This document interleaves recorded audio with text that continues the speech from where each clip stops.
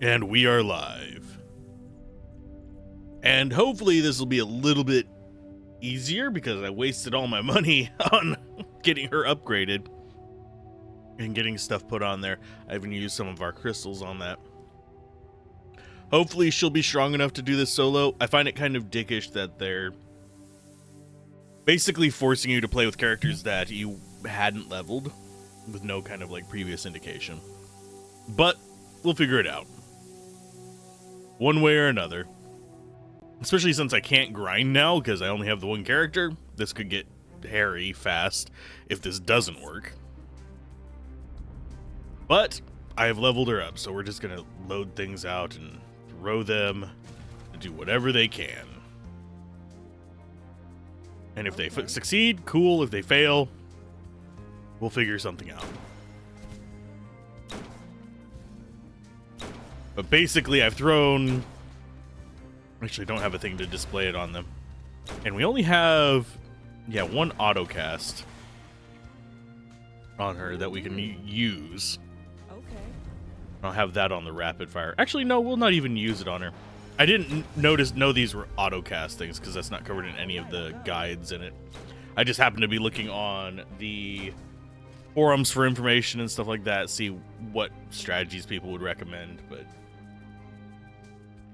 for the most part, we're fine.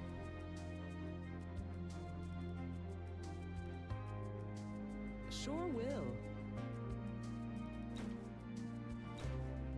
But yeah, it's there's some notes they've made on the forum that were helpful though. But you can see how much these are actually chunking our life. So what we need to do is just kind of like wait for our HP to regen. Will do. That's one thing that I was focusing on with the stats that I was getting for this is literally HP regen on her, because the characters they're having you do this don't have heals. Sure will. So that makes it even harder to do these solo fights if you were built around being like, say, a glass cannon.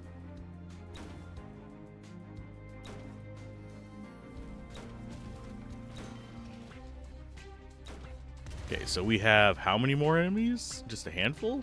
Okay. On it. Not bothering with that. Sure will.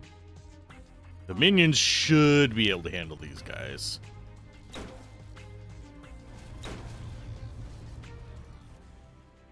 Yay, we did it. Got ourselves a adamantine axe of ruin. Mana per hit. Yuck. Not a fan of it. I need life per hit because they like doing stuff like this. Whisper steps forward to be judged. Queen's loyalties are hers and hers alone.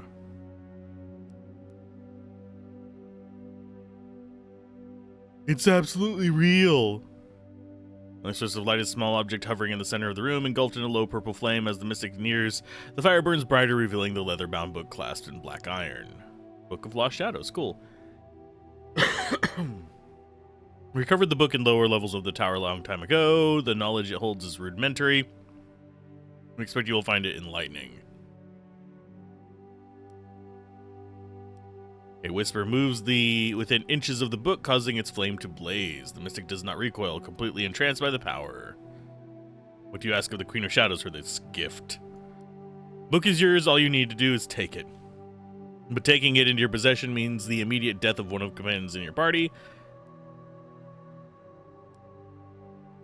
A victim will be chosen at random. Cool.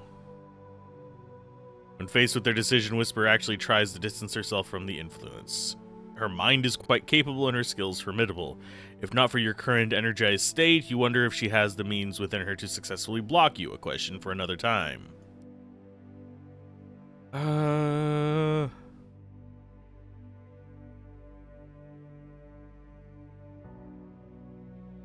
Refuse the book. Her face softens as she becomes lost in deep thought. Turning to black vapor, the mystic suddenly slides back across the room, her demeanor becoming stern and emboldened. The Queen of Shadows cannot be bribed by any treasure, great or small. I have a feeling we're failing this because they want us to do balanced, but we can just walk through the level and get those items again.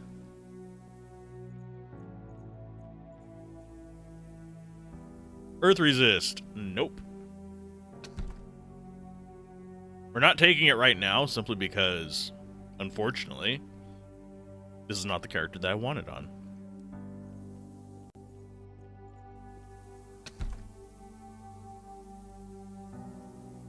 Fire resist on hit chance. Cool.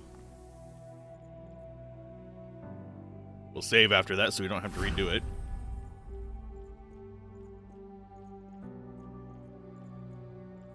Yay, the 7 companions. The glowing beings known as the Deva appear before your party with a deep, reverberating hum. Once again, they surround you. The one closest to each champion glows brightly as it speaks and passes judgment.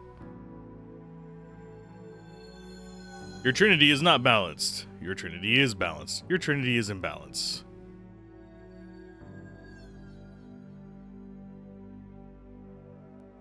Your trinity is not balanced. Your trinity is not balanced. Your trinity is not balanced.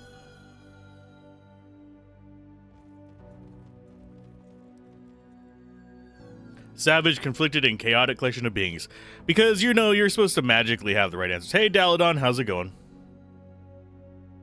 It is 7 a.m. It's not super early. I have thought about shifting it to be like 9 a.m. when I start, but even still, I like getting up early because it kind of like gets my brain flowing after a little while. I haven't had coffee yet, but I have drink and jerky. How are you doing this morning?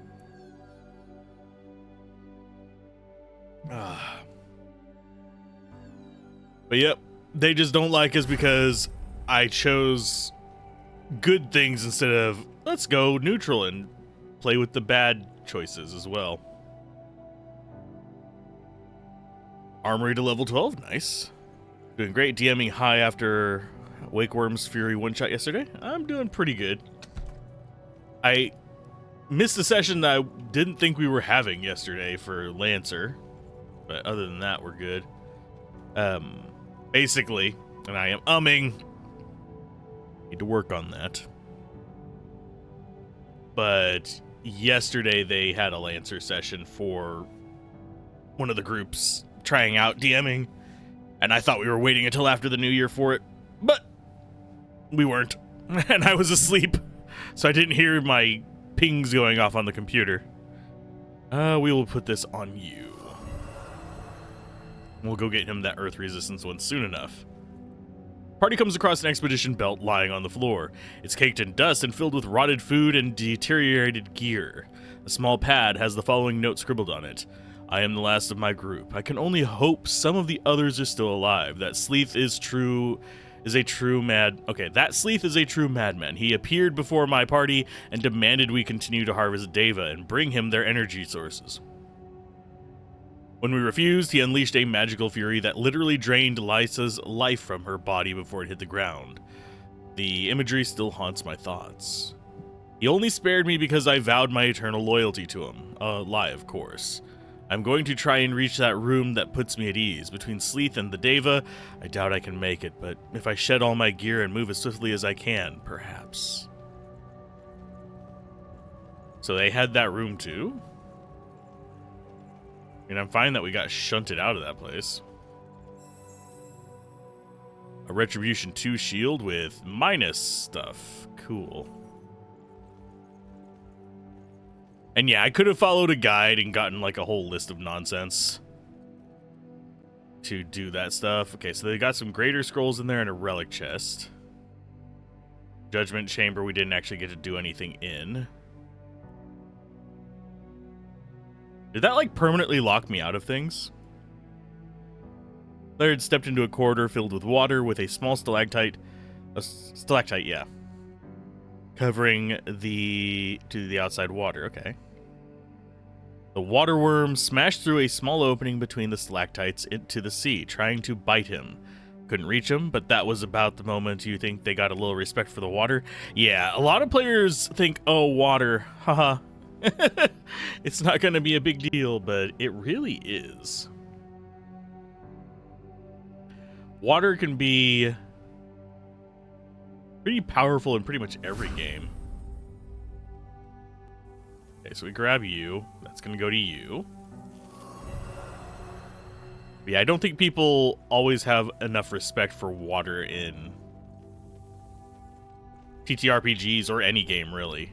It's usually, can I swim or do I die? Okay, I want to see, return to entrance. I want to see if what the forum said is true.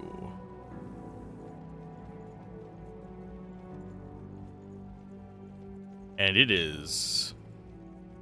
Not thinking it is. Yeah, they're all sealed.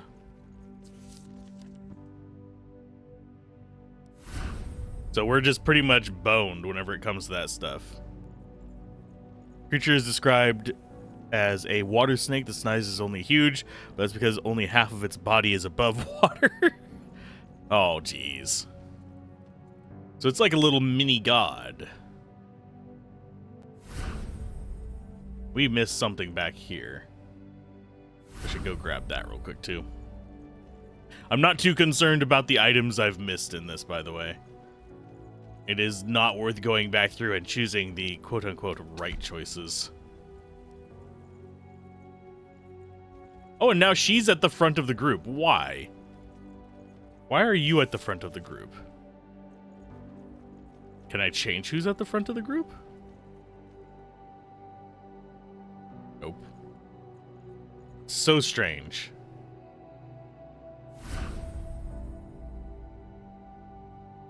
Okay, so that's everything I missed in the normal spots. We have one more battle and one more chest, according to this, which is those two. So, because we didn't do those, we're not able to grab the, I guess, optional chests?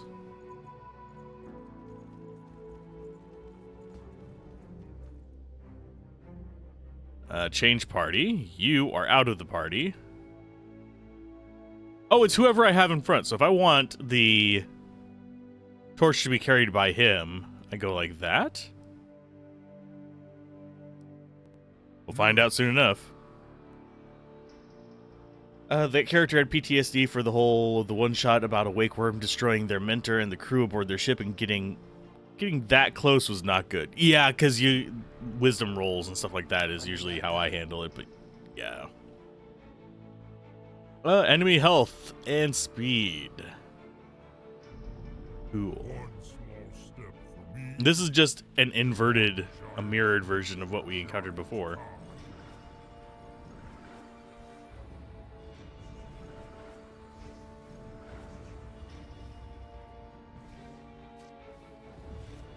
Can I be unstunned for a second? Thank you.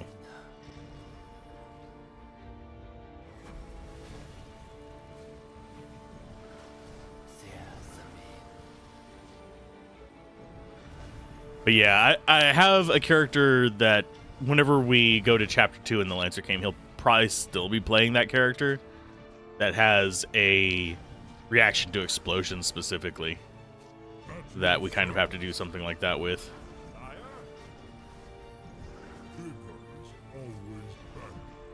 Okay, so he's going to go boop.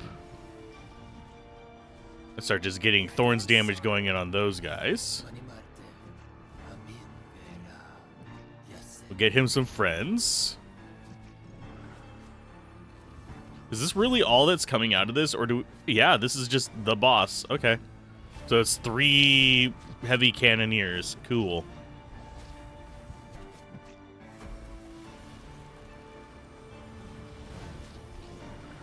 So how is the party now? We have a Hornfellow, the Knight, the Rogue Overseer, and 3 more. We have... The Frost Giant is pretty good. They've sent me through some annoying areas that I didn't particularly find good game design. I found them mildly frustrating because they basically used characters that I hadn't leveled for solo combat. So I had to go and figure out ways to get them leveled up and equipped. But yeah, Dwarf Frost Giant. We have Mage. We have Tanky Boy. We have the girl with the cybernetic arm. I'm trying to remember who else. We have 7. We have Shadow. There's the other one. That's the other one I was thinking of. And basically, we just had to predict what they would want to make sure that they're balanced, as opposed to just doing the right thing, but still. Especially annoying for characters that I hadn't played. Skill power increase, mana points up. That might actually be useful on Mage Guy. That might be useful on him too, I don't know yet. Your champions come to the end of the shattered floors, gathered about the staircase to make them deeper into the tower. Your party hesitates. I had it in my hands enough adamantine to alter the destiny of dwarven kind evermore. This is a lie, deceit. It distorted the test of a character, nothing more. Was none of it real? And we have like the whole discussion about, is this real? Tests may have been illusions, but that did not make them unreal. The truth lies in ourselves. It was insightful. We're probing for weaknesses and cannot be trusted. Can beings of such power ever truly be trusted? What gives them the right to taunt your champions through their deep-seated desires and lifelong ambitions? You focus on your will and on your champions and suggest the Deva may not be what they seem. The Deva are just jackwits. This is one of the problems with designing a judging race or a overseeing race that seeks out these things is you have to make them a certain intelligence to have reached that point. And it's really hard to write creatures that are of that intelligence.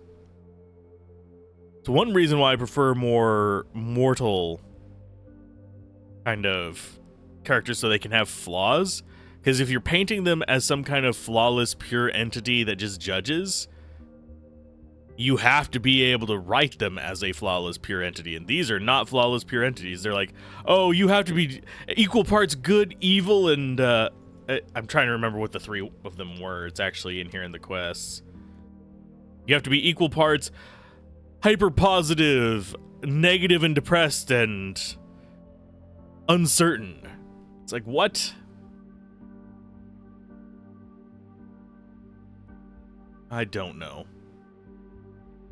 But we got ourselves the combat things for this if we actually want to do other combats. The combat's not bad. The combat is kind of repetitive, but beyond that, we're fine.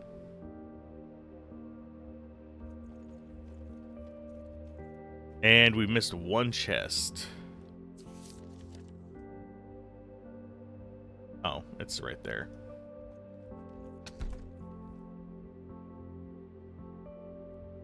But, okay.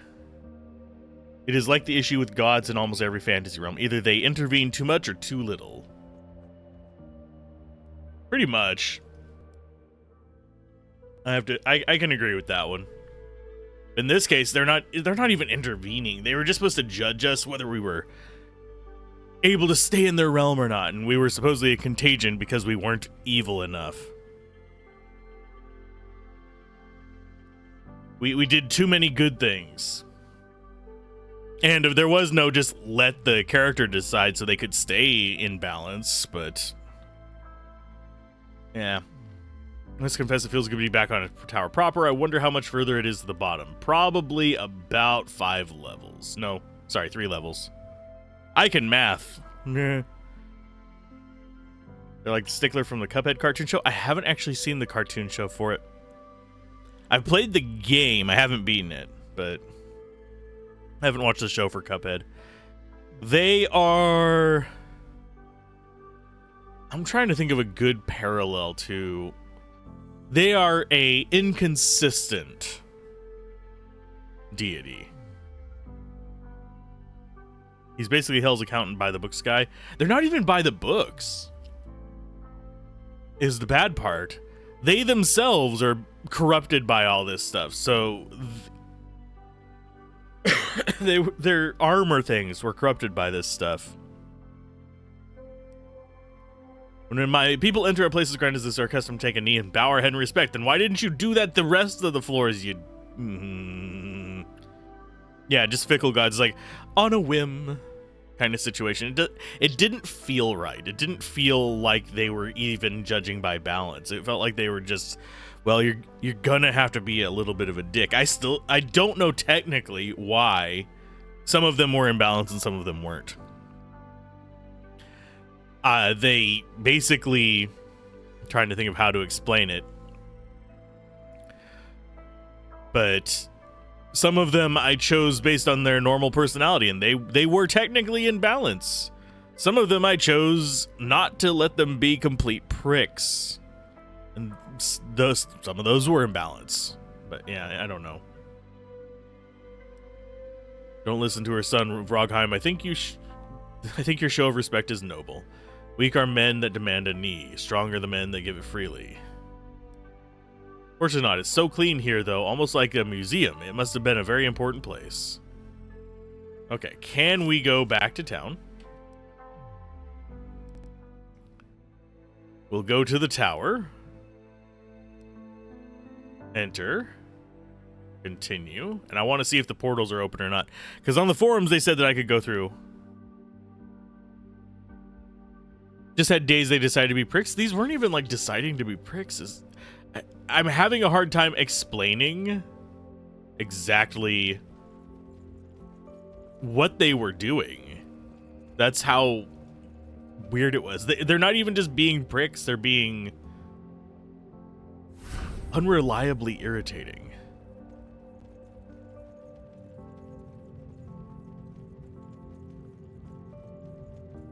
Yeah, they don't have personality. They're not there to be just like, ha, I am the trickster god and I feel like being a trickster today or anything like that. No, it's literally really awkward. Kind of like, we must have balanced discussion without actually having balance. No, I just really didn't like that floor. Look, it's a welcoming statue, and there's gravestones here.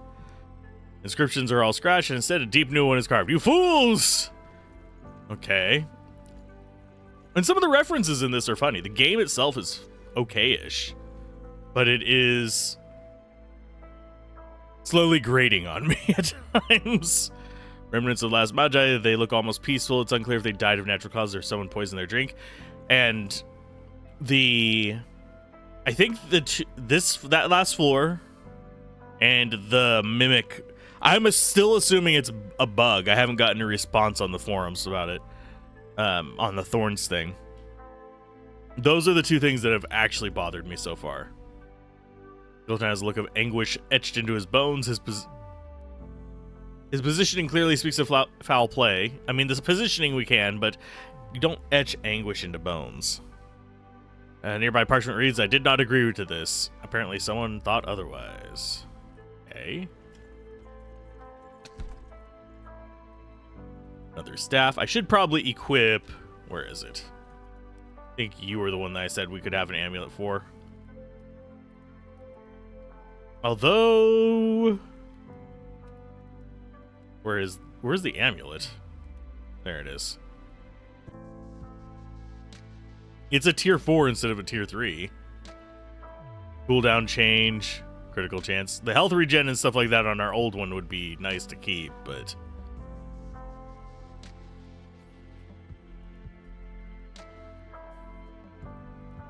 Yeah, that's fine. We'll keep what we have for now. I need to remember to actually use that one, though.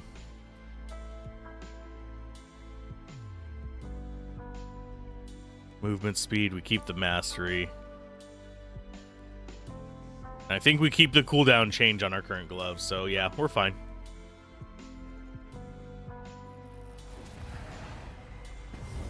I do not agree to the Kool-Aid solution. Exactly.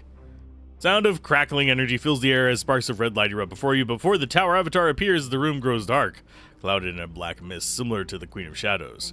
Center mass of the billowing black.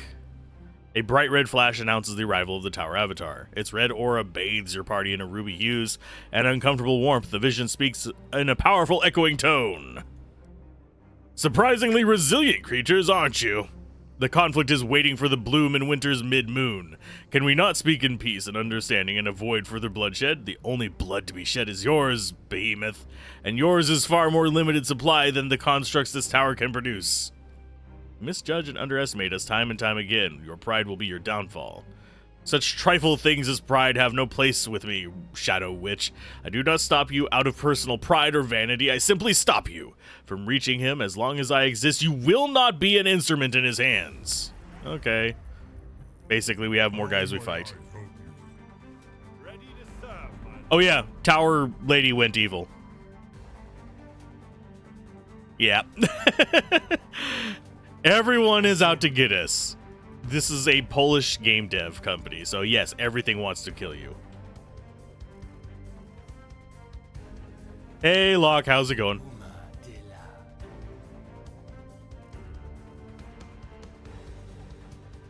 Oh, they're dropping out totems. Cute.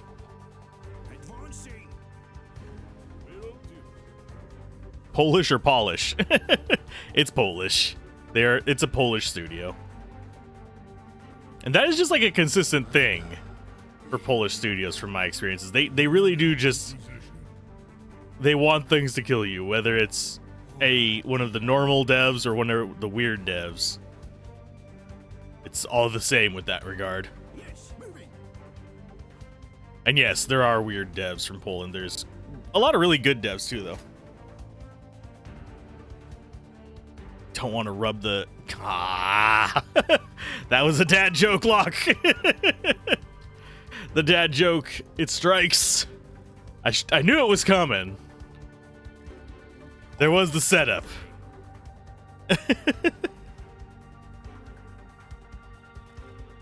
Hopefully you guys are both doing well today. Yeah, you can see when we actually have our normal crew, we don't have to worry about pretty much anything. Because they just don't care.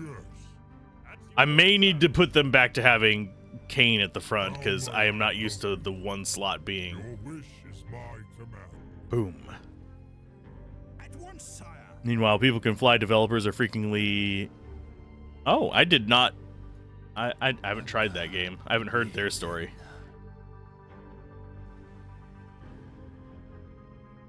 Let's go ahead and drop that out there. I am interested in the story there, because generally speaking, my rule of thumb for companies that I won't deal with is I don't mention them on stream, so. But by the... Oh, Bulletstorm, Gears of War, Painkillers. Oh, those aren't... at least as far as I know, those aren't terrible devs. No, there's a few... There's US devs like this too, but... There's a few that hold very specific views on society. Look at Polish history, the Soviets, the Germans, it's not been the nicest, friendliest of times. Yeah, I understand that, and that makes some interesting games. Their worldview is horrifying. Oh. But no, there's a certain strategy game that I absolutely will not touch. I have the dev of it, blocked on pretty much every platform because they went on a homophobic rant.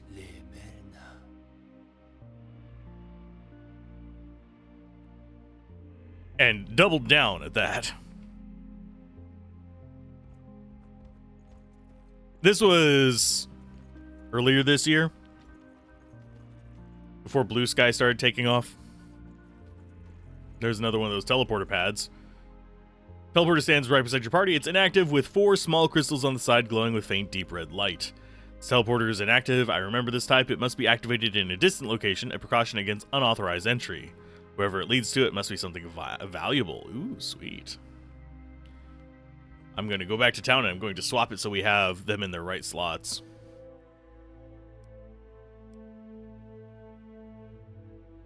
So you in front, you in 2, you in 3, you in 4. But yeah, it was one of those things where it's just unfortunate. The game they had was mediocre, but good enough for me to cover. But I will not be covering it now because they decided trying to think of how to do it without giving them the Streisand effect. People Can Fly did some awesome shooters. Prior to that, they made mainly fighters and plane sims. Cool. What did they do to have an interesting position? The penitent posture of the skeleton speaks of great despair. The book on the table seems to be an official record of the Parliament. The last page reads, "The world is undone. Master Magus Talapan was taken by that horrible tower avatar. I can't bear it a second longer. I'm coming to join you, Master." Oh. It's no ordinary library. Every one of the books here is an original first edition. These are the Magi's private collection of knowledge and magic. Oddly, much of the chamber has been ransacked and your champions do not find anything useful. They decided to make a way better Doom and Quake clone that was fair in 2004, then Painkiller was born. I've heard good things about Painkiller being, as far as like a gameplay goes. I have not tried it, so I can't speak to it. I don't know if I'd be able to play it today because there's a lot of first-person shooters I can't play anymore. Are any of these books readable? No. There's our chest.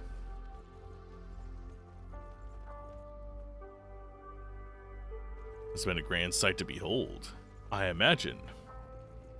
There's another blueprint. Oh, we could actually upgrade our characters. We don't have enough money right now, because they made us waste it. Another plundered library. Many of the books are missing pages. Some pages are completely obscured by ink. The first 4 bookcases have brass plaques displaying each of the 4 edicts. The original edict document signed by the 5 lords of Artara lies unrolled on the table, a true historic relic. Yeah, there's a lot of great games I have not gotten to play, and that's one of the reasons for the whole... Is there anything else here? No. That's one reason for my whole goal to do the Nostalgia Bait series, is it lets me play those, also lets me play games that I loved when I was a wee one.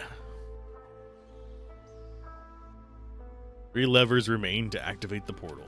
Sweet, so we're going around a large circle area. It's fine. Greenskin creatures you come to know as orcs appear before you. Those don't look like orcs.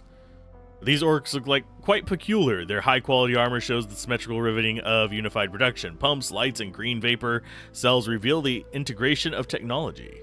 Their weapons are crude in appearance, but similarly sophisticated in design, utilizing the same mechanisms as their armor. It is unlike anything you've ever seen. As the creatures near, they move in a disciplined fashion. Prepare to charge. Our movement... Okay, yeah.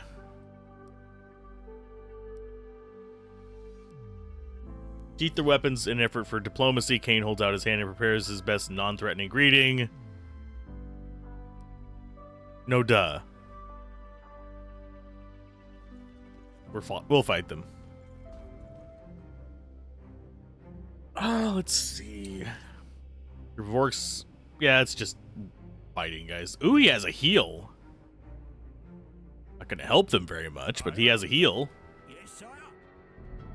Oh, look, it's a very familiar floor. Affirmative. Moving into position. Sadly, we don't have our robot to kind of point to where they're spawning first.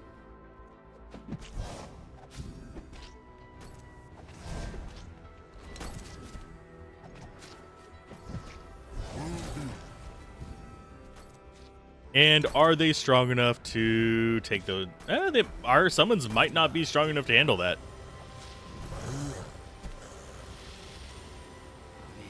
But no, I don't mind grimdark stuff, by the way. I actually find that genre really interesting. It is something that has a risk as far as the kind of development team that comes behind it sometimes.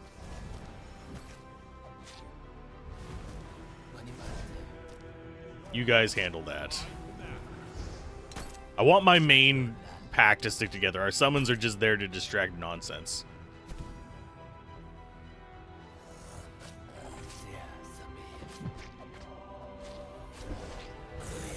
Because we have essentially unlimited mana on him.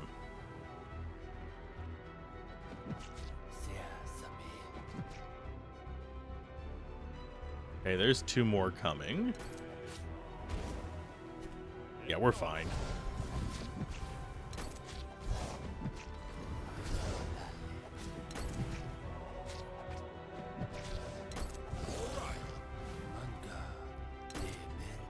Yeah, this group is equipped and leveled up properly to deal with pretty much anything we could want.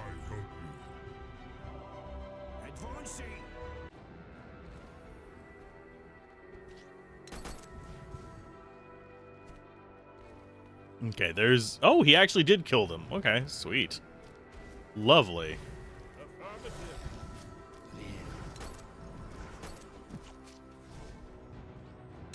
I don't know why that guy's not doing anything, but fine.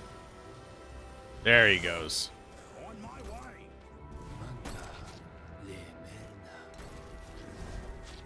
Yeah, there's a lot of really interesting games out there that just don't get covered. I do want to do a lot of the early FromSoft games. Some of them are awful. I am actually not a big fan of Kingsfield and stuff like that, but I do want to play through them just for the sake of experiencing them.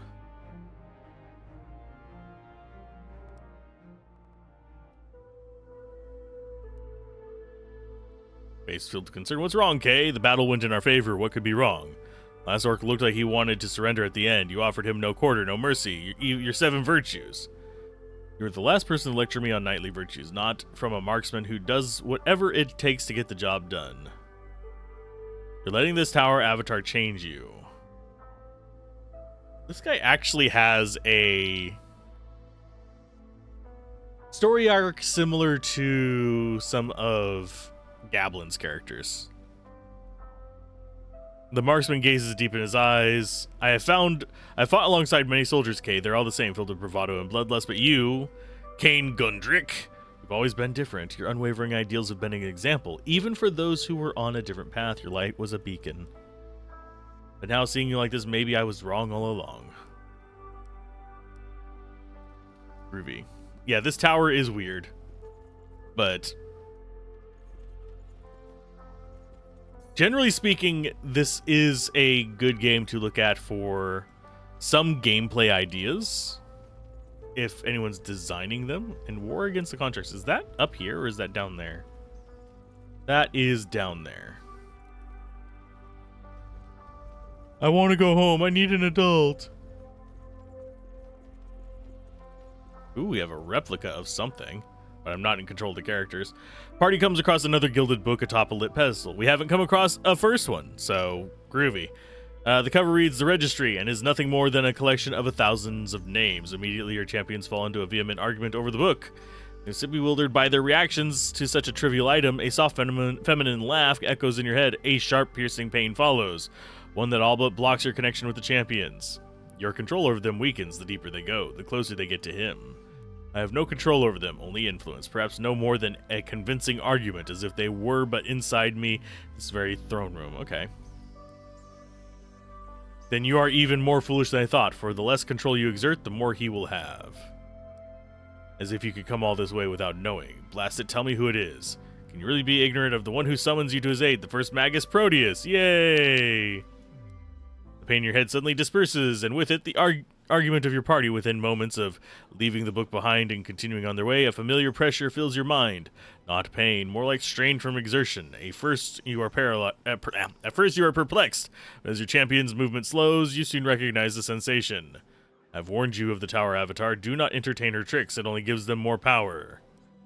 Gone for now. I have seen to it. She vows to stop my champions from reaching you. To stop me from reaching you. She warns that you are not what you seem.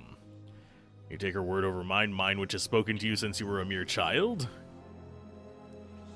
Understanding the motives of players is part of the game, boy. Have I not kept my word? Has she not deceived you? Have I not helped you at every turn? Has she not hindered you, outright attacked your champions, and yet you questioned me? Cool. At first you were afraid, you were terrified. Who is this Proteus who's by my side? Oh, cool. He's no longer in shadow. Didn't we guess that at some point that it was Proteus? We guessed it was Sleeth at first. But I think we guessed on, what, the 4th floor or something like that? Whether book contains the names of all 1,000 magi who took part in the sacrifice. What is this? Strange lifeless automaton sits behind a most bizarre-looking machine. Boron is put off by the contraption, even before Maeve discovers an inscription on the back that reads Tower Defense System Generation 1. Cool. But yeah, that was the first one of those books we ran across. I don't know why it said another. And that, I mean, that's a rather large hole. I don't think this passes OSHA compliance here, my buds. Silver-plated tome sits atop an iron pedestal. A light shining down from above causes flecks of the metal to sparkle, drawing all eyes to it. The title consists of characters none in the party recognize. Beneath the strange writing, vertical strips of copper have affirmed in the pattern of 3. Reaches up and flips the book open, exposing a blank page. Eric quickly flicks the pages, revealing them all to be untouched by pen and ink. Disturbing the pages sends a small piece of parchment floating to the ground. It reads, all this time and effort bringing the Elysium device across the great southern desert, and I barred audience with the first Magus. Unbelievable, so many questions my people expected answered. Alas, I'll have to take comfort knowing that the device will be safe here. The tower moves like a machine, with a constant line of people bringing technology, books, and crystals. I can't help but wonder where they're putting it all. Perhaps I will stay for a few days to see what secrets the last of Artara's knowledge holds. Thinking how I could never live without your deepest, darkest voice at my side. This is basically Would I Lie from Spaceballs? It wouldn't surprise me if it actually was. They've had Star Trek references in this. They've had... Oh god, they've had several references that just aren't consistent, but yeah, fun. Chaotic lava gun. That looks like something out of not Plants vs Zombies. Crap, I'm trying to remember the name of it. It's a bullet heaven. I can't remember the name of it. Atomicrops. Collective chest armor, bunch of resist, might, life, regenerative oils. What is the downside? There is none, except for the fact that it only has 7 armor.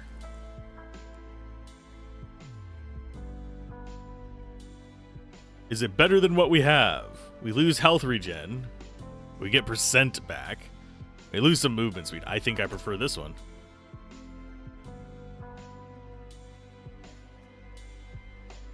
And he's back up to being the tanky guy. There's some containers there.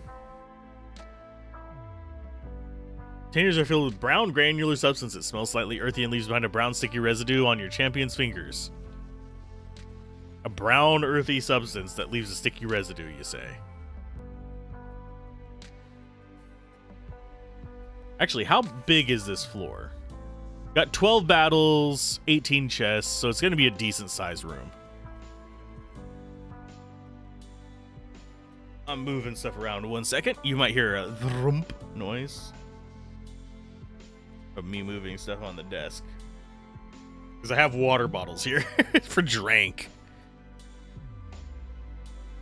There's a lot of you guys. Screamer, Kolos, Screamer, Colon, Sage, Green Doctor, and Goblin Scout. I thought they were orcs, not goblins. Goblins are small.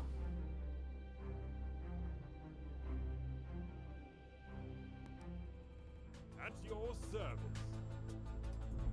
Your wish is my command. Yep, just move up and start going after them. All right. You go after them, you go after them. We stick with the main group. They go down relatively quick. A boo boo bear. Your wish is my command.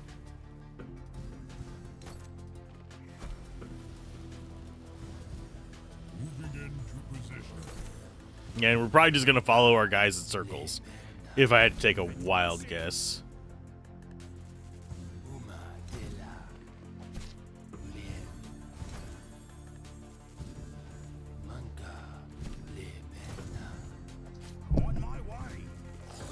On my way!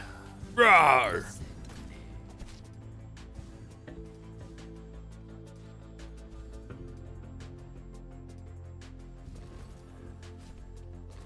And yeah, I'm just gonna put them down there to do their work. Acknowledged. Affirmative. Because I don't want these guys just wandering off away from our mage.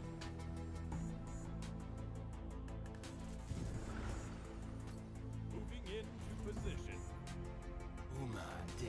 Did you guys really have to move out of that healing aura that quickly? Yes, my lord. Get back in here. Yes, my lord. We'll go back to our position in the middle. Moving out. Okay, I'm going to have him auto-cast that. I'm going to have you auto-cast that. And you are going to auto-cast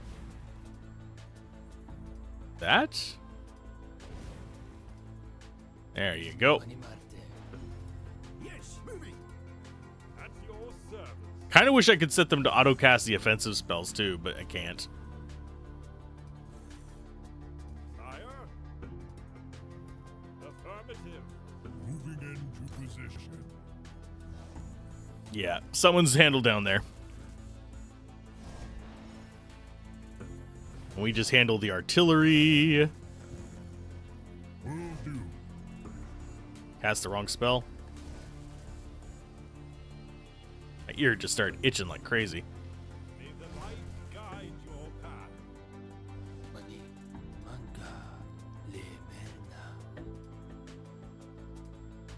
Yeah, I wish the auto casting was part of the tutorial. That would have made life a lot easier earlier on. I had to find it out through forums, of all things. Blade is yours, I wish it was in the tutorial. Well, so do I. So do I, folks. sire. So do I.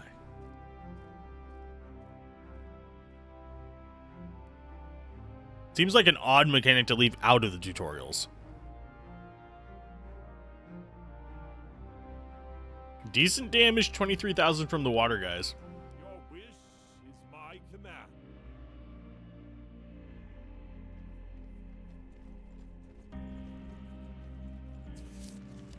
Which way do I want to go? Let's go left first. We just don't go down. We don't go downstairs.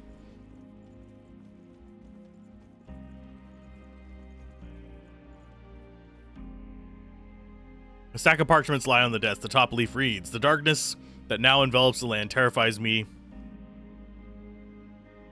down to my bones, yet there is another darkness in recent times that we seem to have forgotten. The chaos and warring between races. Before the edicts were passed, all it took was a little scarcity of mana and we were at each other's throats. As I sit here writing while the world outside crumbles, I can't help but wonder, are we merely reaping what we sowed?"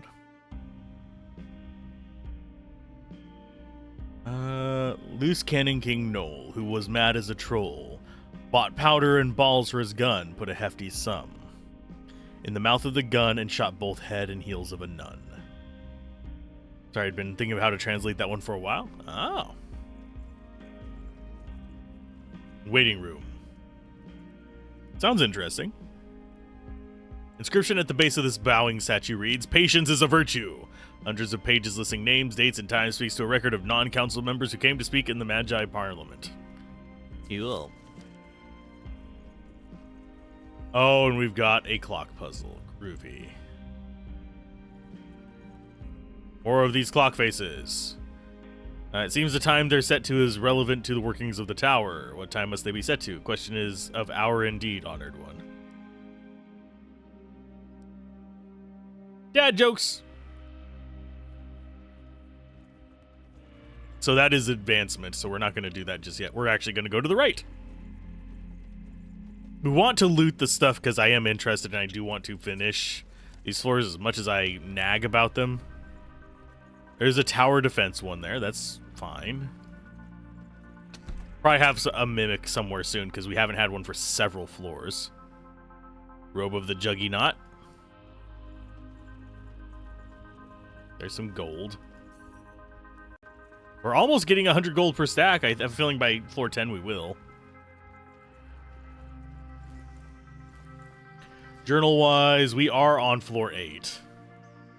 There's 11 of them, and supposedly the 10th one is long as hell, and the 11th one is a boss rush. It's part of an ABC nursery rhyme book in Denmark. The K one has one about the Cannon King Noel, who is a mad lad. He fires the head off his spouse in a story, but that doesn't rhyme nearly as well. Understandable. Large leather bound tome with gilded page edges and a golden V on its cover. So we've hit 3 and 5. There's atop an iron pedestal, light shining down. Without hesitation, Gain takes the book from its perch and thumbs through its perfectly preserved pages. The characters of the text are unknown to your party, but one page reads in common. Never did I think I'd live to see the days of such unbridled chaos. The 5 races of Artara now fight against the shadow constructs with every measure of magic at their disposal. Power fueled by hatred and retribution has degraded the war to a hell on Artara. My only solace is that, at long last, Artara seems to be getting the upper hand. Though there may be nothing left by the time we're finished, at least the invaders will be repelled once and for all. Well, yep. We already kind of knew about that. You'll put it in the meme chat? Sweet.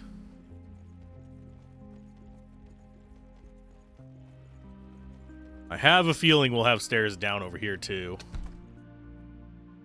I should be saving before these, just in case we run across another annoying thing. +2 armor goes on you because you're Thorn King. Boron the Thoron. That's second lever. And yeah, there's stairs down. That's a lot of orcs. Another group of strange orcs crosses the passage ahead of your champions without word. Kane and the others freeze. Marching in formation, the orcs cross the passage without turning to glance in your party's direction. After the pass, Rakim flips his axe up in the air and steps beneath it in a stunning display of martial proficiency, poised to have the axe slip right into place at the dwarf's back. Whisper points ahead and shouts the alarm that the orcs have returned. Gesture which causes Rakim to flinch and drop his axe, sending out a loud clamor echoing into the tower halls. Yay! Oh, are they going to ambush us, or are they... Yep. Cool. They're not even ambushing us. They're just swarming. I will go look at meme chat real quick.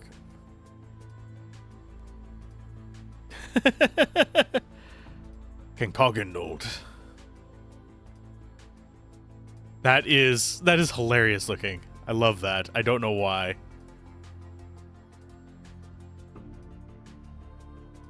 You have much more interesting books in that regard.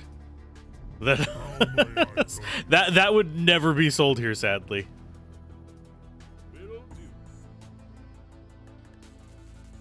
Oh, we can fast forward. Not that I really want to, because we'll die. There's all these commands in battle that I did not know we had.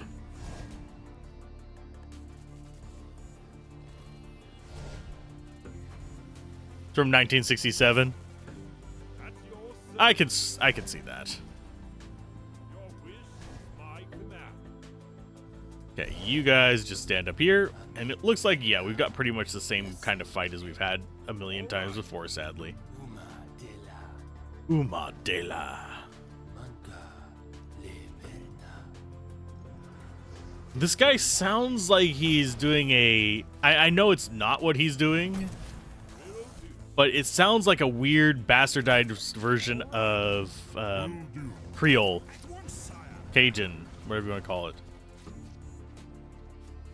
Where am I? Oh yeah, you were stunned.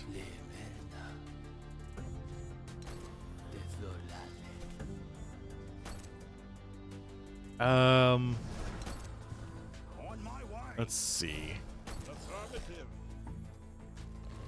But yeah, I'm getting to the age where words just mix in my brain and they don't come out making normal things.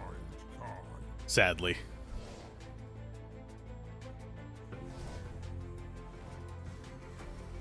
Yeah, I find morbid humor funny, so that actually works for me. Scandinavia is precious defense. I've heard that phrase before. I'm not sure if I know precisely what it means. That precious defense thing.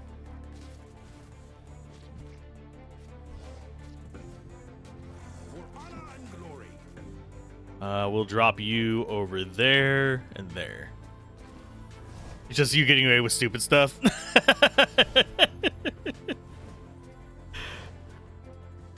I mean, we get away with stupid stuff too.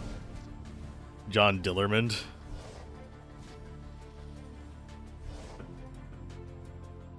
Yes, moving.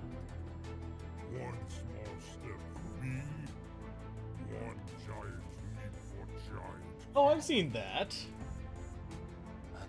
I didn't know that's what it was called, but I've seen that on like little clips of it. I've probably seen it completely out of context. Because, you know, that's how we get things here in the US, sadly.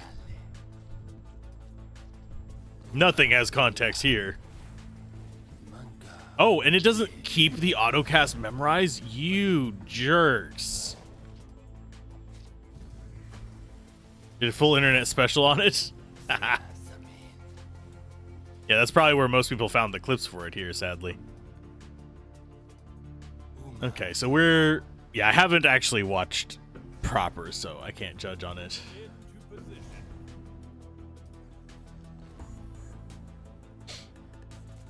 But yeah, we have to remember where stuff like... I'm trying to remember the name of it. I think it was made in the UK, but the redheaded guy that was in the back of the car that picked his nose, it was a claymation thing. All kinds of weird stuff. I need to get that where I can actually see things. There we go.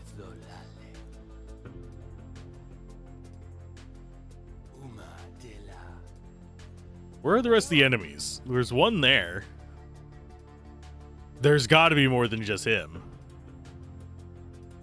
There we go. That should be not the last two, but Will do. last few. My blade is yours to command. May the light guide your path.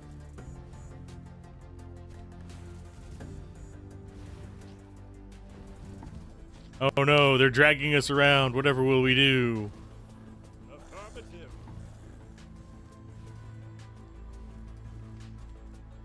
Yeah, Mage is doing like 90% of the heavy lifting now. Our melee characters just can't keep up, really.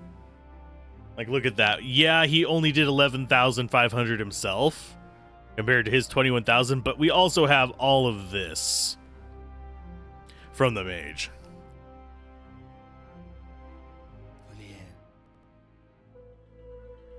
So he is doing a lot of the work.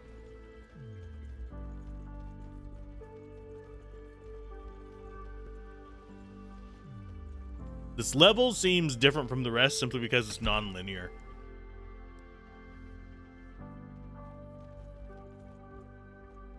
Energy pistol?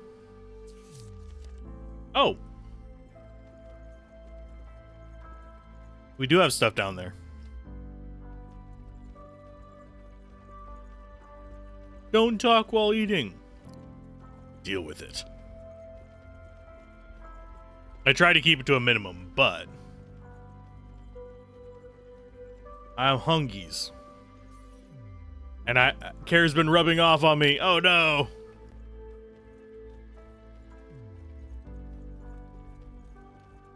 He's got me saying stuff like hungies now. Speaking of which, if Kara's lurking in there, I want to cover that game you were playing. God damn it, I was going after the energy pistol. Being a full-time DM streamer, eating and talking is permitted. Exactly. An incredibly lifelike statue with fine features. So detailed you'd expect it to step off its pedestal and speak. You could swear you've seen this likeness before. An engraving at the bottom says, First Magus Proteus! Yay! Kayla remains behind, her gaze locked in the face of the statue. When the members of the rear of the party notice her absence, they call to the ancient engineer, but she gives no response. Concerned, the entire group stops and calls out again, this time louder. She doesn't respond. Only when they start moving back towards her does she finally turn from the statue. With a loud moan, the girl collapses on the floor. She wakes in Baron's arms, her eyes bright with recognition. Are you all right? I'm fine. Kayla quickly averts her eyes and answers with a nervousness. I recognize this Proteus now. Anyone of my time would, even after a slumber of 1,000 years. After all, he was largely responsible for this place. But it wasn't him per se. I just felt for a moment strong feelings and a sense of familiarity. It's gone now, though. Oh, yep. Let her keep her secrets. I don't care. She's not in our active party. Ooh. I hate those don't stack, because it makes a fast-firing weapon with that kind of pointless.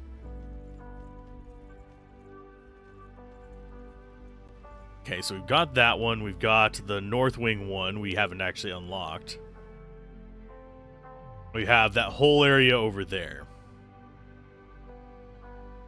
Sadly, to get back there, we have one hell of a trek, which is unfortunate. Because we'll have to go to Council entrance and walk that way. I think we'll be fine.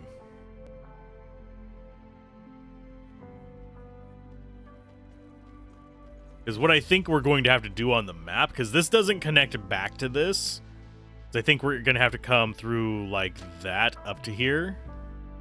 Then we'll get the North Wing one. That'll let us teleport back up here and walk back and do this one. I don't know where that one's going to connect. Yeah, DMing is murder on your basic ability to function without eating while talking. I agree with Brennan Lee Mulligan whenever he says he wishes he had a second mouth in his back and someone to just shove almonds into it. For me, chocolate cover almonds would be on that list, but it'd probably be beef jerky first. Small, simple-looking leather-bound book sits atop an iron pedestal. Despite a dim light shining down from above, drawing little attention to it, the party takes notice. Whisper takes hold of the book and examines its contents. The cover shows signs of recent replacement. It no longer contains a title of any kind, instead only has the symbol 4 scratched upon it.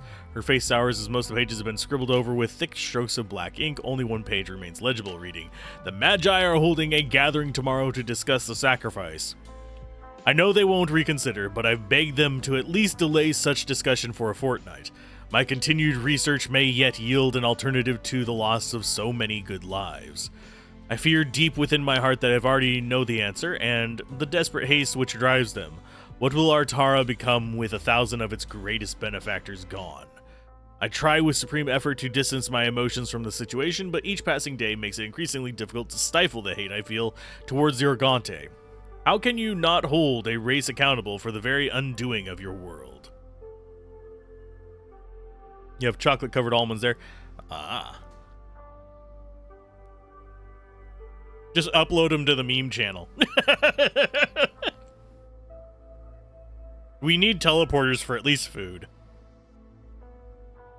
Another really good thing, by the way,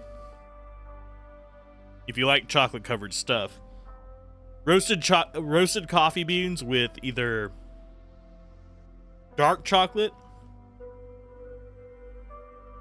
Sorry, this is a chewy piece of jerky. Sorry, roasted coffee beans with either dark chocolate or there's these hazelnut ones that are chocolate and hazelnut on a coffee bean, which is really good. I have had the unfortunate situation where I was snacking on them and my brain just forgot that they were coffee, like roasted coffee beans. And I was just popping them like M&Ms. I was hyper. I have never been like hit that hard by coffee, but I mean, yeah, just coffee in general before. Sorry. Aura of Thorns seems scary. Oh, fuck him. We're gonna kill ourselves against him.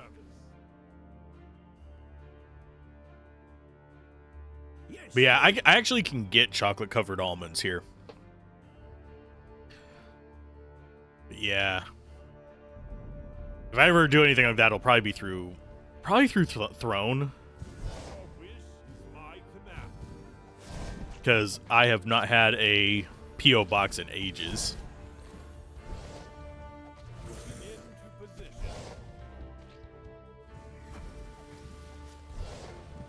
Yeah, if you have a place to get him here, I would definitely look at it. That is the war leader.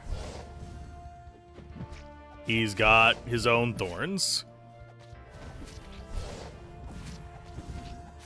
And we are mostly physical damage, unfortunately.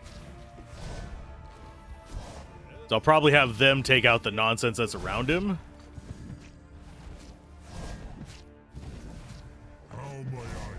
You need to be doing that and that. You need to be doing that.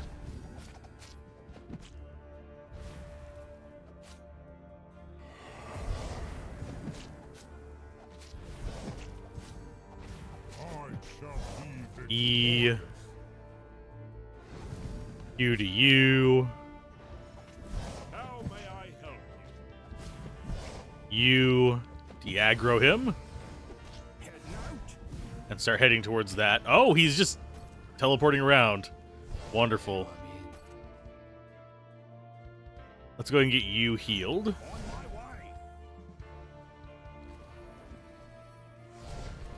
And I think we can take him with just the mage, because I don't think he had a heal, but still. You guys are... Yeah, just block him, please. Moving into position.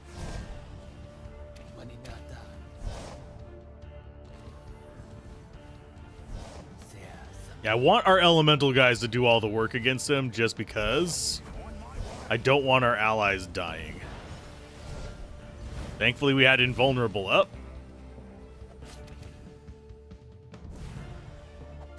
Why he's aggro on you, I don't know. You guys need to not go straight after him. Affirmative.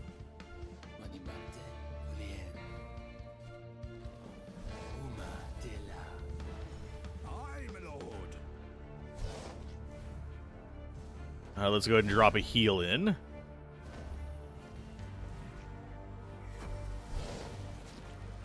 Because, yeah, he's going to wreck our guys with his retaliation damage. Because if you look at that, it's literally out-draining even our healing.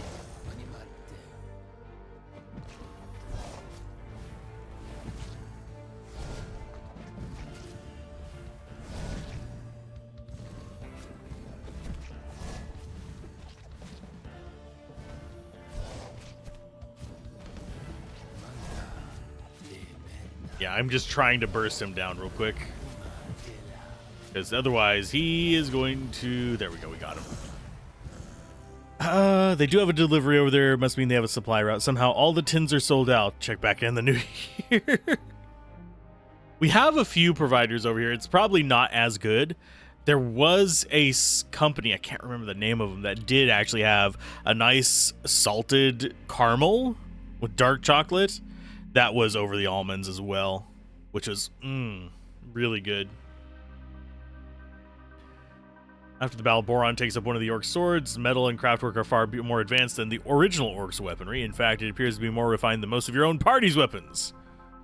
This craftsmanship of the crude creatures encountered earlier. This is the weapon of learned people with experience in metalwork, keen understanding of craft tradition, and means to mass produce. Perhaps no, never mind. The odds are that are too unlikely. Okay.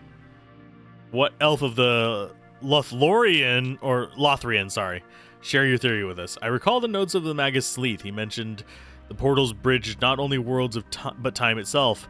I thought for a moment perhaps these orcs are indeed the very ones we encountered earlier, but only from a far distant future. And I indeed sense the same magical properties between both groups of creatures. This is disheartening. Yay, we got future orcs. And there's another lever. I think we have one more lever left to do.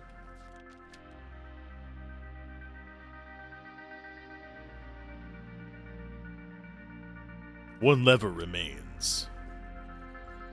Probably upstairs, isn't it? Nope, that's a travel disc.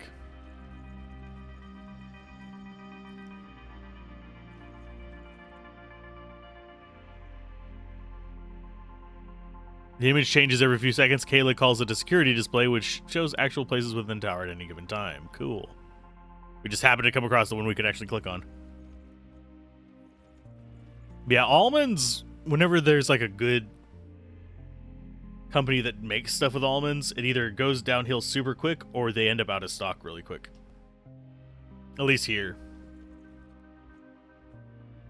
Upturned candelabra on the floor draws Eric's attention. Beneath a sizable amount of wax lies a sealed envelope. Its contents read, Magus Bakobi. Bakobi! It's good that you're unable to attend our gathering in the training ground. Someone in our group betrayed us.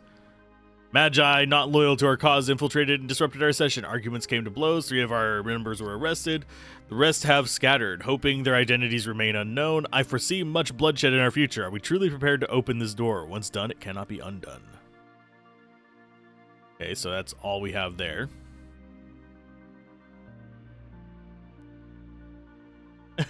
You don't get it, though. You can get them in the shop, but if you use your corporate logon, you can easily get some. Apparently, they're privileged for only corporate now.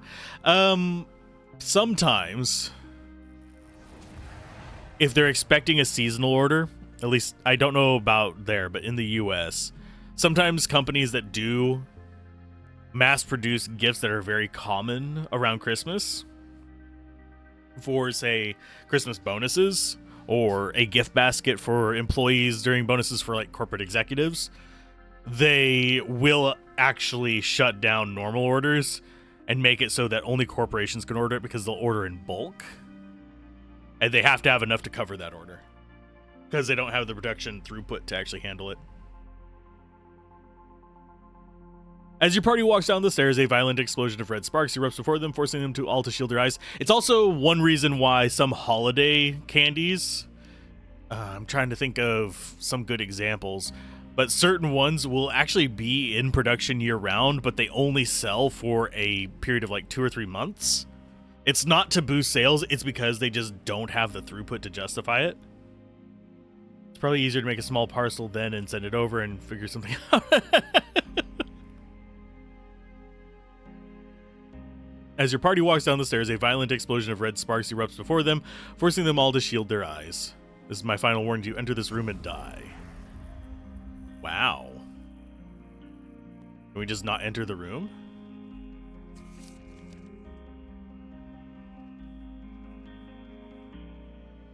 That looks like it's from Portal. Let's go ahead and check this stuff out first.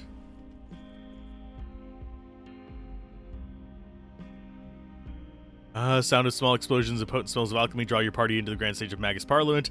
Posing robed figure stands before the podium, throwing powders which burst into flames in ancient tongues. The clanging of your party's army figure turns to face you. His arms spread wide as if to conjure magic. Its head dropped down, masking the face with shadow.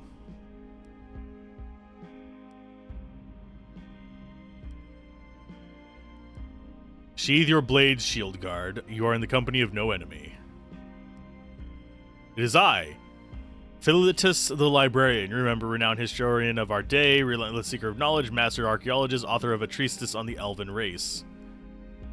Who blinks without a word. After pause, Maeve notices Kayla shift uncomfortably. The marksman whispers in her ear, something wrong? No, I don't think so, just there's something oddly familiar about him. In any case, it is good to see you alive and well. I had feared you would succumb to the dangers of the tower, and I'm glad to see I was wrong. What brave and capable adventurers you must be. I must thank you. Your presence has opened passages long lost to me. I have not been the Parliament stage in many years. How can I repay you? Do you have anything for me to translate?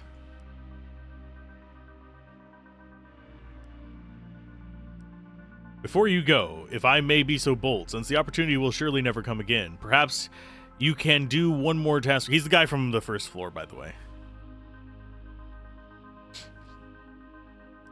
There's a book I desperately need. It lies in the old library on the second tier of the Parliament. Okay, of course. But I know where the key is. I've tried to go myself, but those horrible creatures roaming the halls terrify me to death. If you retrieve this book for me, I will be eternally grateful.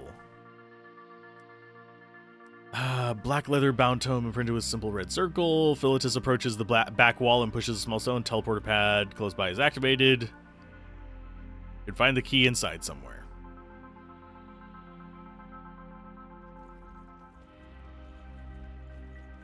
Okay, so that's the guy, that's the librarian.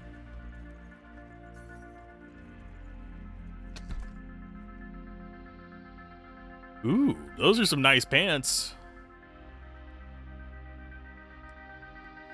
I think they are light pants, though. Nope, they're mage pants. Was it these? It was these. So the pants we have give 3 mastery, unfortunately. Otherwise, we would use that.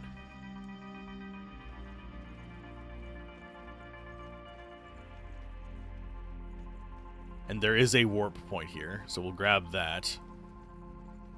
Grab the enchant scroll.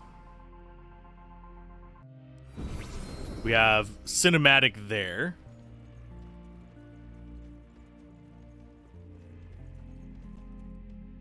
Pile of shredded pages sits atop an iron pedestal. This is 11. Light shining down from above draws all eyes to it. Eric points to a book bound in wood lying against the base of the pedestal amid more torn pages. Maeve retrieves the book and hands it over to the elf. The title and all the remaining pages have been blotted out with ink. Council deliberates longer than expected. A blessing, for they show the focus and thoroughness I strongly urged. Yet their delay now also comes as a curse, for my own sister has been wounded by an invader's surprise attack. Her injury has reminded me firsthand the cost of all Artarians pay each day we delay. As such, it is with heavy broken heart that I must urge the Magi forward with the plan to sacrifice. May the Great Spirits forgive me. May the Great Spirits forgive us all. Okay, so do we actually have to find all of them?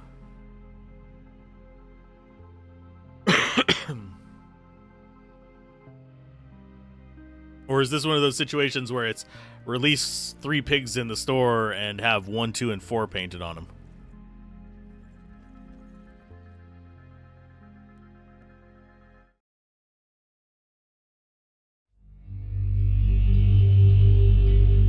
While the world was dying around them, Proteus and the remaining Magi devoted all their time and resources to stopping the Organte. Using the remaining reserves of magic power, they extended the tower so it reached the portal, far above ground, for physical contact with the bridge was necessary at the moment of opening.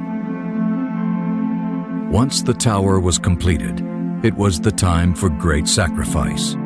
1,000 remaining Magi did the last thing they could do. First, they purged their bodies of the alien energy, restoring their own original life force. Then, they willingly granted all of this pure essence to Proteus, dying in the process. Their sacrifice created a god, for only a god could oppose such an immense power. And this god looked at the bodies of his friends and family around him and wept, his heart broken with grief. Proteus then ascended the tower, sat in front of the portal on a crystal chair, and waited for its opening. On the other side, he could see a swarm of the Organte waiting to cross over. He could feel their immense hunger. He could hear their obsessive thoughts of destruction, and he despaired. Yet his resolve was strong. He was the last hope for the land, for his people, and perhaps for all the other sentient beings in the galaxy.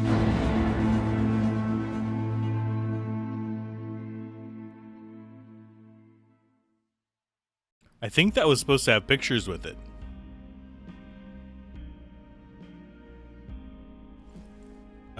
Let's go to journal. Story.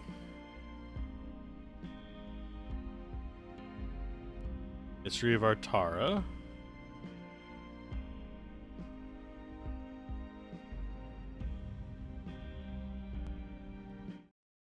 There we go. While the world was dying around them, Proteus and the remaining Magi devoted all their time and resources to stopping the Organte. Using the remaining reserves of magic power, they extended the tower so it reached the portal, far above ground, for physical contact with the bridge was necessary at the moment of opening. Once the tower was completed, it was the time for great sacrifice. 1,000 remaining Magi did the last thing they could do. First, they purged their bodies of the alien energy, restoring their own original life force. Then, they willingly granted all of this pure essence to Proteus, dying in the process. Their sacrifice created a god, for only a god could oppose such an immense power. And this god looked at the bodies of his friends and family around him and wept, his heart broken with grief. Proteus then ascended the tower, sat in front of the portal on a crystal chair, and waited for its opening. On the other side, he could see a swarm of the Organte waiting to cross over. He could feel their immense hunger. He could hear their obsessive thoughts of destruction, and he despaired. Yet his resolve was strong. He was the last hope for the land, for his people, and perhaps for all the other sentient beings in the galaxy.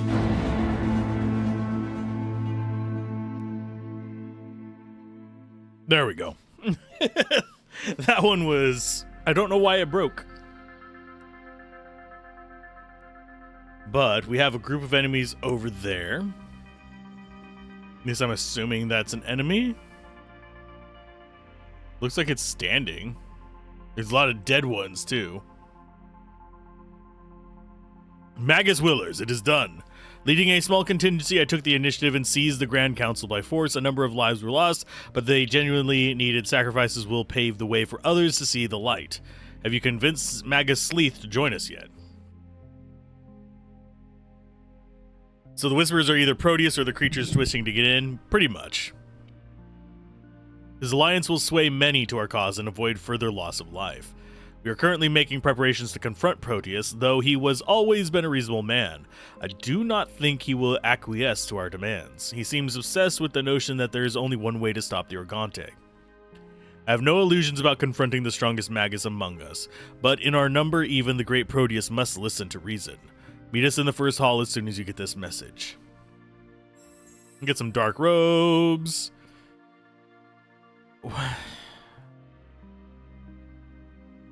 Yeah, that does. I don't like the minus resists. Maybe it's not as severe as it looks, but it seems like one of those things that may not be really ideal. Okay, so we have a few places left to explore. I think that's down to the next floor. So what I want to do is I want to go here first. Yeah, we have a few places we want to go. First to the well. And then we'll go to the room with the clock puzzles, probably. No, we'll go to the section over here first. Get ourselves those treasures. Did we just went the wrong way.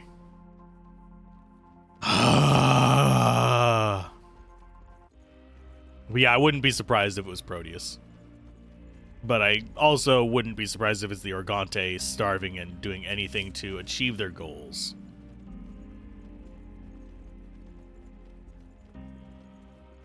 But as far as we go on this, we've got one of the two blueprints. We don't have any of the secret rooms yet. I don't know what it's going to consider a secret room, but probably find out soon enough. And I forget, I don't remember what engine this is in, but that is actually a really common filter. Or at least it looks like one of the really common filters for making things transparent.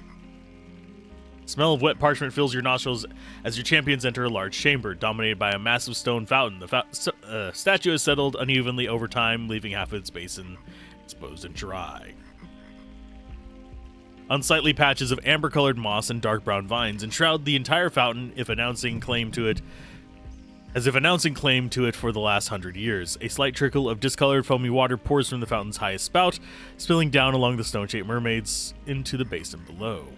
Whereas a chamber may be flooded with water, this chamber is flooded with books. Not a square inch of the stone floor can be seen, and some mounds of books stand waist high. As your party pushes its way to the fountain, the ground beneath them turns damp and slippery. Numerous books lie strewn about the fountain base, long rotted and decayed. Disturbing the floating remnants of knowledge sends bright orange and white frogs swimming for a new cover.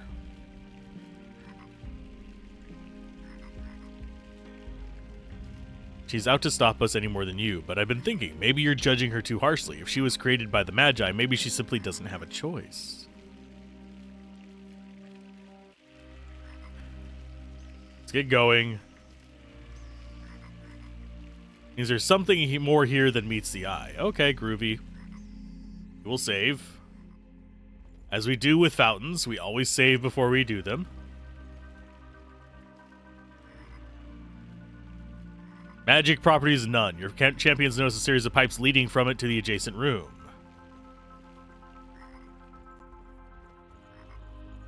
Oh god, we got a boss in here. So that one's probably bad. That one's probably bad. We'll fight this guy first. We got a few things.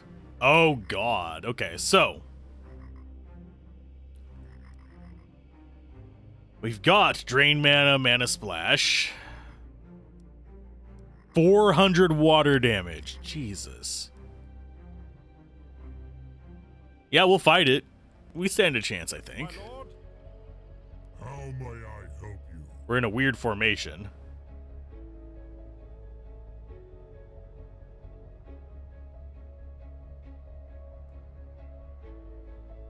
Oh, we've got to defend it as well? Bite me, game.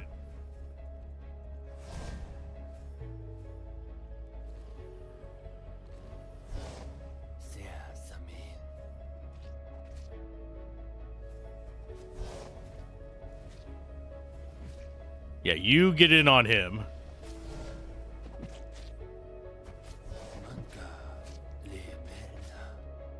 What is the range of that laser? Way too far.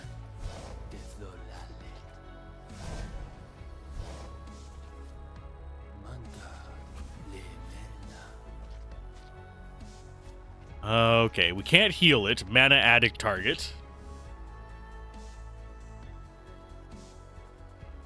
Running at 60%. Let's go with healing you just so you stick around for a little bit.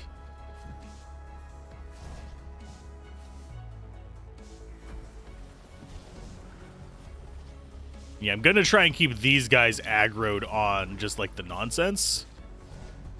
Can you stop draining his mana for just like 2 seconds, my dudes? I swear they're only focusing on him. It's ridiculous.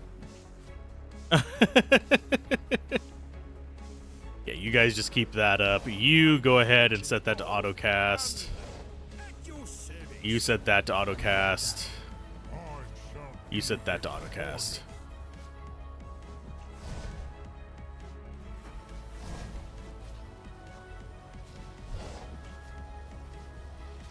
But yeah, the goal is to keep that thing alive. This thing. On top of not dying to these weirdos doing like 400 damage.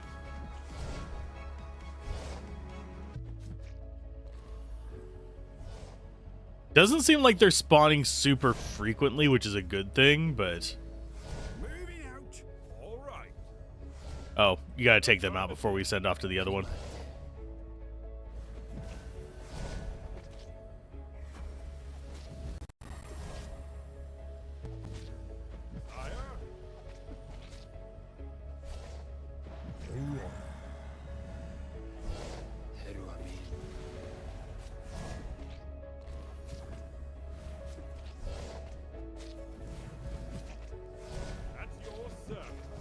Okay, you guys go after him next.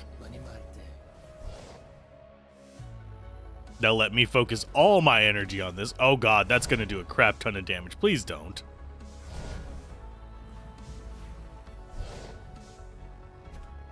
Okay, so they're focusing on that. Should be fine.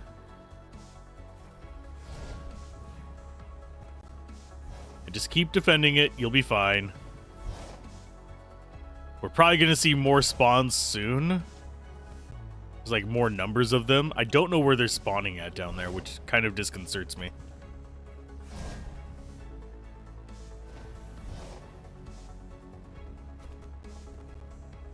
Okay, so here comes some more friends.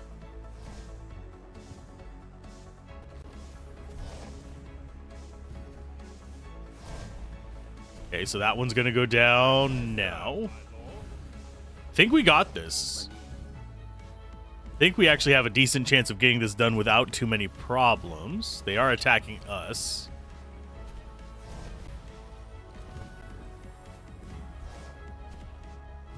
Which I think will be fine. We just don't want to be in the middle of that nonsense.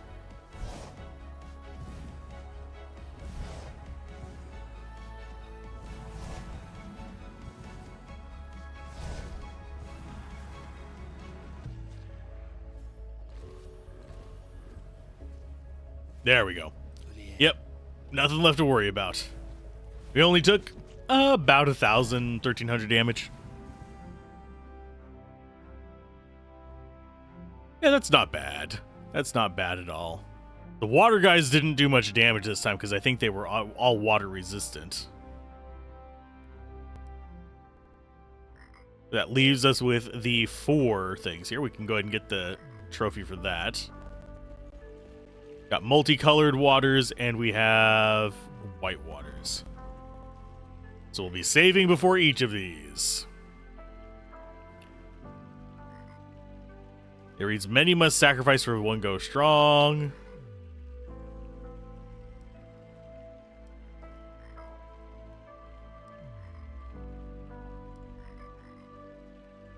Attempts to get rid of directly failed. Perhaps she offers us a way to stop ourselves permanently.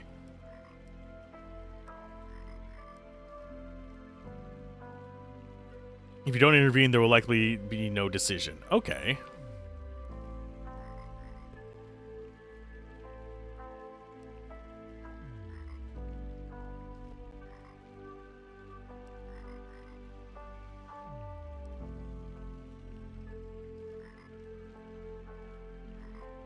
Follow the path of the ancient magi and drink from all sacrificial fountains.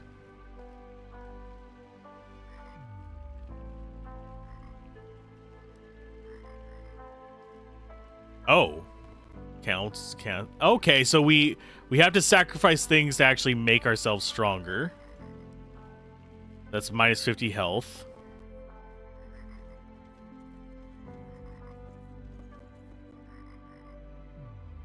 It's refreshing to have intelligent characters. Yeah. This one is minus elemental resists.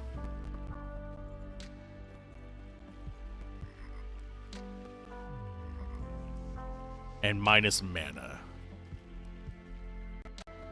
So hopefully it doesn't force us to split the party again, but I'm going to go with minus elemental resist on you.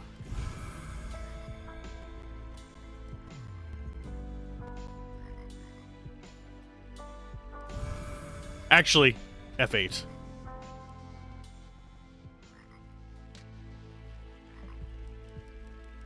Let's get through these. Sacrifice and drink. Okay.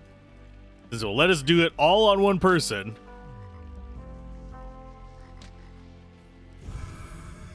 Shadow Lady. Yeah, she's a mage and she can be pretty useful, but she's not either of our summoner options. She's not either of our ranged options.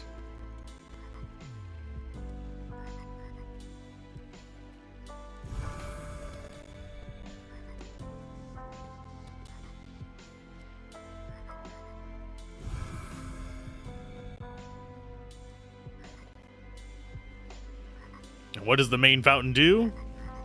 15 attribute points. It's gonna go to one of these two.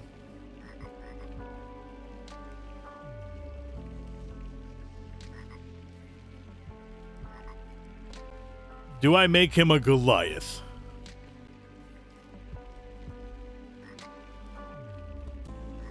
I think so, because I think we already have him maxed out on the magic stuff. We have chosen to sacrifice all of you instead of from you instead of from each of us. Exactly. The shadow is a shadow of her former self.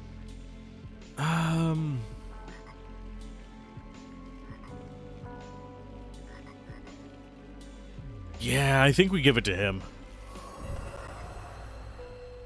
Good job, Boron. Actually, how are we looking on alignment? Still positive on the characters that matter. She doesn't like us anyway. So we're fine with this. So you can go up to 30 there.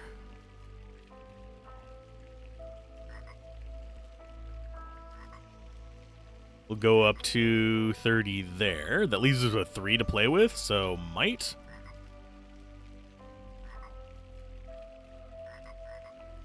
There we go. That looks good.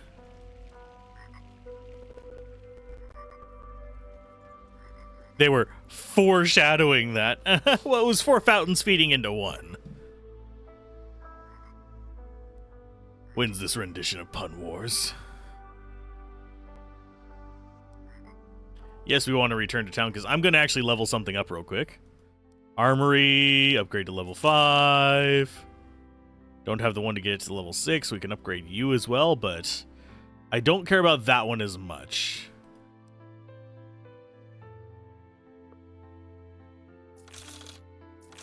Because we're going to need the money to train him up as well. Now we can upgrade this one.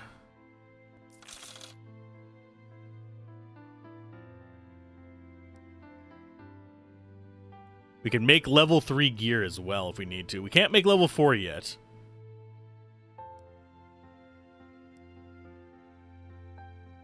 Okay, so we got those maxed out. Do I give him some mastery?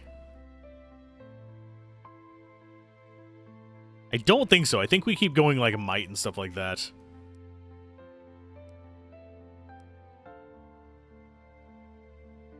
He's still got 3 more levels before max as well. Gotta love puns. Puns are super important.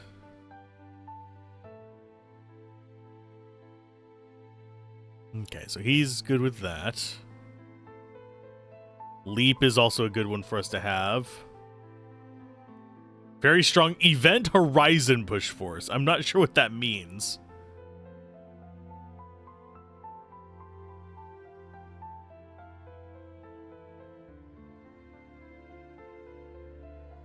Okay, so we're generating more and more rage with that.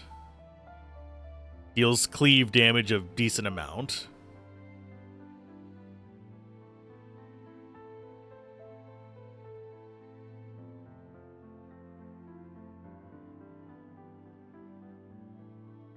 Yeah, what would we actually want for replacement of this? I don't think there is one. Dad jokes and dad puns are the strongest remedy against any darkness.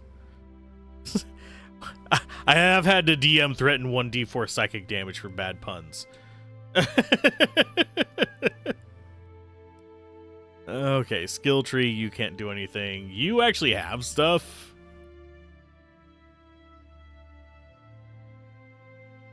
But we didn't have anything we could put it on that was actually useful.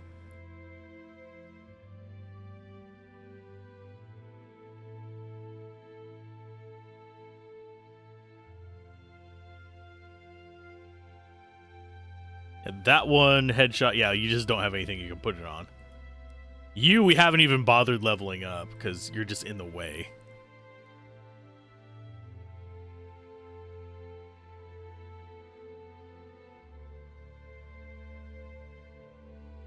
Guess we could do Path of Flames. Just to use some of those points. Because yes, it does bother me actually having those points there.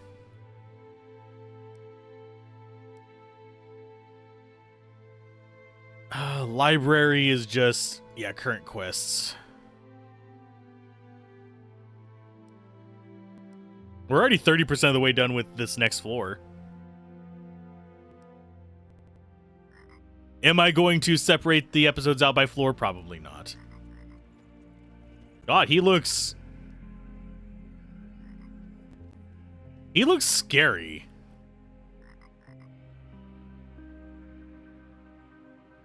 Compared to everybody else.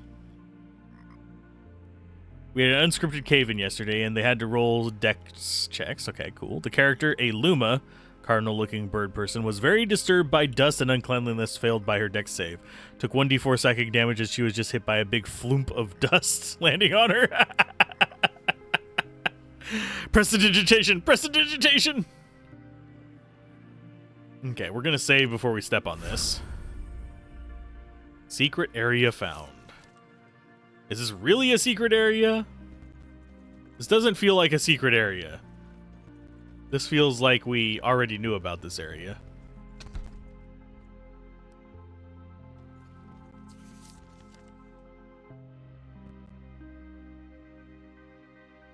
And we'll probably want to walk along that upper path and then come down and fight these. So we got one. So that's considered a secret room, apparently.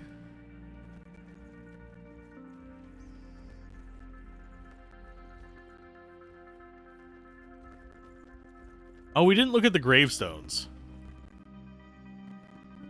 For shame. And yes, I have to flash it like that, because if you notice that they just kind of like linger and drag around, they're not really precise.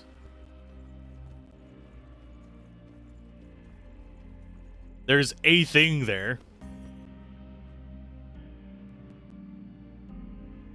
Your champions cannot agree on the nature of its function or its function. Okay, groovy. Oh wait, there wasn't another path onto this. Okay, we'll fight you guys. What a grave mistake. Maybe for like 6 to 7 actions after. I have actually just gone through. We had a character. Actually, it's the game. Today's Sunday, right? If it is Sunday, it's the game we'll be playing today. There was a character in that who had part of their story was that their clothes were slightly worn down and stuff. So I made a point to actually cast mending on their scarf. My useless spell. And yes, I do always, when I play mages, I'm always taking like thematic spells instead of necessarily optimal spells. I know that'll piss off some people, but it's more fun to me to have a character that it makes sense the spells that they would learn. Like you have a, yeah, you ruined my whole look. You have a specific function or story that you have gone through. So it's important to have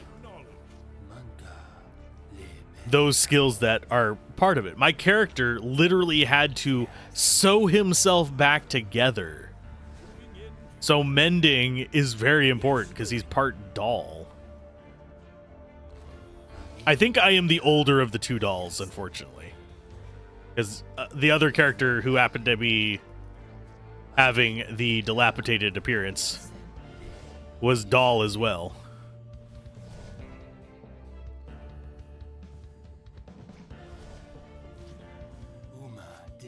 Tend to do the same. So naturally, that also leads to you being a fire sorcerer kobold that tosses whatever he has at a fire elemental and said elemental looking very unimpressed.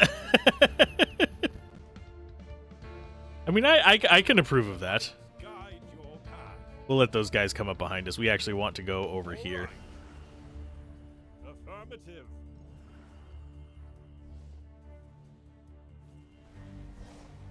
Yeah, we want to just start taking down the towers because they're going to be irritating if we don't.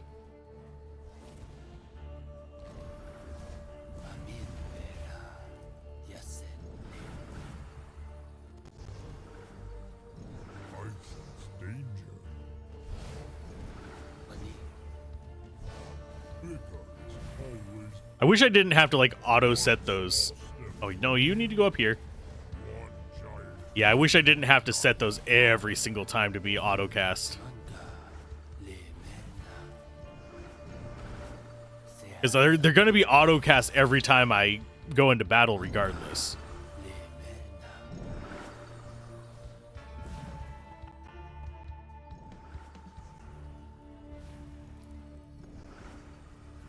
Oh no, we're poisoned in the healing field. Your doll character was accused wrongly of a crime, but later acquitted. Would that be a dolly pardon? Yes, yes it would. Now I'm just thinking of a movie that I want to watch again. That she was in. I think it's called like 9 to 5 or something like that. They had one of her songs in it.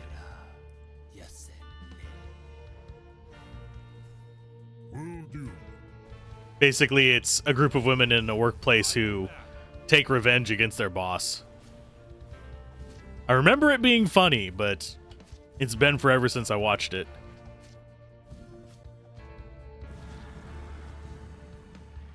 All right.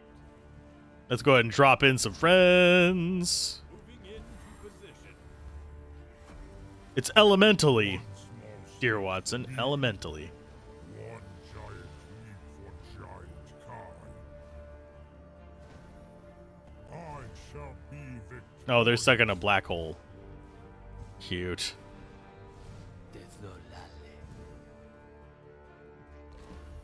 Affirmative. Yeah, they can't get to the enemy because they don't walk fast enough. There you go. Will do. Your wish is my command. Yes. All right. I could use their abilities to get out of it. All right.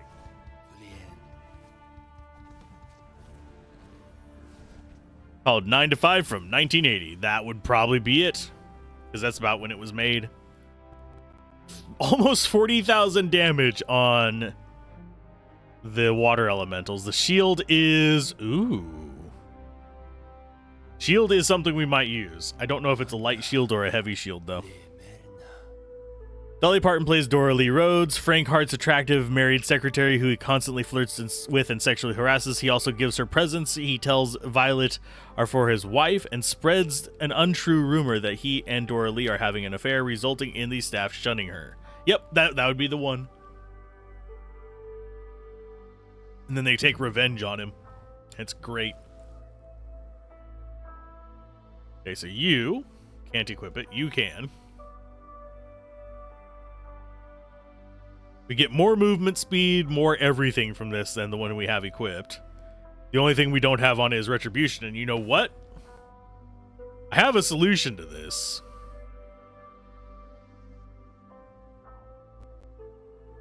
Because you know, we actually have Retribution as a thing we can put on.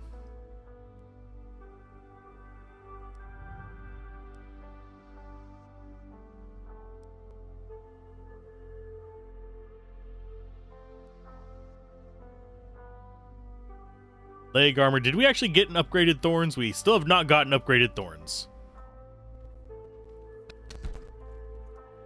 We have searched everywhere, but we still only have thorns 1.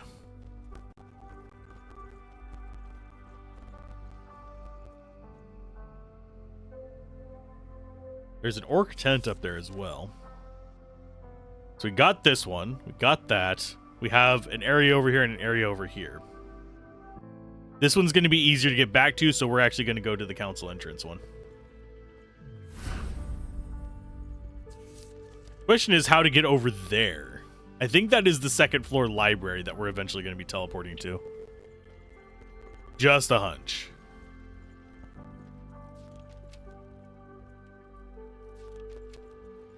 Well, the key for it.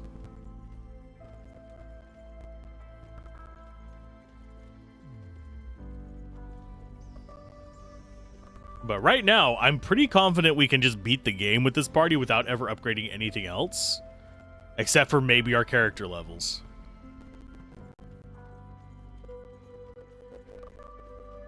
So we are relatively strong.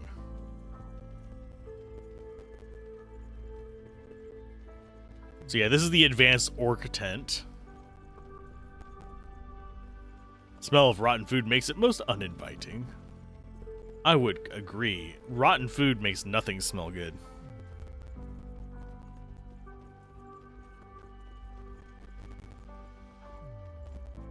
Okay. The older features of this statue's face have warm and comforting feel to them. An inscription at the base reads, Magus Ulam Lumus, founder of the High Council Library. We discovered... Oh, there's the... we discovered a new teleport. I think it's up there. Where is the teleport that we discovered? Is it this one? It is this one. Okay. Yeah, for the most part, I'm not even looking at the things that we're finding. Can I grab the gold? Thank you. We'll deal with the enemy in just a minute.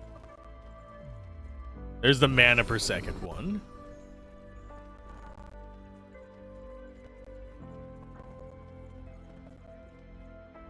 You love that the minions just stand there glaring at you as you walk around. Yeah, the stare of just, who are you and why are you here? I'm not going to come confront you. It's like whenever someone who works in retail notices you just doing something stupid, most of the time we'll just sit there and stare at you. A massive luminescent crystal sits anchored to a metal framework. Looking closely at the translucent rock, the image of robed figures in heated discussion appears. Sorry. The champions feel as if they've glimpsed the chamber 1,000 years earlier, if only they could hear the debate. I wonder if they're masters of debate. Are they master debaters? There's another group of enemies there.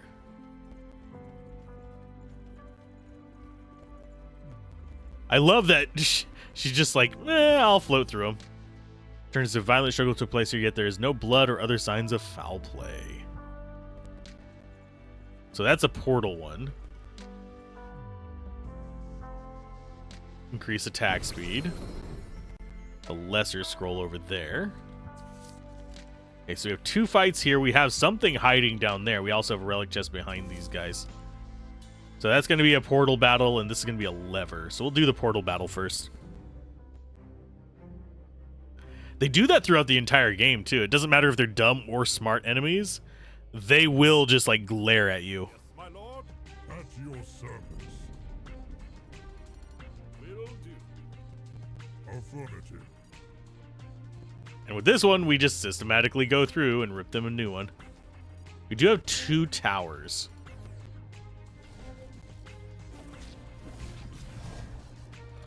I am going to send that up towards there. Just to start dealing with that tower.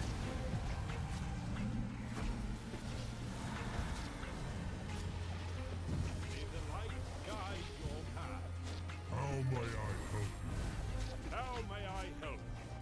On my way. At your service. Yeah, because if they take out the tower, we can get up there a lot easier. Your wish is my command. And actually, Affirmative. yeah, we'll do this. All right. Will do. You go after that. And you guys start in on this one.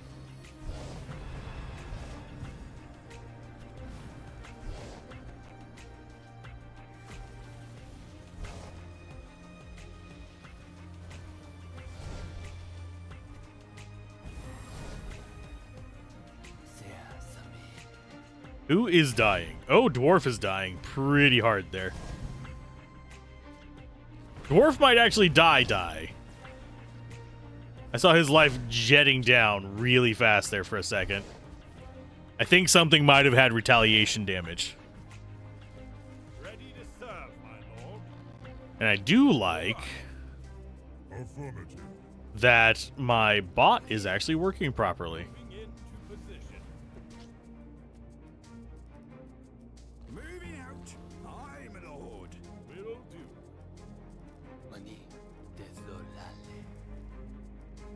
And we'll drop that there before we send them in. Shall be victor. You guys go after the portal, and I will drop a heal on top of that.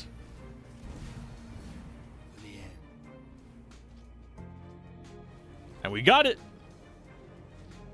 I wonder who was doing the most damage on that one. I have a feeling Dwarf took the most damage. No, only 613. No, never mind. He took 2,800. I don't know why I was looking at him and like he was the dwarf. 2,800. 9% of the damage mitigated. Most of it was probably retaliatory damage.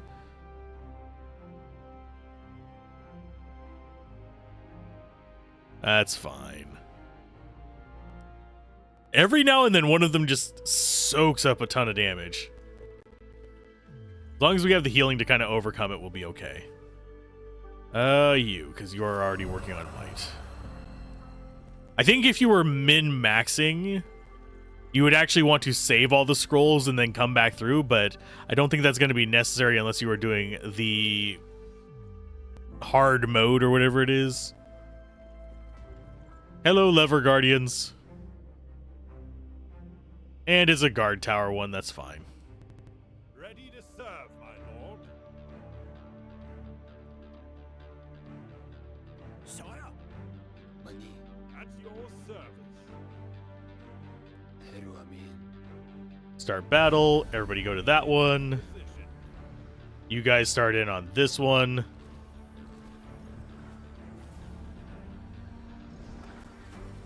Yeah, I'm having the main characters do the side ones first. Just because I don't want to have to worry about it. How may I help you? I want them all to be baited here into the middle for the fight. Heading out for honor and glory. I actually need to start. I need to do some tests on seeing if the bot works on the YouTube end of things. It should, but it's going to be one of those things that's going to have to be tested. to make sure. May the light guide your path.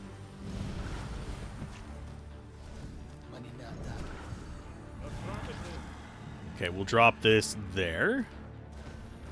Because you're going into it. Yeah, getting rid of the towers helps a lot because they apply status effects. And we have all of these running right now, which is nice. Oh, ow.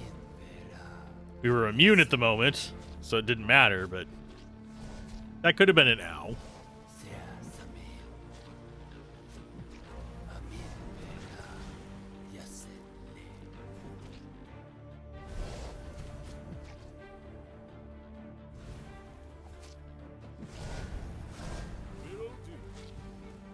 Nothing left to worry about except for just a handful of trash enemies. Your wish is my command. Because we got rid of the status effect towers, so everything that's just coming after is just the add-ons. Will do. That's one thing that's nice about having just the swarm of doom we have going on here. Is we not only have the thorns over time, we have stuns. So normal enemies really just don't get to do much. For honor and glory. Okay, Q. E, just get some friends out there to help with that. And whenever they're not taking down our elementals, they actually get to start build up even more damage. Here comes another friend for you guys.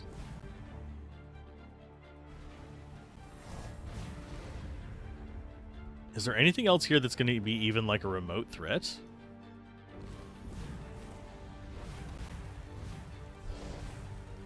Sire, You guys come down here and just go whichever direction you want. I'll handle the rest of this. We're gonna get hit by those, yep. Just because we're idiots.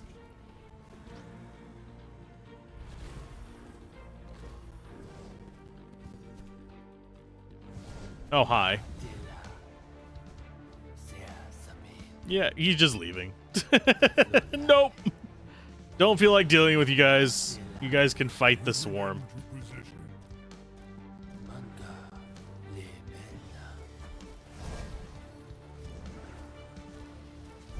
will do. Will do. I love that they're actually acting like I'm giving them commands right now, even though I'm not. My command. Bonk. Moving into position. I think this guy is going to be the... Well, he might not even be the last one to go down. This one might be. Because our water guys do damage. There we go. Yeah, only real difference between these and earlier battles is these are just taking longer. We're more prepared for them, so we don't even have to worry about really like 90% of the threats. Okay, there's the final one. Last lever, Kronk!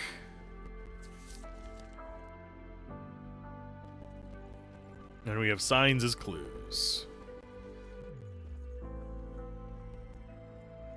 The time the four edicts passed into law, the time of the tower's completion, time of the Magus's first birth, time the elves broke their vow to Lothian, and the time of the great sacrifice.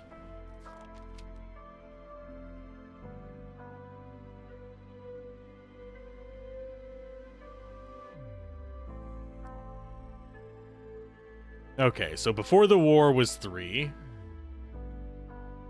Oh, I have to continue through all of them. So before the war was 3. War against the constructs was 5. The ultimate sacrifice was what? 11? Okay, so this is time of the great sacrifice would be 11.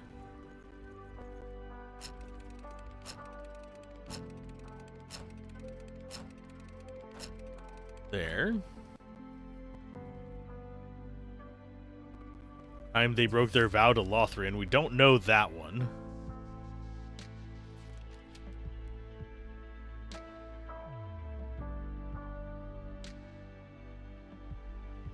The discussion of the sacrifice was 4.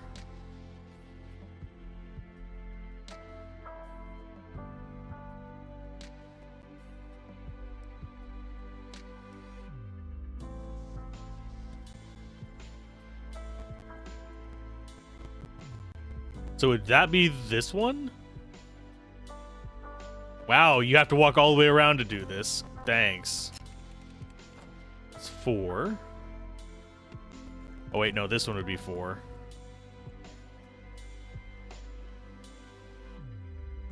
God, I hate that I have to walk around for this. That's actually irritating.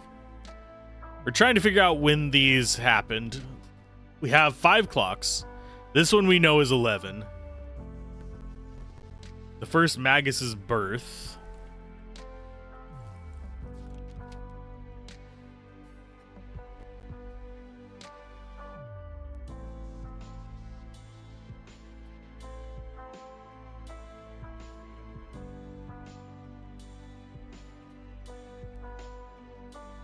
That is the shadows, so shadow 1 would be 3.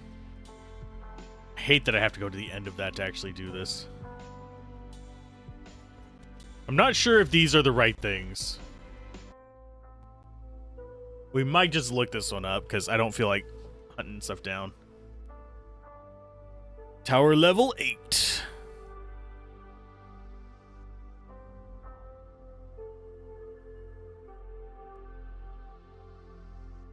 The objective of the quest is to unlock the secret music code. Individual pieces of the code can be discovered with the book stands. There are 5 which are part of the quest.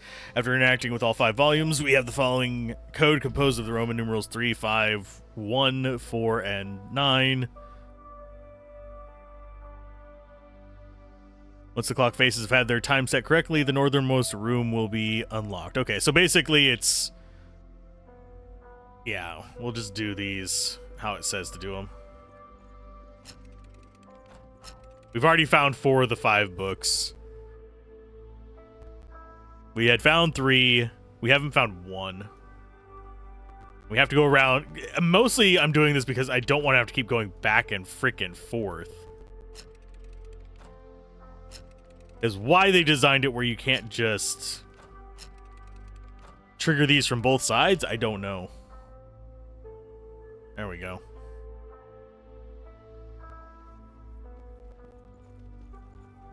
So let's go ahead and minimize that, because I don't want to actually spoil anything else on it for me. Yeah, we're just unlocking the secret things. Okay, first Magus Stone. We got... Empheric Chains is nice. Chance to Daze is nice. Magic Pen and Skill Power Increase is good. It's kind of a slow attack. But he doesn't attack a lot to begin with, and it's the same speed as what we already have. We lose the armor shatter, unfortunately. We lose the plus life.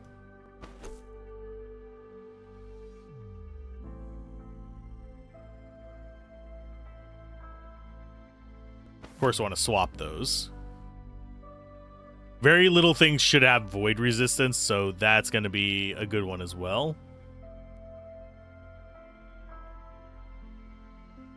We have almost 200% skill power increase. We could do some item forging.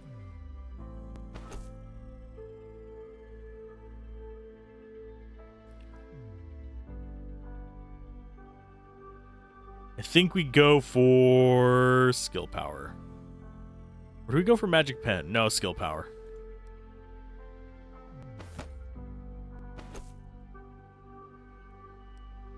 Just because that's what works for us.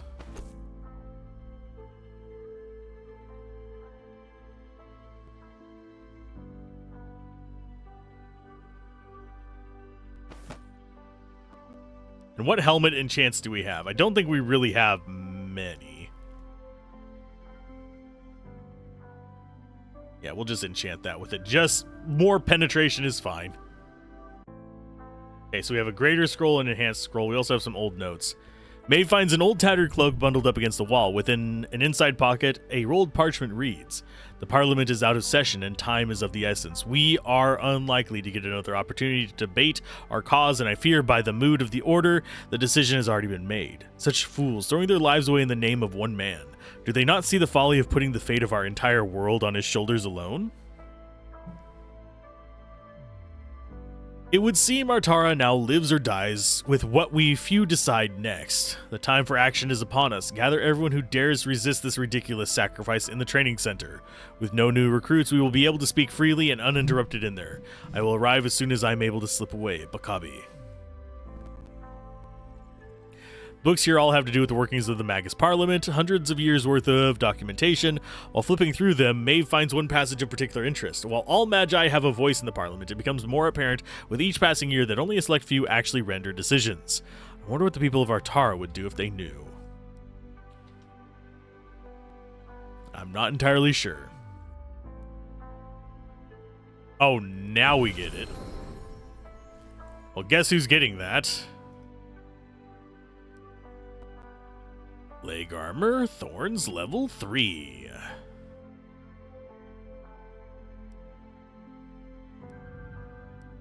So now you have, what, 50% there. 75. 100%. So every tick, he does 100% of his armor as damage. Which is 60 damage. That's not insanely high damage, but while they're stunned or staggered or dazed or anything, he is fine. 3 skill points minus 2 life. I mean, that's overall a net positive.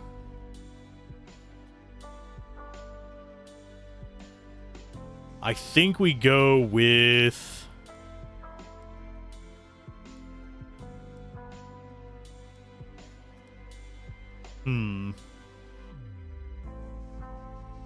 I think we go with him. Oh, it's skill points, not stat points. No! Let's go back to load. So it's plus skill points. Lose 2 life. That's less worth it.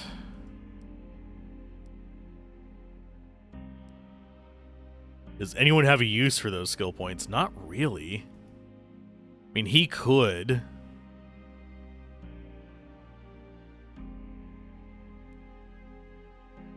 That would allow you to get another point into that. You would be down to, what, 300 and something life.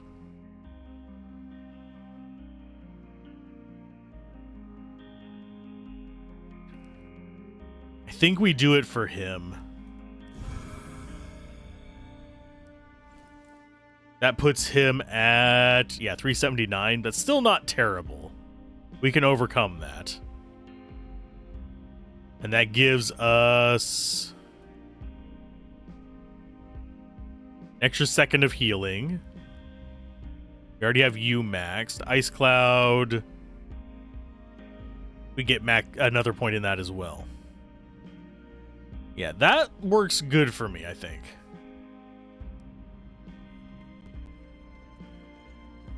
Now the question becomes, how do we get through this other side door? I'm not entirely sure.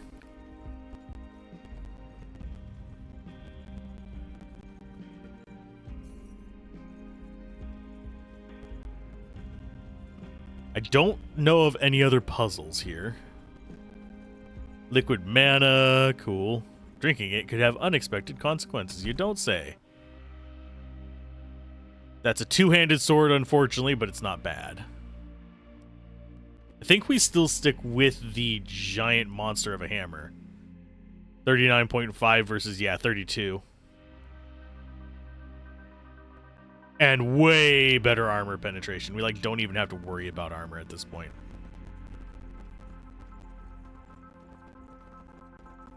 We've hit all the levers as well.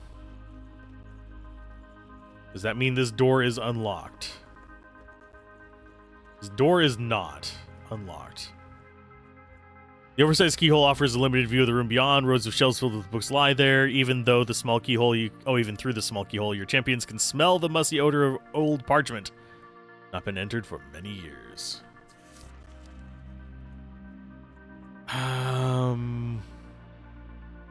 The laboratory we don't have access to yet. I have a feeling we go to it from over here. Then we have the room down there. So we want to go through his warp point, the travel disc, which is probably going to take us here to get the key. Almost definitely, because there's a key X there. That gets us the key to this. This gets us to the access to the lesser scroll, and then we go into the laboratory, and then we go into the end.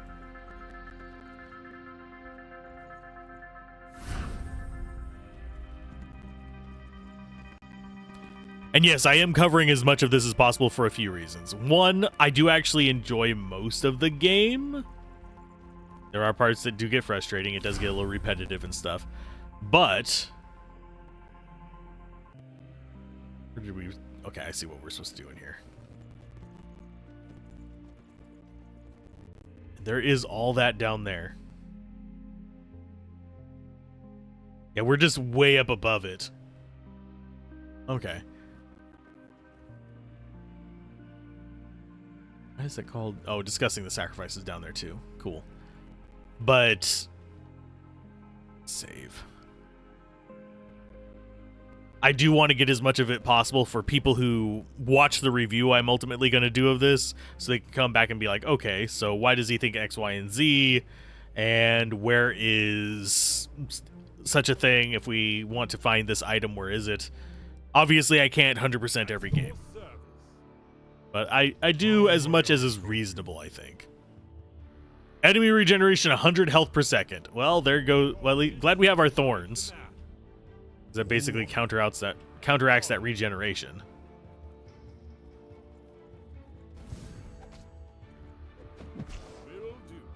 Your wish is my command.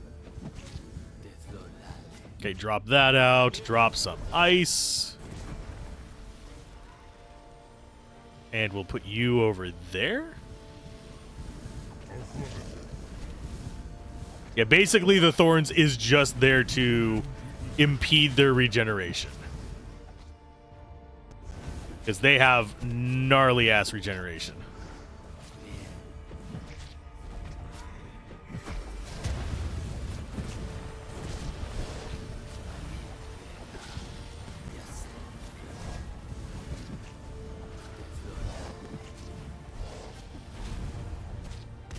Yeah, this is a boss stage. Which one is the boss? I think these three are the boss.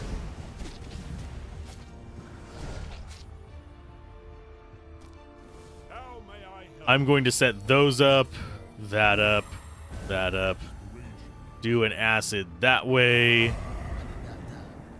You drop him that way. And you should be fine.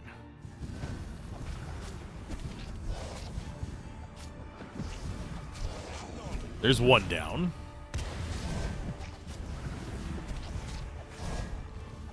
We're just having to basically chew through them as much as we can against this, like, overwhelming heal.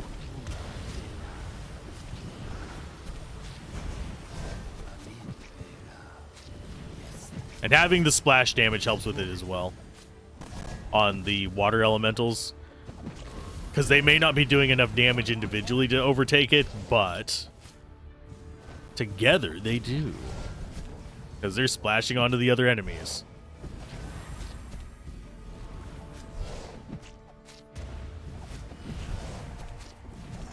Got him. That is a 400 health ring with earth resist and horrible health regen. Why would I use that?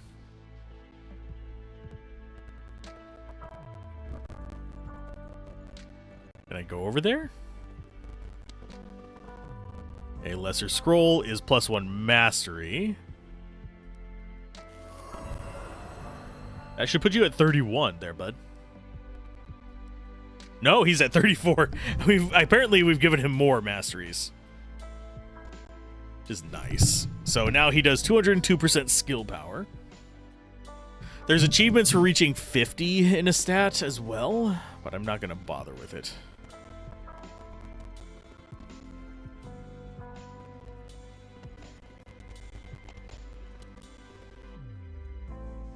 203% for weapon. Critical hit increases weapon damage before any armor or magic resistance is calculated. That's fine.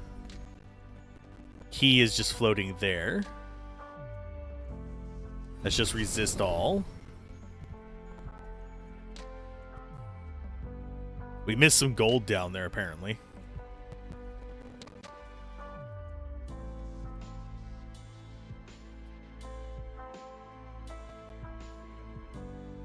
So there's our key.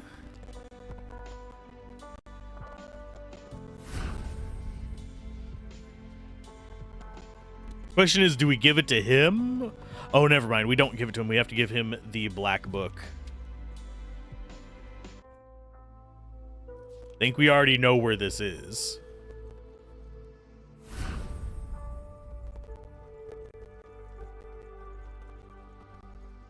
Lingering around here like a bad fart. Yep, I was right. The librarian's key unlocks the heavy wooden doors. Sorry, just moving this real quick. There you go. Librarian's key unlocks heavy wooden doors with a loud, crisp clank. As the doors are pulled apart, a billow of dust rushes out, covering your party, coughing and fanning the air before them. Your champions enter the darkened room, which illuminates on its own accord to greet them. One by one, flameless lights on the wall appear until a moment later, the entire chamber sits well lit. The room is filled with row after row of shelves, packed tightly with books of every shape, size, color, and material. Said we couldn't miss it. Black with a red circle inlay. Not a challenge. Challenges are fun. Like the challenge of remembering to flash your recordings, folks. +1 life, that'll go to him. This library is a collection of very random subjects. Kane has to practically drag Eric and whisper away. Baron finds a passage of particular interest as your party departs. We thought confining all mana throughout our Tara in the tower would save us, but we ourselves used it for daily trivial purposes. Our arrogance has done little to stop the storm. No duh. Bound in chains and anchored to an iron pedestal by a 12-inch metal pegs, your champions locate the librarian's missing black book. The book lies close to the wall amid empty nearby shelves. Strange that in such a room making use of every bit of space, the shelves around this book are empty. Or perhaps it was simply placed here before the remaining shelves were filled. Either way, we've got what we came for. Let's unchain it and return to the librarian. The book is radiating void magic, and I sense the same energies from him when we encountered Shade. Remember, this very powerful shadow construct was trapped a few floors above. This book is his most dangerous. Because the librarian is trying to release it, my fool. My fool.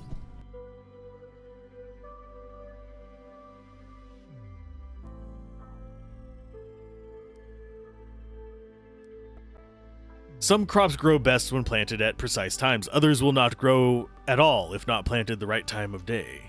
You're urging caution, Blade Master. I agree. Powers like those contained in this book, could be unstable. After all, there is a reason why it lies chained to this pedestal.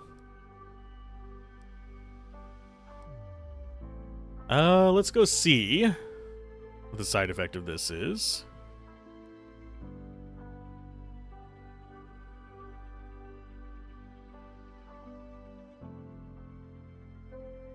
If we take it, it boosts them. If we leave it, it boosts them.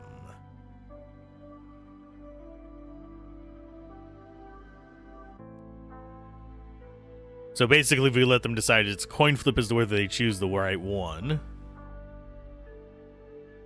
I think we want Eric and Boron to be boosted. So I think we want to leave it.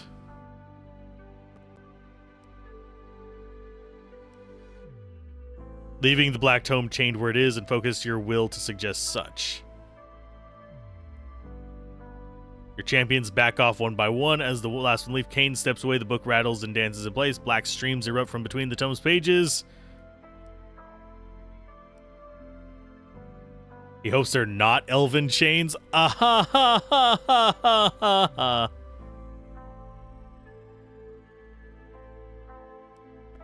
We must have triggered some sort of magic trap. Ancient Magi did not want this book falling into the wrong hands.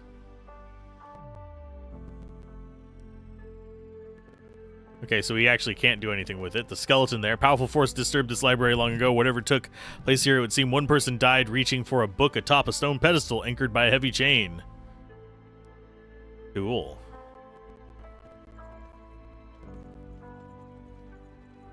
So yeah, we wanted them. I'm actually playing this for alignment now. Because we want the increased health and we want the increased mana regen from him. Kane is really good for armor, but as long as we keep these positive, we're happy. Because we're not bringing the other three with us. Unless it forces them to be with us, which I hope it does not. Okay, so our next location is this laboratory over here. Because I really do think this way is just down to the next floor. There's a podium that keeps showing up on my alt. On my loot scan.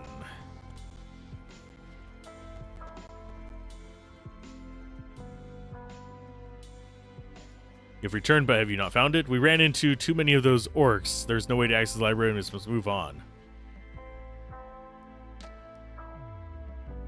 He's off to go look at the stain.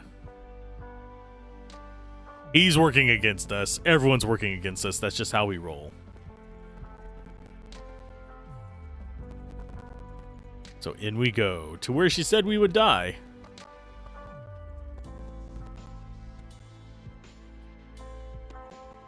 I think this is where we discover what she really is. Just a hunch.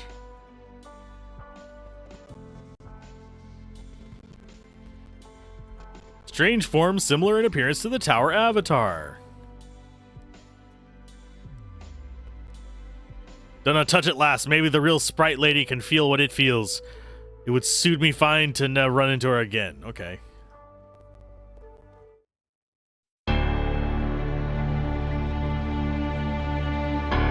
I will never forget my creators, the Magi who refused the great sacrifice, those who would later be branded rebels and traitors. But their intent was not always in opposition. In the beginning, their goal was the same noble objective as Proteus himself: protect Artara at any cost. But where Proteus saw the war with the Arganti all but lost, my creators believed the shadow threat could yet be overcome. They experimented with every means possible to develop the ultimate constructs, artificial beings who followed orders fearlessly with unwavering persistence and unquestioned loyalty, the perfect warriors. While their efforts bore fruit, no construct of Magi design stood superior to the Arganti creations, and each passing day brought the invaders one step closer to Artara's seemingly inevitable conquest. The Magi quickly surmised they would not succeed without aid from the first Magus. In his rage over the Magi's defiance, Proteus erected an impenetrable barrier around his level of the tower, severing all contact with the outside world. Already having failed to breach the barrier themselves, my creators turned to their construct creations, but, like their masters, they too failed. On the verge of conceding defeat, the Magi underwent one last attempt at a new construct. No longer intent on creating a breed of soldiers capable of winning a war, they focused on a single soldier. A construct created for one purpose alone: to break Proteus's barrier. The rebel Magi crafted a construct bound directly to the tower itself, a truly unique meld of magic and technology unlike anything that had come before it. In their crowning achievement, the tower avatar was brought online, and I was eager to fulfill my duty. For some reason, right at the end of that, I got Homeworld vibes. Figure much like the tower avatar lies before your champions on a table of iron, so lifelike in its details, your champions approach with caution despite its frozen, breathless, colorless nature.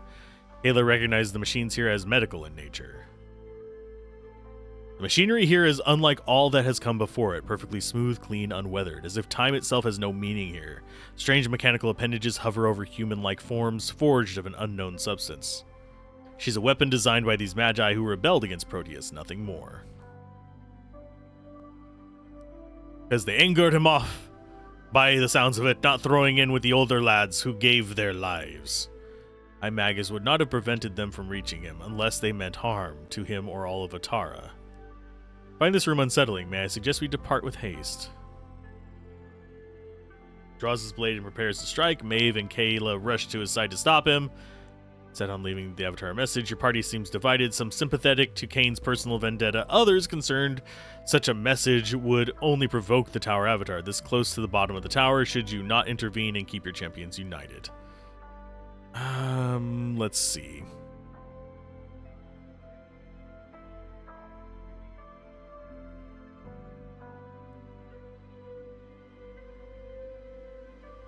In this room, you'll get the first part of the Tower Avatar's history, as well as having to make a tough moral choice. If we encourage Kane, Maeve, Kayla, and Rockham will get that, but we will get -3 to Kane. I think we can sacrifice a little bit of Rockham. So we'll encourage the others. Your trusted friend is in the linchpin of holding your party together. His confidence and determination not only sends a message to the Tower Avatar, but the entire party as well. I appreciate your concern, everyone's concerned, but I'm neither distracted nor filled with bloodlust. The message I leave here is now tactical. We are in the heart of the Tower Avatar's domain. Maybe now she will listen to our warning and stop impeding us once and for all.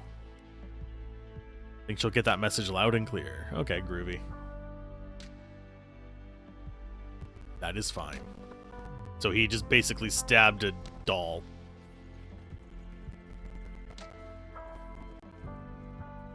That is armor by 20%. Glass tubes embedded in the barrel contain phosphorescent liquid that glows brightly when agitated. Engraving on the side of the machine reads CG Chemistry. The metal of this machine flakes off when touched, as if exposed to a corrosive element for many years. We have the warp point here as well. So we have that teleport.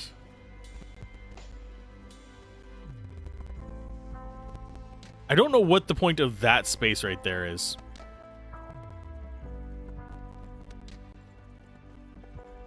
We have some cables, like flies to the web. Oh no, we got ambushed!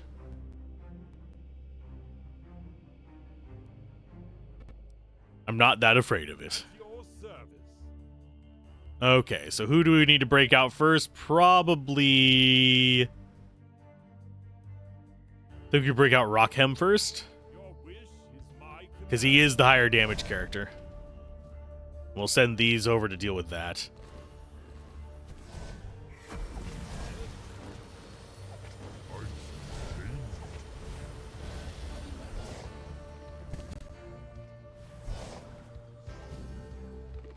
Oddly enough, I think we're going to get out the... Yeah, we got him out first. Groovy. Get up here and help. That was not the intent, but it's fine. And yes, enemies can come from the left on this one. We have spawns. At least it's a new map, though, so I have to give... There are a decent number of maps. I just wish there were a few more. Okay, get that up there to deal with the one turret, oddly enough. I think this is like the second time we've had turrets and prisons combined.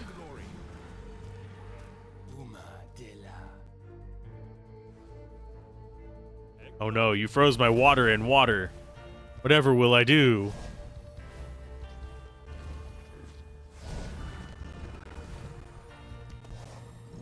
And if they're doing water damage...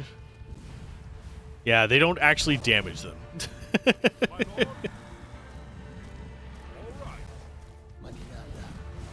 Okay, so we're not even a third of the way through enemies, unfortunately.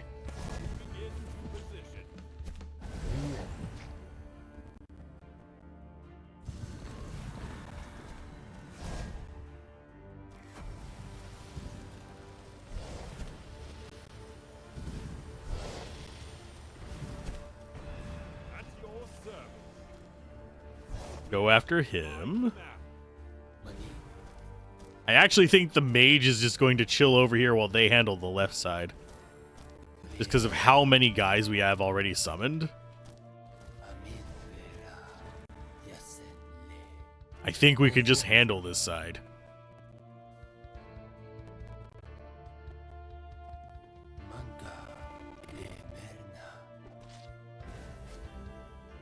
Are there any more spawning over there? No. Affirmative. Onwards to the fray. Yeah, nothing too scary over here. And our main guys don't really have a problem over here either.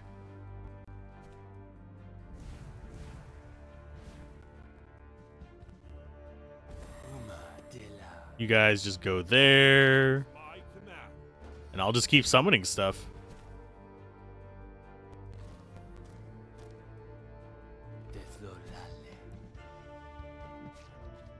You're actually hurting a little bit. Please don't die. Will do. Yes, moving.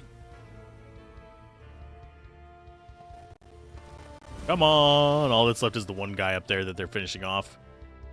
Nobody's gonna get there in time.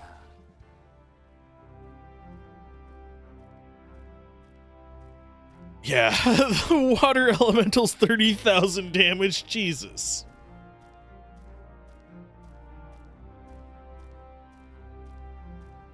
That's nice.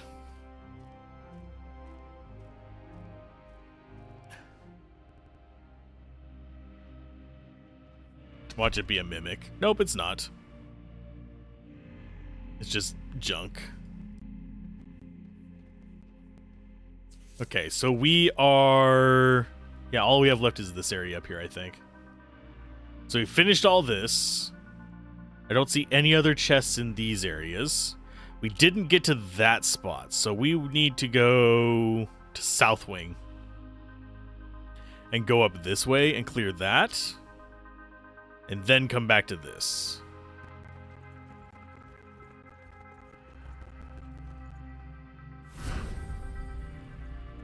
So it's upstairs twice. Unfortunately, we have to go all the way around to get to it. Yeah. And it's more than twice upstairs, but it's... Oh, and we still have the gravestone. Let's go check the gravestone first. Damage to gravestones before your champions did not come by age and neglect. These memorials have been purposely upturned and broken. The inscriptions chipped away, leaving the dead nameless and restless for all of eternity. Ruby. Kind of figured that's kind of what it would say.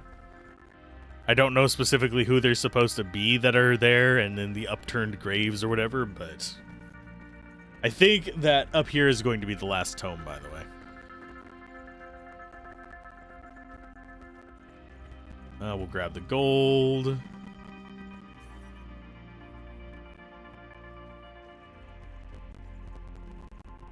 There's another orc tent. Yeah, if we would have just come a little bit further, we would have gotten this warp point. The forges. It has been 300 years since we lost the war, and I took upon myself the eternal duty of guarding the portal. Our technology and magic proved too weak to fight the Organte's creations. For the last 100 years, I have been working on this problem, and I found a solution, albeit not a perfect one. I combined adamantine with the energy force of the Organte, the void element, creating a new alloy in the process. I called it Meld.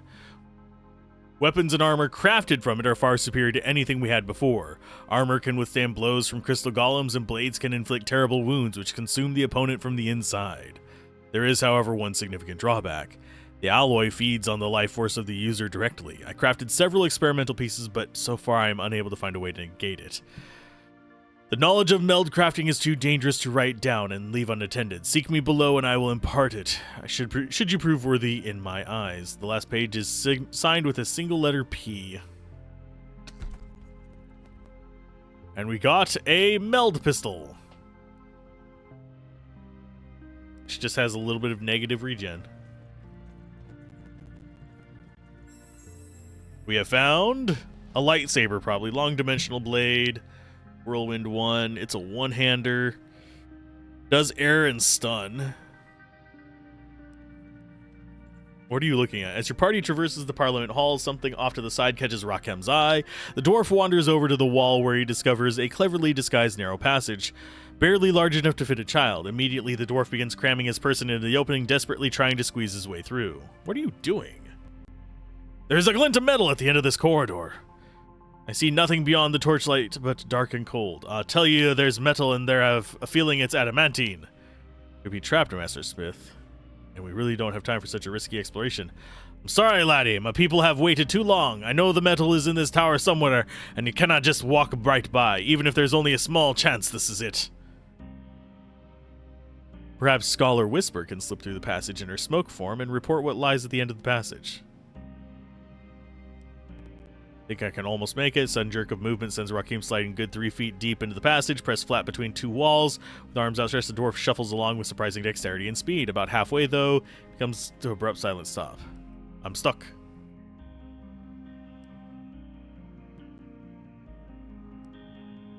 It's just a bloody, broken down construct.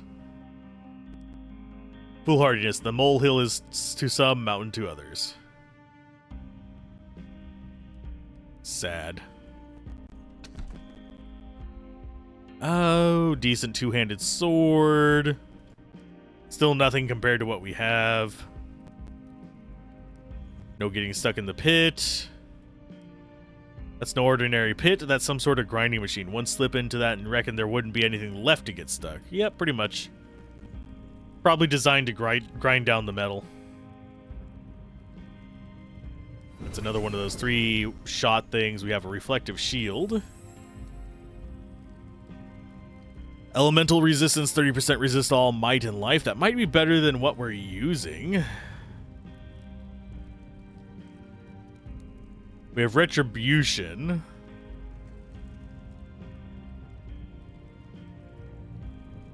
It has void resist as well. Can you equip it? Yes. I think we'll equip it on him. Although he doesn't have nearly as much life as the other characters. He can still utilize it. And it gives you 2 might and life anyway. Way less defense. How does it compare to yours? Less defense than you as well. We can't take off your thing.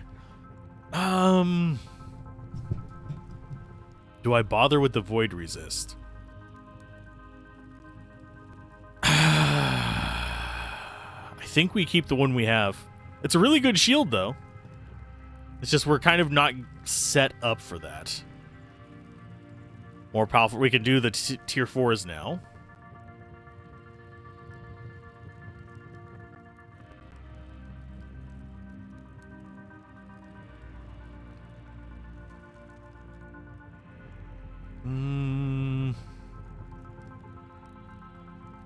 Yeah, none of us are equipping things that we can upgrade, sadly.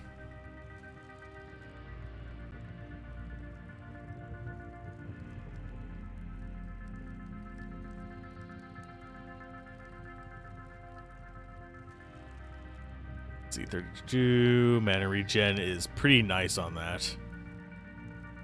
We lose movement speed if we take that on you, which is not actually that big of a deal. I'm more concerned about the loss of health and mana.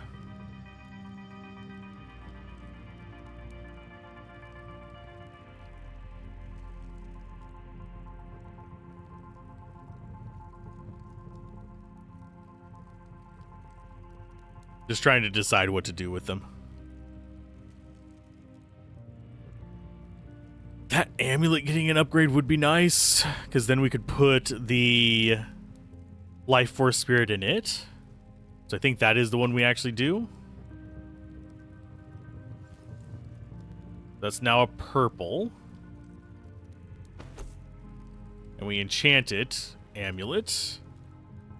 Life Force Spirit for the mana and HP recovery.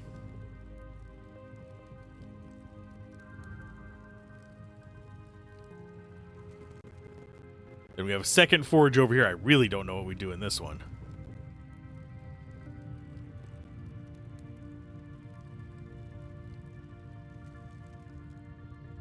Yeah, Spectral Sight, not going to really make either of them particularly useful. We prefer the skill power increase.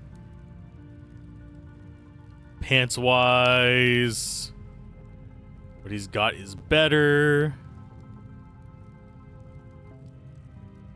You could probably use a better amulet, but that's still a decent amulet to begin with.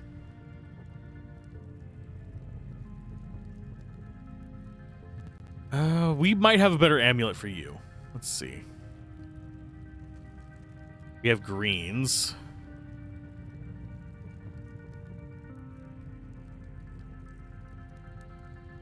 I think we go with this one.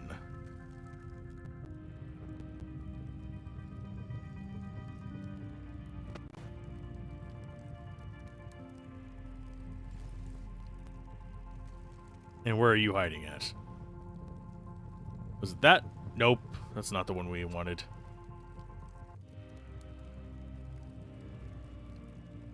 Where's the one we just upgraded? It should be a purple in our inventory. And it shouldn't have anything in it. There it is. Although I didn't realize we had this one chilling around.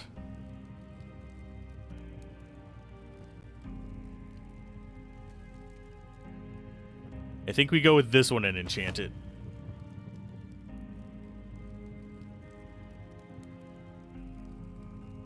What do you have on you? You have Vampiric 2, I think. No, you have Windmill 2.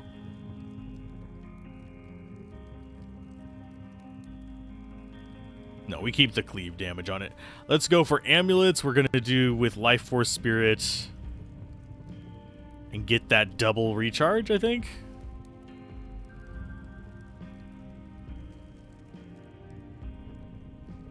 I don't know why it's... I mean, I sort of know why it's so split up, but still. It's not exactly real important.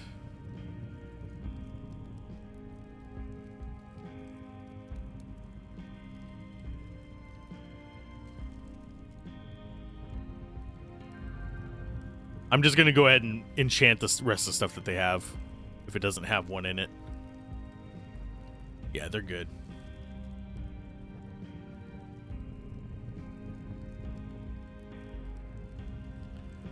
And we will double check item forge.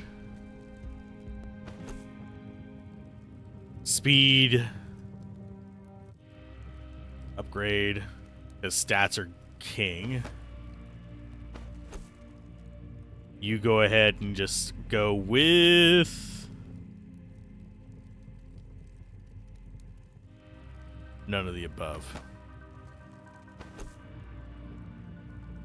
All elemental resist is probably the best. Oh, no, we're going with armor. Because of who we have this on. Maximize that armor. I messed that one up already.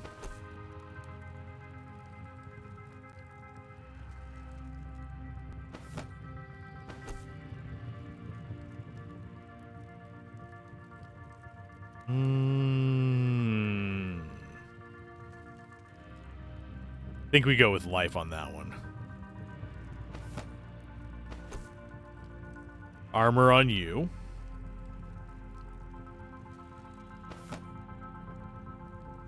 Because this is, each of these we do an armor on is adding 1 damage.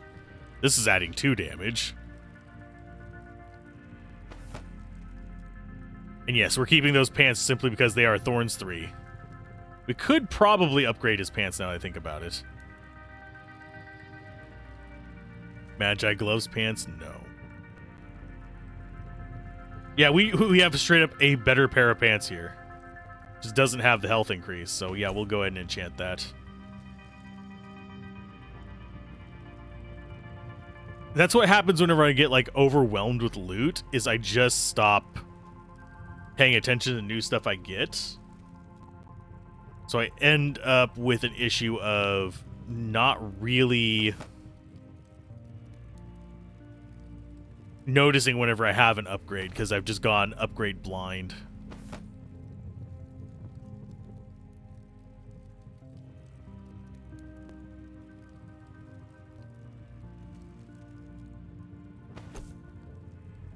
That has 2 slots. We'll do health regen.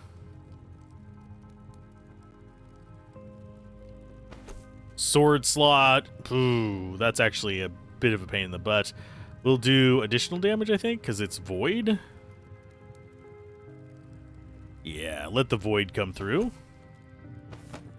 And you have a crap ton of stuff that you can actually deal with. Let's go with...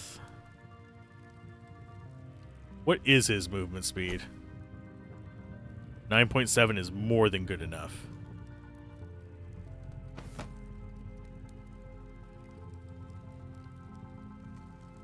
There you go. 2 health regen on that. So now he's doing 84 damage per tick.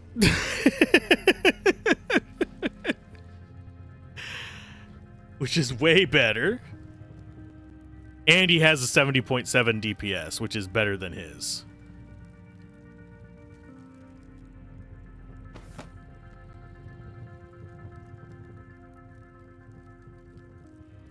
We'll go with an improved stun chance on that.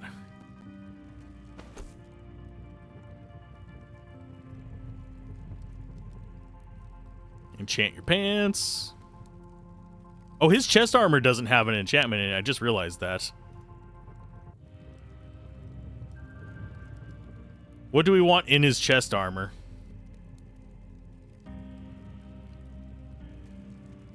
I think we go for the resistance AoE. Either that or the regenerative oils. I think we go for the regenerative oils, actually. Tier 3, 1.5% health. That is a crap ton.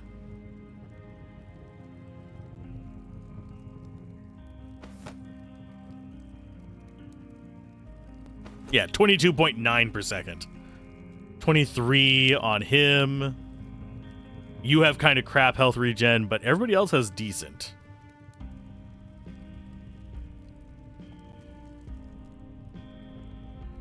Oh, we can't upgrade that one because it's unique. Okay, fine. That sucks, because it's even one that we have available. Okay, so that side's done. We have just basically down here left. 4 chests, 1 more secret room. These last few floors have been a little bit quicker. 3 battles left, though, so this one's going to still take a little while. I wouldn't be surprised if it's 1 up here and then an ambush or something. Because I don't see anywhere else there could be battles. Because we haven't missed really that much else on the map. Hi, Orc. Dr. Lecter.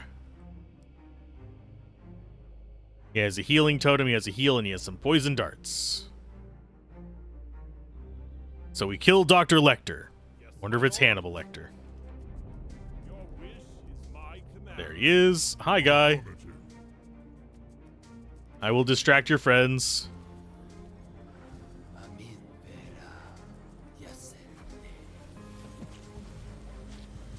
No, he's not going down that fast. Sire, I shall be victorious.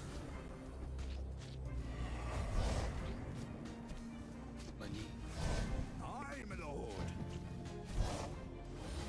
ready to serve, my lord.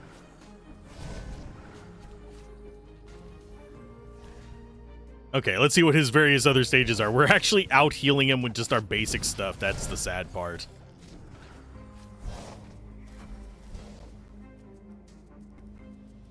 And we'll drop out allies to kind of just distract the idiots on the side. What's sad is our allies, our summons are stronger than their allies. So we'll summon out some more over there.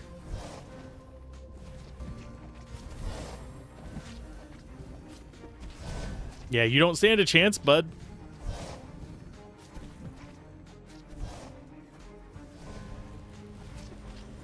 Whenever the big bad scary bosses are relative pushovers that we don't actually have to pay attention to, I think we found a strategy that works. Physical void, cleave 100%, armor pen, minus health regen does not work for me. That's not what we want. Champions approach a strange orc warrior with weapons drawn, unsure if it's dead or merely sleeping. As they approach, they notice green discharges of energy coming from the creature's weapon. When Boron kicks it away, the orc slumps over on side, stiff and unmoving.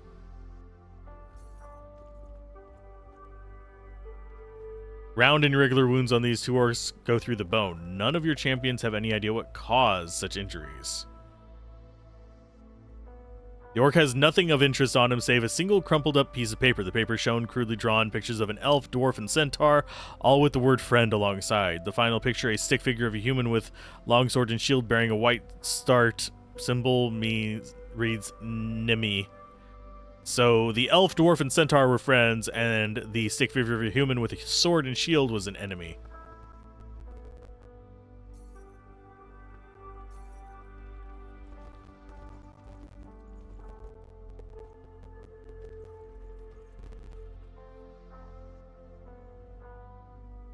What is you?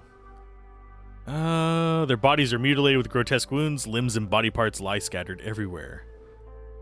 These are not the ordinary wounds of a skirmish. This was personal. But whom?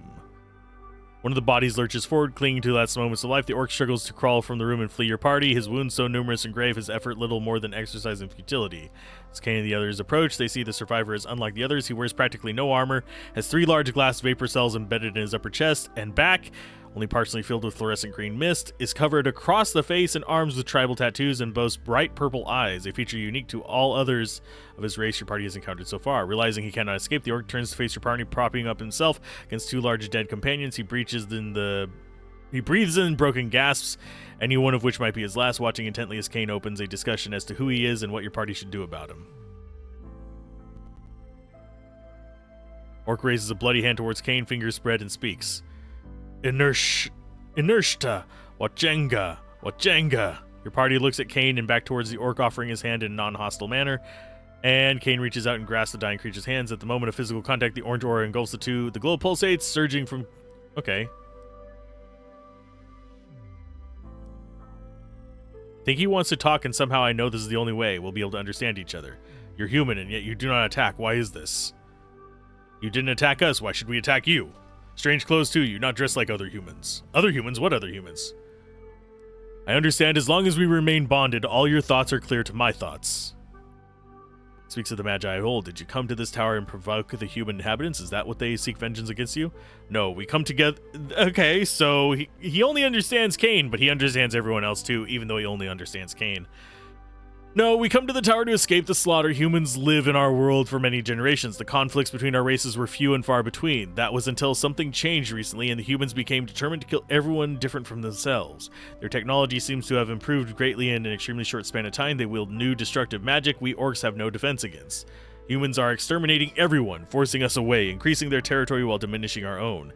Even the Elkrish, pointing to Eric, are killed. Their forests burned and harvested for human war machine factories. As the discussion continues, the orc grunts in pain, his eyes roll up into the back of his head. Not for much longer for me now. I never thought I'd live to see the day of peaceful humans once again. Perhaps there is hope yet for my people. On the next level below, seek the halls to reach the Kal Kangas, the leader of my people. When you find him, you must repeat these words.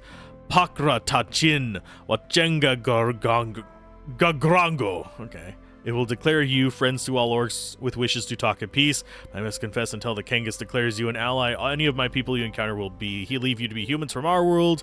Believing their life is in jeopardy, they will attack without provocation. Cool. There is a whole area here that we have not found a way to.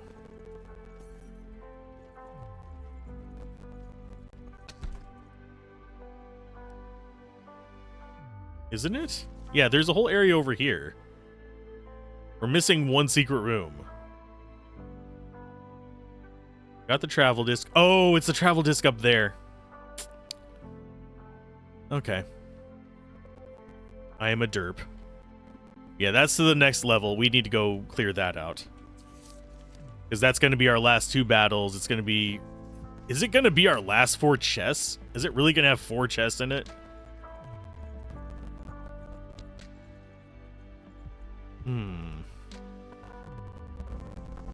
I'm not sure.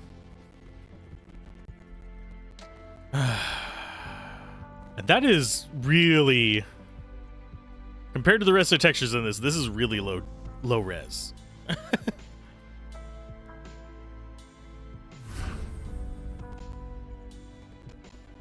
So this is the one we want. Journal-wise, let's go ahead and clear these out so we don't have to deal with that exclamation point, because I actually hate having those. I hate having a permanent red thing on Discord, too. Or haven't read messages, but I use that for tracking what I've covered and not.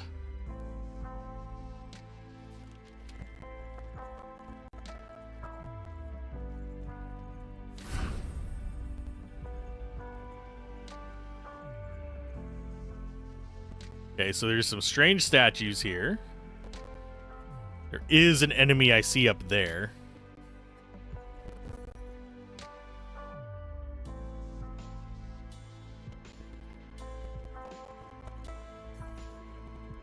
It is definitely an enemy. I think this chest is going to be an enemy too. 2,355 unread notifications and climbing. It's how it feels. Actually, I only have 5 right now on my Discord. I've been good about that. And I recently cleaned out my emails. So I'm only down to like a few dozen on my... Yay, it's mimic fights.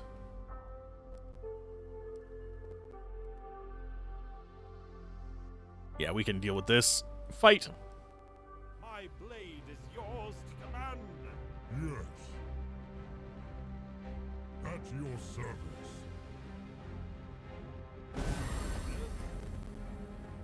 Go fight it. All right.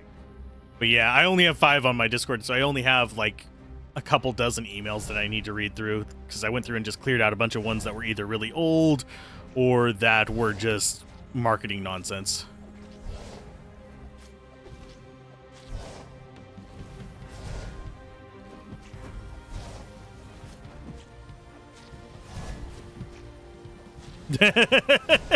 Well, yours shows up as separate because we actually have... We're friends on there.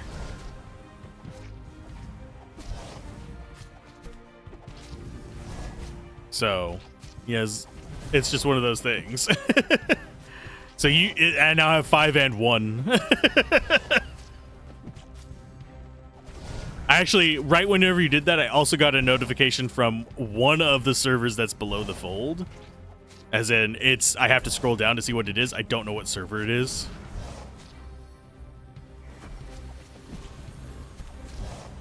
So, new boss stage.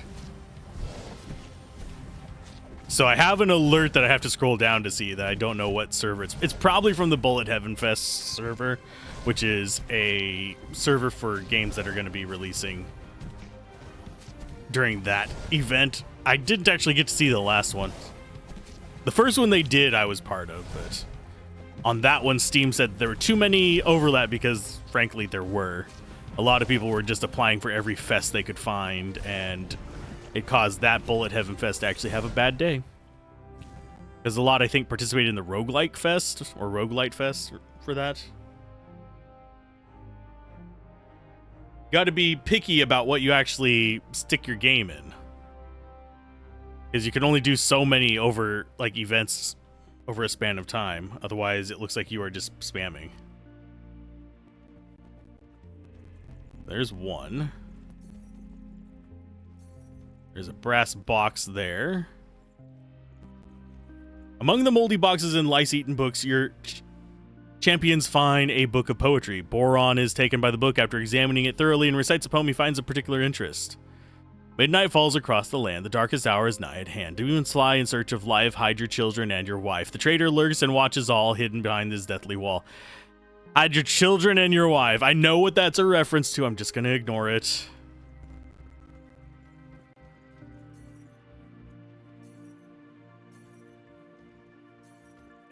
It's a joke. It's actually based on a meme from a news thing.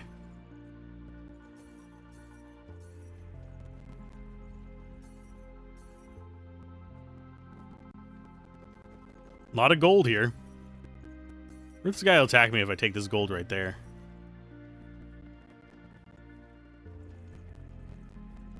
We still have one more chest and one more fight.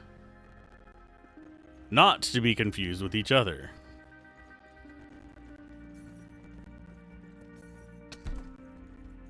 That is... it's fine.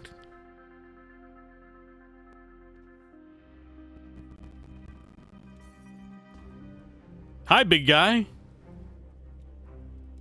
Sentry prototype. Details. Drain mana and just some ice spells. As long as they don't have things that reduce my defense, I'm solid. Yes? Aye, my lord. At your service. Okay, so he's probably going to be... All right. Nope, he's over here. Your wish is my command. Do we even need to worry about the towers? Probably not.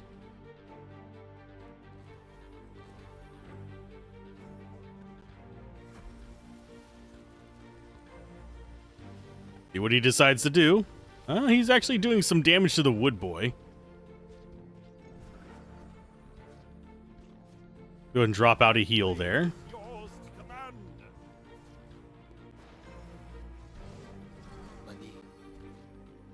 command. We will sunder you, blind you, and drop out some more friends.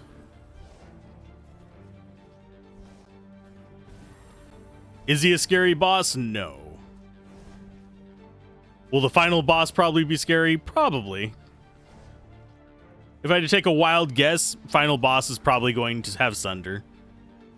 Negate all my defensive and current setups. And yes, I do see the guy coming behind me. I'm just hoping we can kill this before he gets to our mage.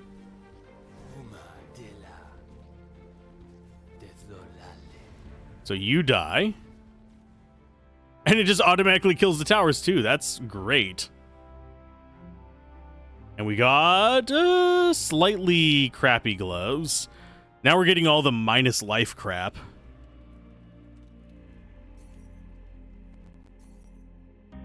Secret's Magus treasure trove revealed. Before anyone can get a word in, Maeve pushes her way behind the bookcases and rummages through the coins. Hey, we got some gems. Cool. Okay. So that, I think, is everything on this floor? Yes, it is. We have done everything. We've made the floor cleared.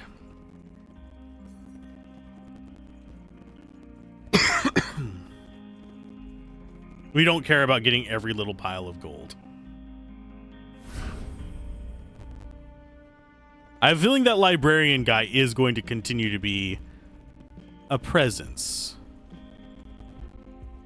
Oh, I clicked down there. Oh, you can't figure out how to pathfind? Fine.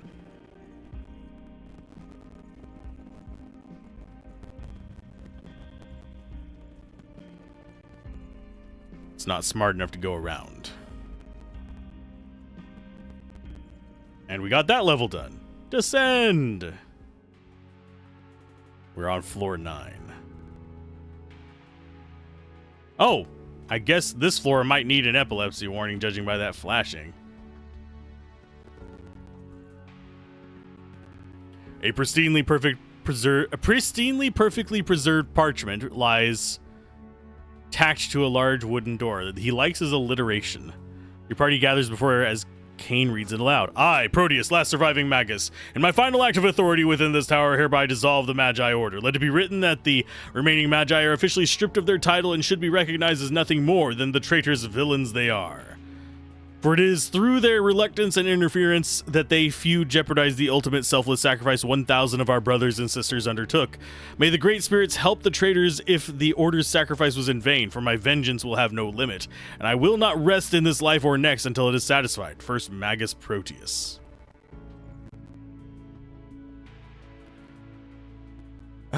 Moments after she takes the paper in her hands, it crumbles to ash. Rakhem is quick to point out another version appears tacked to the wall in its place. Apparently, Proteus saw fit to make this declaration eternal.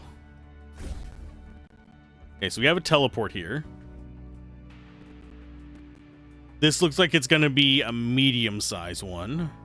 So I think I might go grab a coffee before we go to the next floor. So that means a BRB screen. I will see you guys in just a moment. Okay, we're back. I have coffee.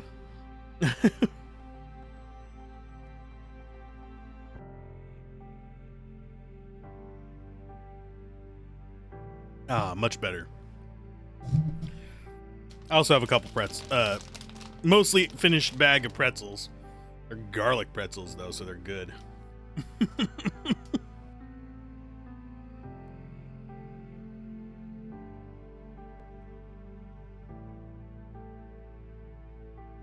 It is worth noting today's stream might only be like 4 or 5 hours. We might do a Monday stream just to kind of make up for it, but that's just because I have stuff I have to do tonight. But I'm going to hopefully get done with this floor, because that would put us on floor 10, which is supposedly a long floor, and that is a floating gear. I shouldn't pay attention to stuff like that. It shouldn't bother me, but it does. I often see it in my own work, too. Kayla explains that those monitors are part of the control system used by engineers in the past, not operational anymore. So now we have the orcs.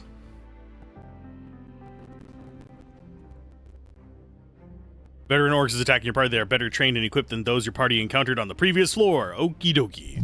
We will fight them. Are they really better trained, or are they still just going to rush straight at us?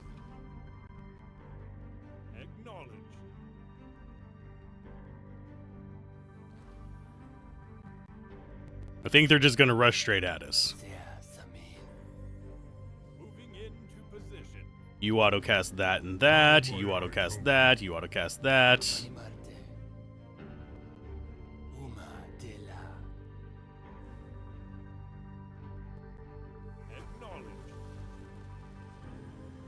And yeah, I'm just going to be summoning a bunch of numpties behind me to kind of just slow the enemies down.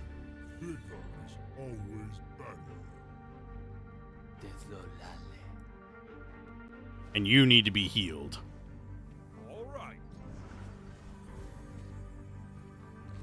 Oh, they have decent heals themselves. Holy crap.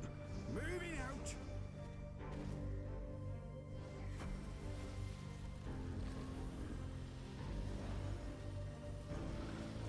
Sir, you are all up in my business. Please do not be such things as these. Yes, my lord. Moving into position. Yeah, his summons are actually not doing as well on this floor. Affirmative.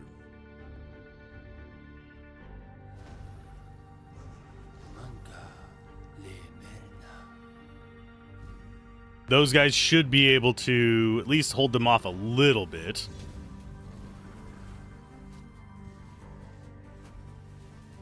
Yeah, they're not really using more advanced tactics. They're just healing each other. I mean, that is more advanced than a lot of the enemies do, but it's not really that impressive. You're not beating your head against the wall. You're more advanced than the person that is. Congratulations. May the light guide your path.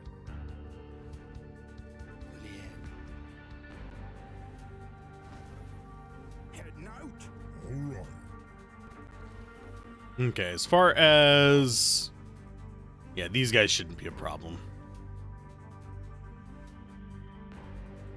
Especially now that we've got guys kind of set up. And we got an invulnerability procced as well. How may I help? Time for the last one to die. Slowed by 60%. Yeah, even still, our water guys dealt a crap ton of damage. They received most of it as well, but that's kind of the usual.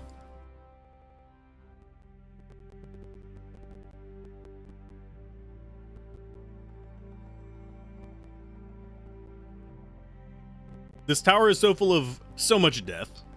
It anchors my heart with 1,000 chains. We must be prudent, else the stains of blood will never wash from our hands. But remember, it is they who draw steel against us first. Yeah, I mean, I understand why.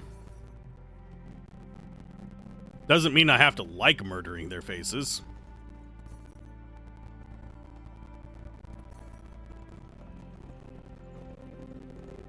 Let's see. Can we actually hop off of this? There's some gold there.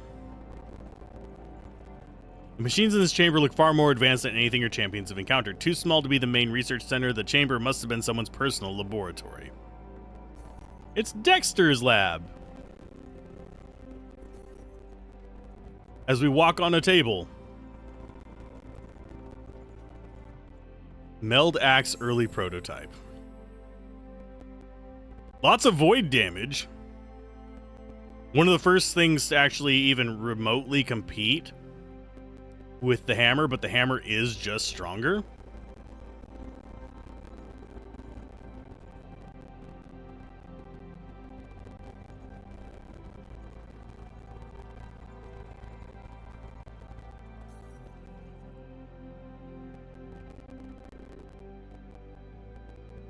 Advanced orcs making primitive shelters. What? We can't keep the stereotype going unless we make sure that some of the things about them are primitive. There's a meld crossbow. It's really wanting me to do void damage. Like, seriously.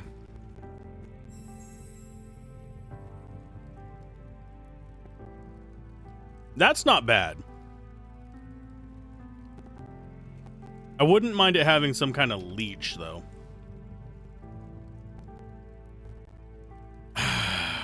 Is that 2 vampirism being worthwhile, though?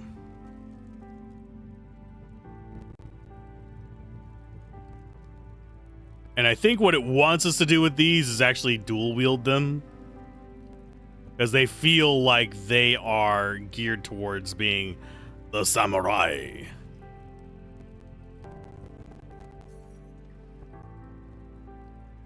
That's a crafting forge. Do we actually have anything to upgrade? We can upgrade our ring and stuff.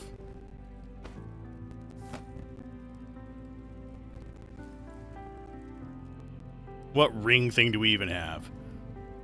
Increases health or mana per hit. I think for him we just do increase health by 12%. So now he is at 1400 life. He thick. And he's also glowing red, if nobody else noticed.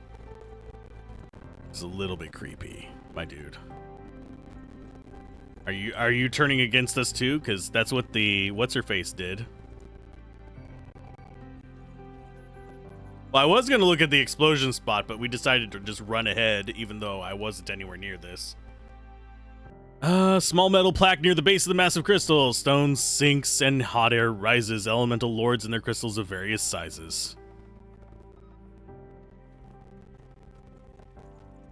Piles of rubble and rocks of various sizes strewn throughout the hallway speak of a large explosion, yet none of the equipment present seems damaged. And the structure level itself is steel, not stone. I do see stuff down there, too. We are getting near the bottom of this. I can guarantee it.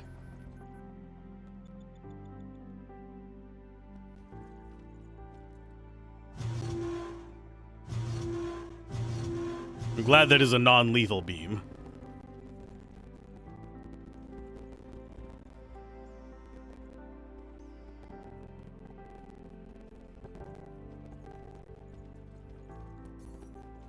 Okay, so journal. It appears to be one of many. The guard inactive teleport, most likely leading to a secret place or trap. It's not clear what exactly needs to be done here. Okay, so do we actually have a note on it?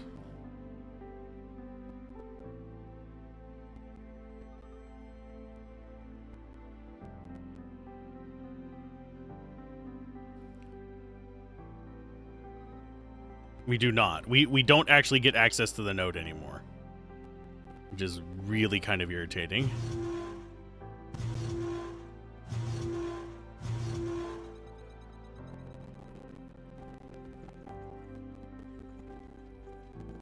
I might have to go look at the video footage to try and figure out what it wanted.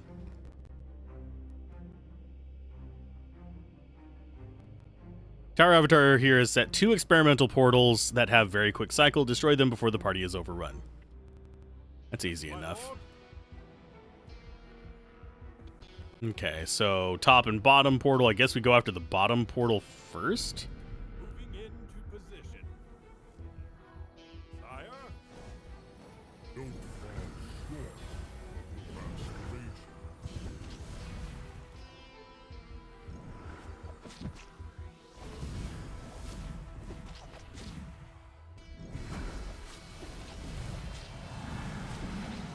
And yes, I am just putting that thing up there to kind of deal with that tower there.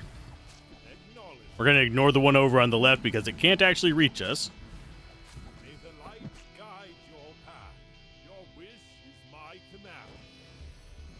And we will drop out another one over here. See who they decide to charge against whenever that timer's up.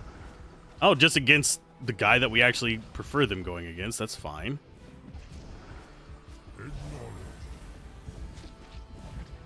Will do. Grab all their aggro.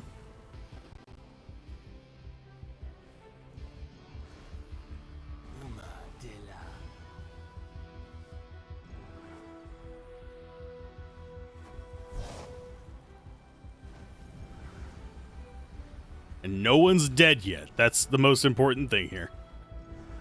I need them to not die right away. That portal should be, down. Position. So all that's left is to take out the towers and nonsense, which is easy enough. So you start in there. Moving into position. How may I help? Yeah, there's no more enemies spawning. We're just here to get rid of the big tower. That's the only downside of the tower ones. Generally speaking, most of the time you do want to just take out the towers first because they're in kind of important spots. Here, this one is just ineffective because it's not doing anything. So there's no reason to take it out early, but then you have to walk all the way across the map to take it out as well.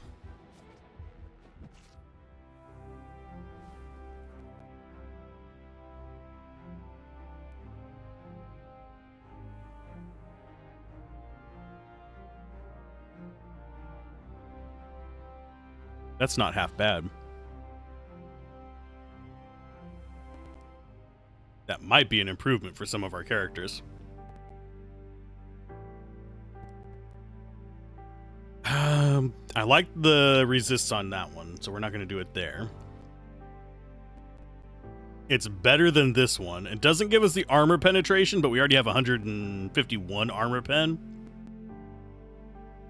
So we don't have to worry about that.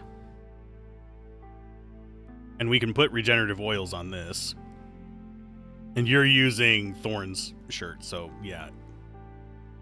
So we go there, enchant it.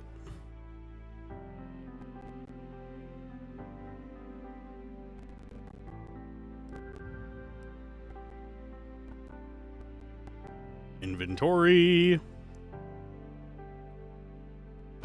See what he has. 26.3. Yeah, they're both good. He is zippy as shit, though.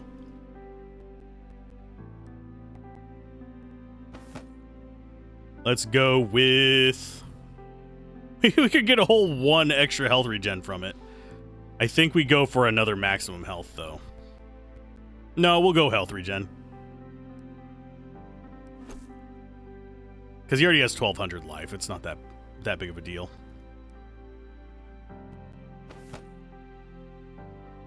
And those are Thorn's breeches.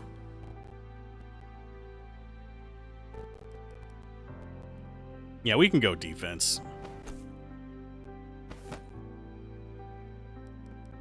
It's not as great as it's going to be on our other guy. Oh, we actually haven't put anything in that.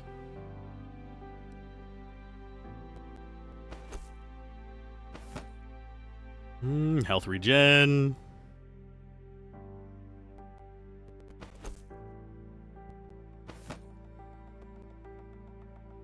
We'll go with...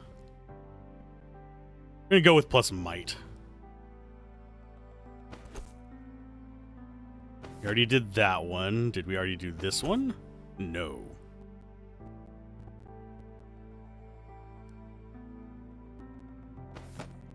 Think we already did you. Yeah, we did. Which is good. We're fine. Okie dokie. So we need to enchant hand armor. Question is what? I guess attack speed is all that we can really do for him. We can upgrade some levels. Both of them can go up to 12 now.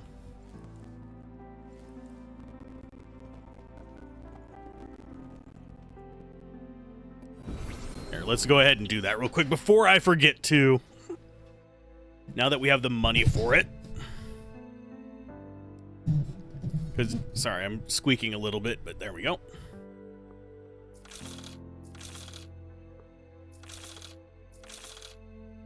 Back to that. I really hate that we had to waste money on Maeve.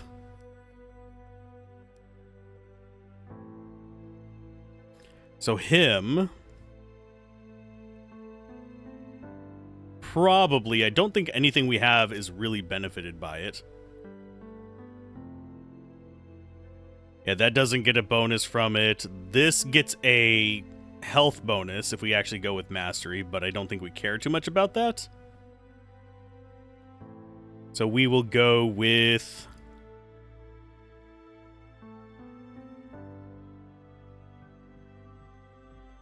getting both of those up to 10. Yeah, we'll just go with some armor pen on him, and he needs to go with speed. Mainly because we want to be swinging more often, because we just want him doing more and more AoE damage. As far as the skill tree goes, nothing too impressive either way. That can actually get another level, so party health per second up to 9, I believe. No, it's 8. The duration is fine. This we're going to swap over to being the party heal.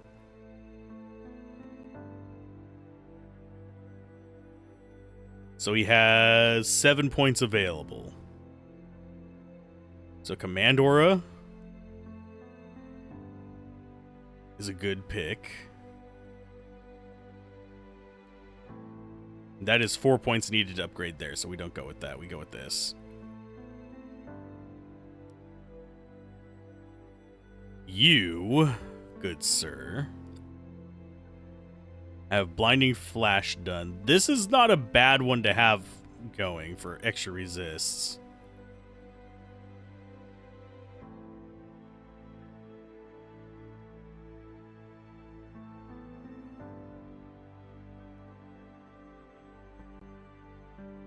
So maybe we get the Acid Splash down?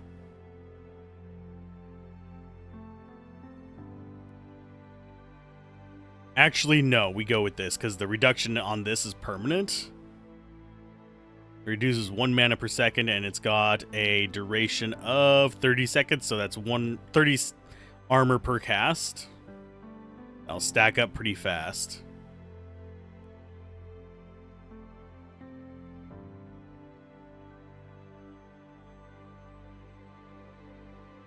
So if we ever need to like strip something of armor, that is the guy to use it with.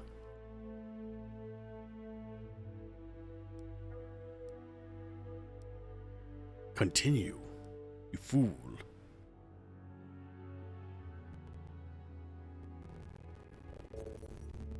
And we're getting our hundreds of gold. We do have the emergency generator there.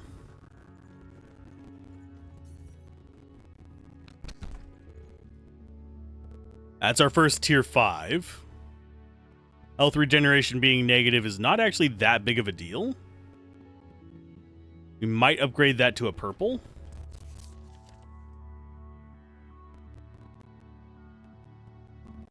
Okay, Rakim leads forward in the control panel, flashing red. His eyes squint as he ponders the console's message. Emergency generator is online for 354,764 days. Let's go see how much that is. That is Can't read it on my tiny other screen. 354764.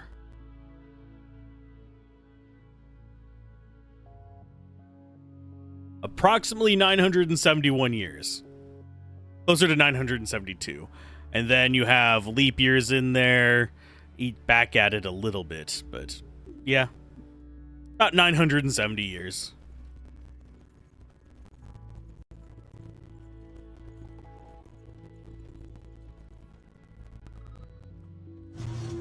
I think that one's supposed to be there because it's fire, so it should be going to red. I have a feeling that is a puzzle that we're going to be solving as we go through this entire place. And we have blueprints. Armory to 15, Mage to 15, Artificer to 15. Mage is our first one to go, so...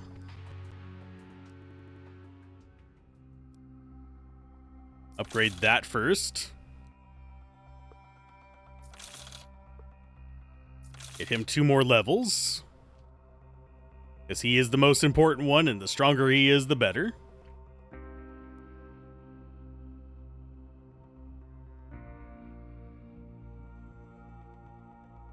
Do we bother leveling that up?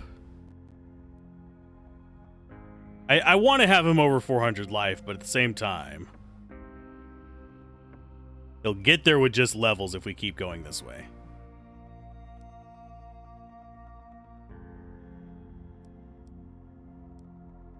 Spell-wise, he has Revival, which increases how much those actually restore them with. So yeah, Tier 3 gets them at 100% life when they're revived. Elemental resist when they're revived versus attack speed and movement speed.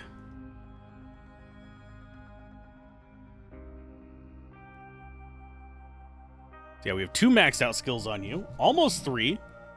1 more level and we should be able to max out Water Lord. Do I bother maxing out Ice Cloud at all? Probably not, because we don't actually use that often. It's mostly just support. We don't have the money to do some of these others. I am curious how much gold... 300, 400, 500. Enchant. Ooh, and we can get shields from all this stuff. By dealing with each of these.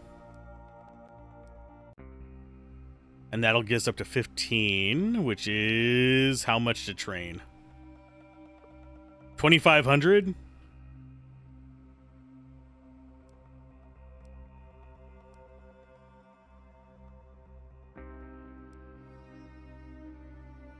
Temp. We'll just have a temp save slot there. Back to that. Challenges. Are these actually any better on money? No. We can get... oh, some of the enchants are locked behind this, so they might not be random. But yeah, the gold on some of these is not terrible.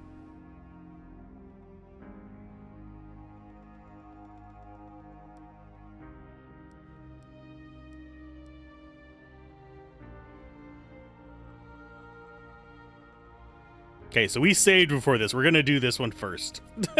The most difficult one first. All right. 3 crystal behemoths.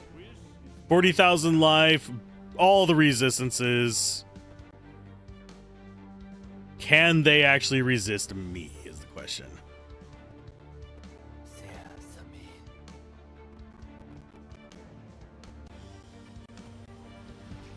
I think we can. I think we can deal with this. May the light guide your path. Yes, sir. Because they're not even denting us. It's just a matter of chewing through them.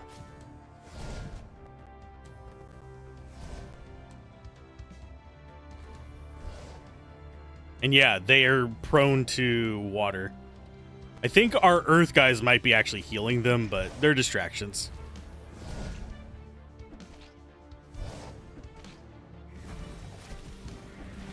Oh, so they are bosses. Well, at least they count as bosses. Oh, there's a tower. That's fine. That's something for our little friends to deal with.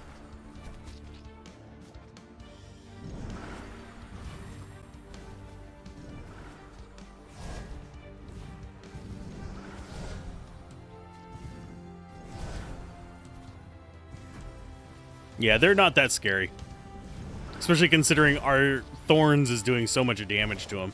They're not really sundering us at all.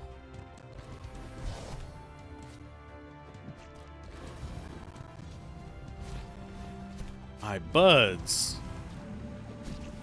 Well, there's 2 down. Well, 1 down in a tower. We killed half the enemies.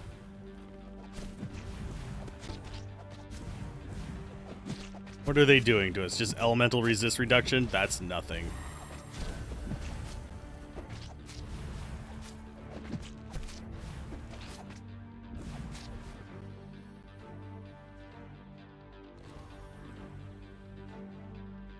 Where's the third one going to come from? Or is it only 2? I thought it said 3. It was only 2. Got ourselves a pretty interesting looking shield. And 700 gold. So the hardest one, not too hard. So clearing these out, not terribly scary.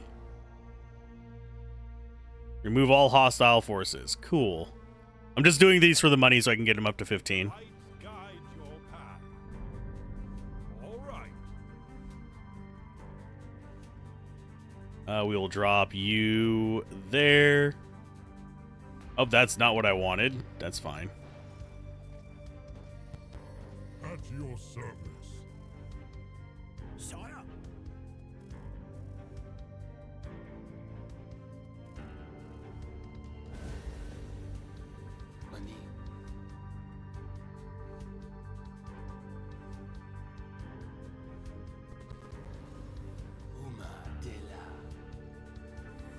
Okay, so that's not scary.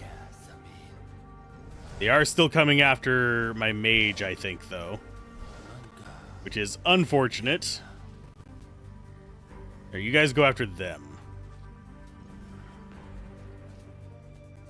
I'll deal with the towers in a minute. So this is just like swarm mode. This isn't even scary enemies. It's kind of sad.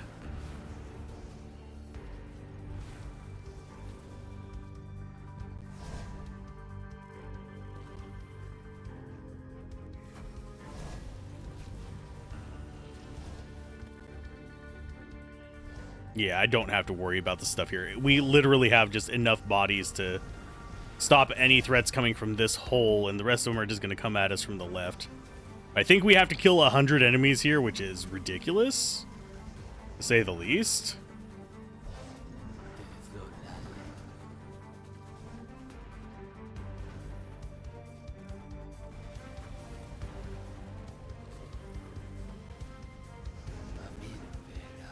Yep, just loop around, you'll be fine.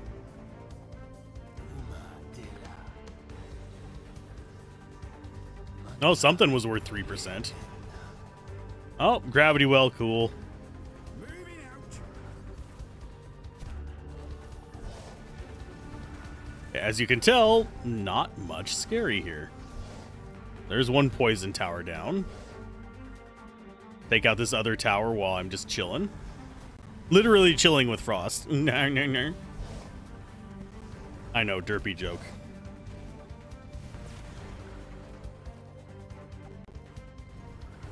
Yeah, just take out the towers. Okay, how did we get up to 53 there? I don't know.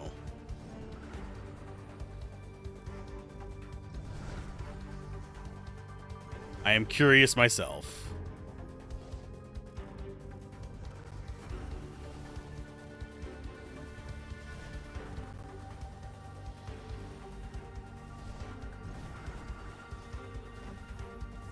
Our main crew is just ignoring everything. That's nice. Hey, buddy, can you not attack me? I can return the favor. Get dazed, bitch.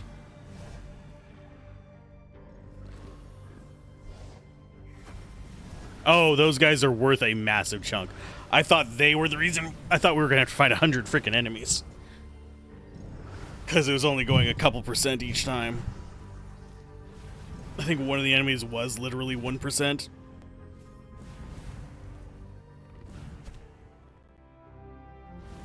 Groovy. So that's another 600 gold. We got ourselves the Meteor enchant.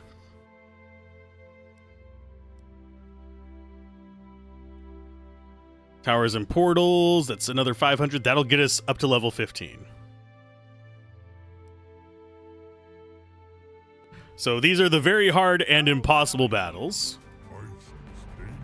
that are actually not that very hard or that impossible. You start in on the turret here.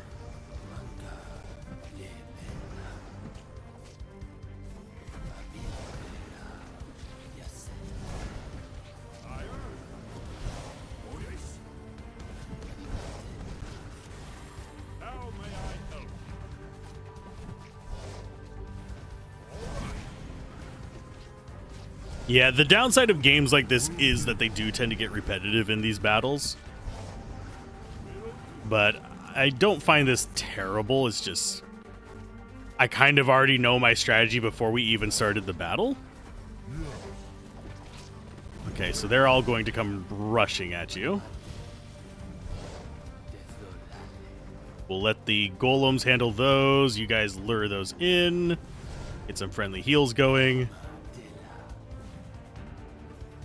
Actually, you stay back here and keep shooting the tower. We'll just summon allies.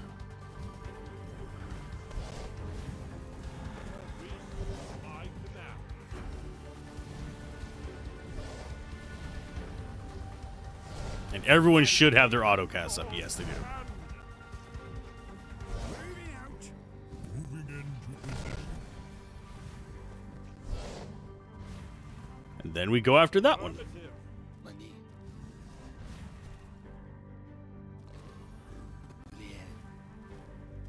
Because all the towers are dead.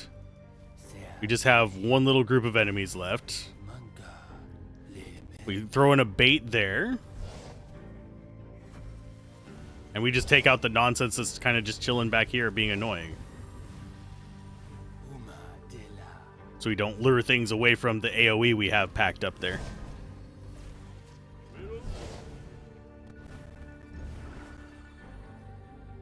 Oh, are some coming from the side portals? Or did we just forget you there? We might have just forgotten him there and I just didn't notice him. Nope, they're coming from the normal portals. So there are just normal enemy spawns on this one for some strange reason. That breaks the rules of what we had before, but...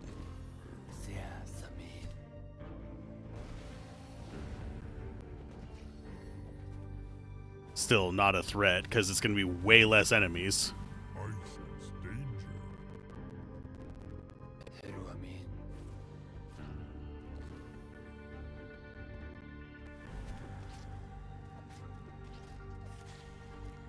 It just makes this stretch out way longer, Heading out. because we have to wait for them to spawn. And the range on his spells is pretty up there.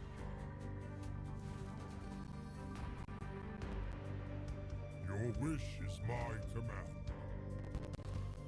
And our cooldowns are so nice now that we can just have the entire army helping us.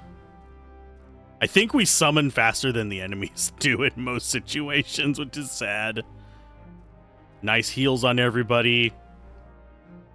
Very little damage received on Elf Guy. They tanked a good deal for us. That's fine. So we now have enough to do... ta-da-da-da! Level 15!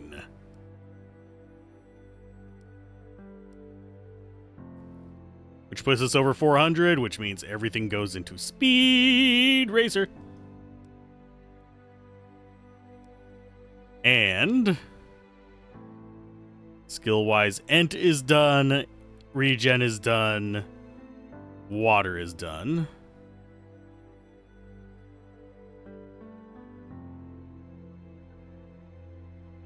So that just reduces the cooldown again. So we can spam even more of them, which is a huge boost to that. Because at this one, we are spawning one every... Like, we can have 3 out at a time by the base of it. This one, we would actually end up with, what? Just under 5? It's like going for faster cast in Diablo 2. We got all of our blueprints. We'll save up a bunch of money, then we'll go level up probably Blue Guy next. But we're gonna need a crap ton of money for that.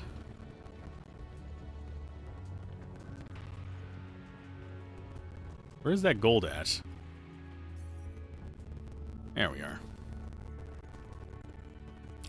A deafening roar emanates from underneath the machine in the center of the chamber. Your champions can barely hear themselves think. The consoles attached to this elevated machine appear to be inoperable. A voice speaks through one of the displays, but it's unintelligible over the noise of the machine. I think this is going to be a cinematic. No, it's not. All attempts to reach Proteus have proved fruitless. The first Magus views us as traitors and refuses an audience. More powerful than we expected, we have been unsuccessful at breaching his protective barrier. I am now convinced that Proteus is not the key to our salvation. If we are to defeat the Organte, it will be by our hands and our hands alone. For this reason, I urge experimentation to take place immediately. We must explore every avenue and uncover the Organte's weakness with utmost urgency. We have some gold there as well. And there. And more crystals. I mean, really, the only crystals we're short on right now are the purple, and we can make more of them pretty easily. We saw a little description, but it flashed by too quick. They scramble to arrange themselves defensively, stumbling and knocking into another, not a show of clumsiness, but of desperation to prepare for your party's attack. Through the mass of armored flesh and steel, a swirling sphere of purple energy undulates between 2 large crystal formations. Okay. Got ourselves a Meld Great Helm of the First Magi. With an extra 300 gold just chilling in there.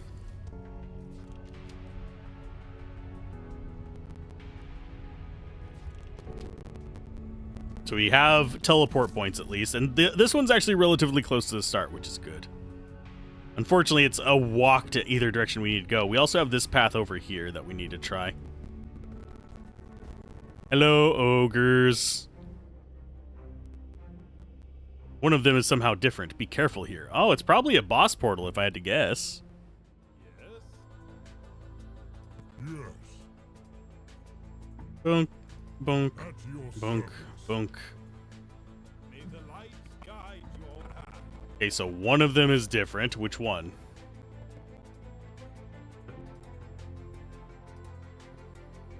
None of them seem different. Acknowledge. Maybe that one's different with the long cooldown, so we'll just go left to right?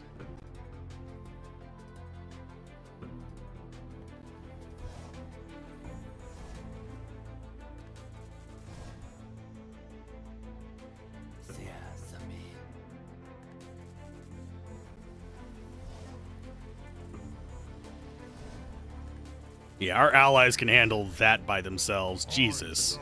Look at those things melting. Will do. Yeah, go after that one next. Position. 20. Oh, wow. It's like a 12-second cooldown on it. Because of all our bonuses. Yeah, we can have almost 9 water elementals at a time.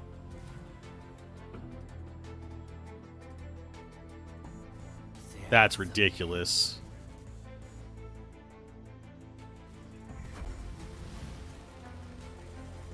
All right. Ready to serve, my lord. Are they going to be able to kill that before our allies even get there? Possibly. Depends on how fast we decide to actually summon these guys.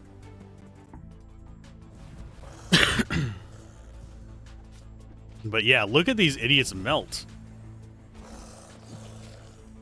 That's what happens when you do about 100 damage per tick.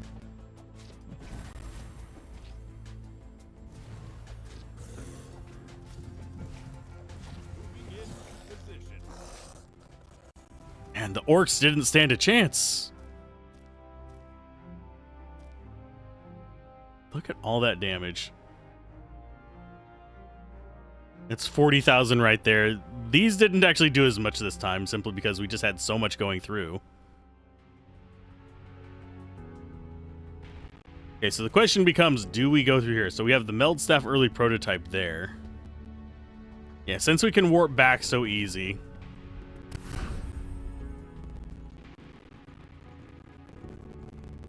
I'll go like this and check this out real quick, because we want to get that Meld Staff. It might actually be good.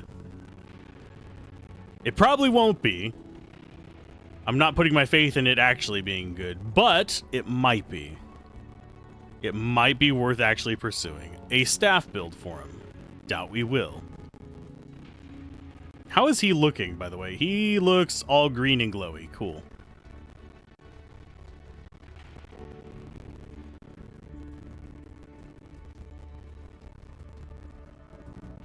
Glass container contains a strange glowing crystal. Upon closer inspection, it appears to be a common crystal coated with pure gold.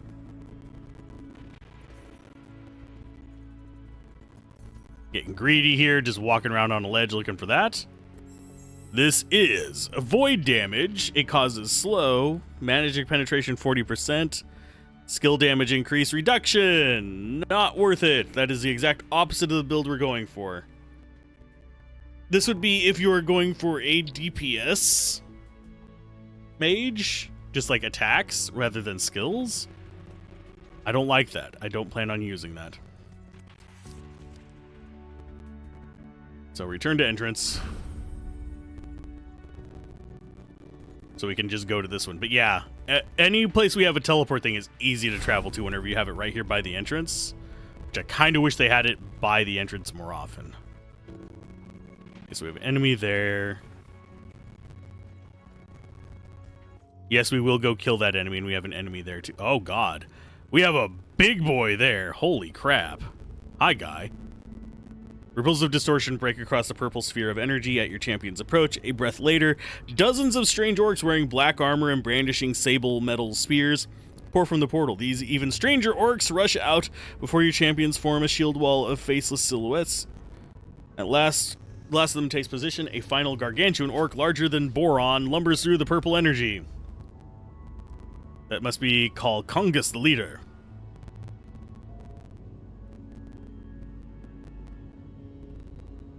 Weapons lowered to impale anything before them. Pakra Tachin. Okay. The Ebony Orcs freeze in place as their leader pushes his way before them, coming to rest before your party with one hand on his hip and the other dangling 50-pound spiked ball of iron from a chain. Looks to your champions beneath squinted, piercing eyes. What do humans know of peace? We know much of peace. We stand before you now without arms. His arms and shoulders drop as if giving way to a deep burden of sadness. Aww. Humans have driven us off ocean cliffs, burned us alive, poisoned our prisoners of war. You have made rivers run green with orcish blood, chased us from our home to this faraway place of stench, and now you offer us peace? I would have thought orcish blood would be black. Orcish leader lunges forward, bearing discolored tusks and hurling his spike ball at Maeve. No? Okay.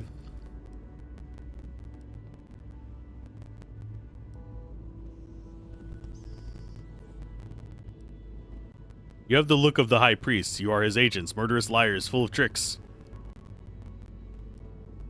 We will prove your words the old orcish way, by stone and chain. No orc interfere. You will admit your lies or defeat me with them.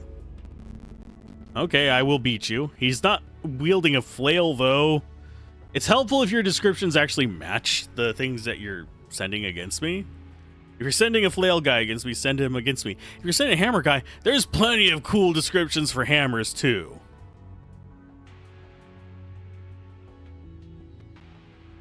Don't doubt it. Can we defeat him before all the forces attack? Probably. At your service.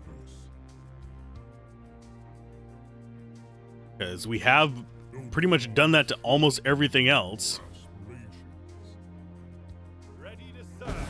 In fact, I will go after the portal first. Here, be distracted, fool.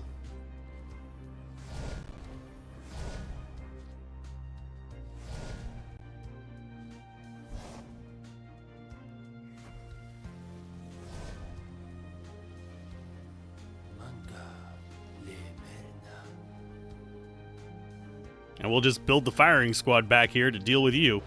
Oh, nope, he got angry at the water boy. Okay, that's cool. Yeah, you guys now start to deal with him, now that there's no portal to deal with. Oh, it'll still summon trash? That's fine. I can deal with trash.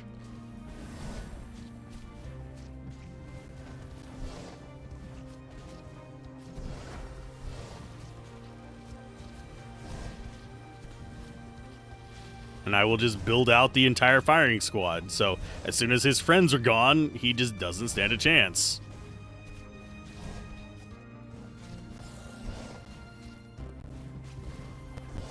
So we can have like 8 of these out at a time. The way things are going. And yep, there he goes. Man, no wonder they lost. Two-handed fire sword, health regen -4, but some mana per hit is not bad. The boots are made for walk-ins, so walk-ins what they'll do.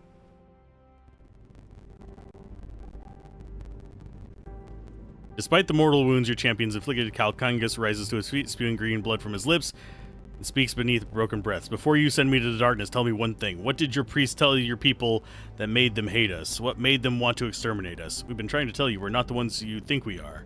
We're not the humans you've been at war with. We have nothing to do with this priest you speak of. Came to this tower in our land, and your people have been attacking us every chance they get. Different humans, lad. If it's true, then let us stay in your lands under a blood bond of peace. Forge here and now with my dying breath. No great leader. No humans from any land can be trusted. Okay. Kane slowly removes his gauntlet and extracts a dagger. Careful, King's champion. I have memories of such pacts. Hatred is not so easily dismissed. It runs deep in those with orcs. Okay.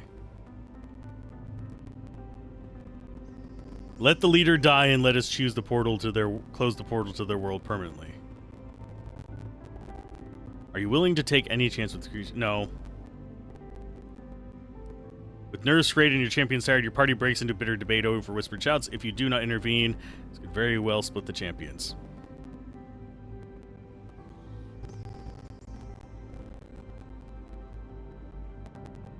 We will do with let the portal stay open. I know that a lot of people don't like that. There can't be many levels left of the tower, so close to the bottom. Remember having your party fall to pieces now. These strange future orcs deserve a second chance. Your focus your will on the party and strongly urge them to make peace.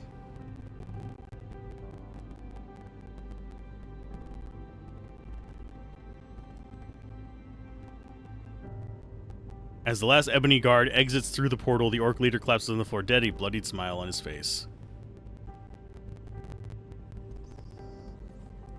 You feel it? Don't you feel any of it? A will not your own influencing your decision. One moment we were all at odds on whether to close this portal, then the strange pressure of an outside resolution settles among you. The next moment you're all agreed on a single course of action. And I, for one, am glad for the moments we can all agree on something. But yeah, perhaps as an ancient, milady, you're far more in tune with forces within this tower, but I, for one, do not feel anything strange.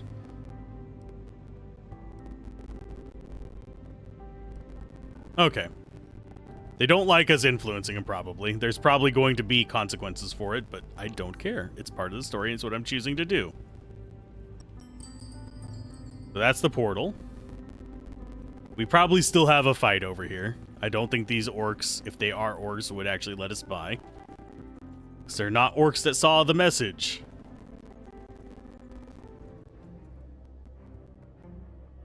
It's another Dr. Lecter.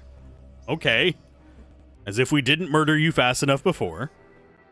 Sire, This is starting to look more like Tron. I'm just going to point that out.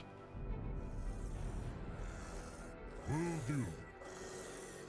Bigger is always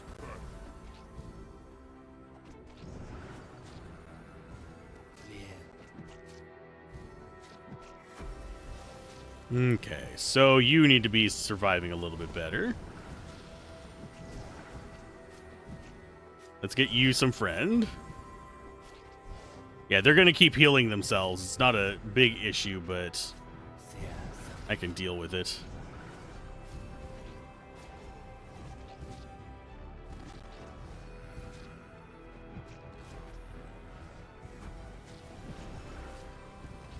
Yeah, they're actually able to take out my water elementals, you bastards.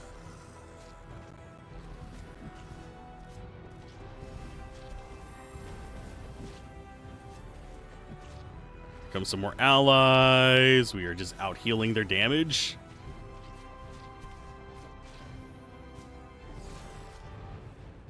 They're able to drop the heals as well, which kind of sucks for me, but I think we do just end up overwhelming them.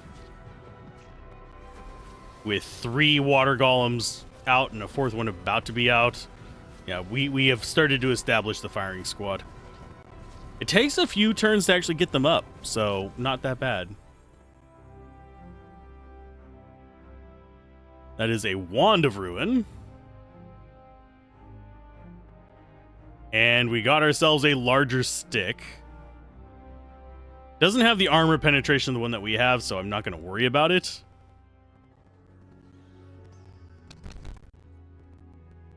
Gold and some armor. Skill power increase 44.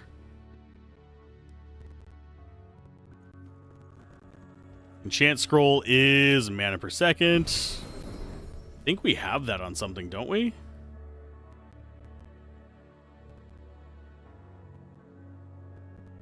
Yeah, we have that on our armor. We actually have better body armor for a mage. I don't think we do. We have a minus movement speed one that's actually halfway decent. I prefer our mana increase on that.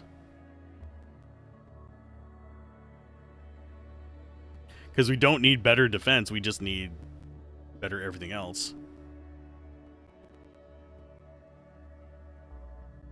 So, ethereal absorption, yeah, we go with that one. So now you are up to how much per second? Unequip and re-equip, it's going to be a tier 2.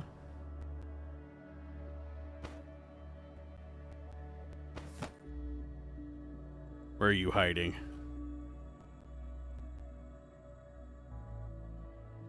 The tier 2 purple, there it is. 24.7 isn't bad. We don't have like thousands of mana like the other characters, but that's every couple seconds we earn enough to summon like half the stuff we have. Details, pull is not bad. Yeah, the earth shake is the thing that's going to be the problem. So we're going to have to pull our guys away. Always back. Yes, my lord.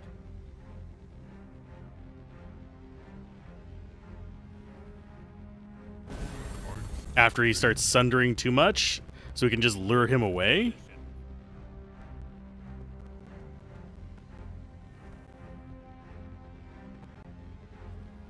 And we have the firing squad to help us. So yeah, if he establishes more than, I would say, 2 sunders, we go ahead and just move back.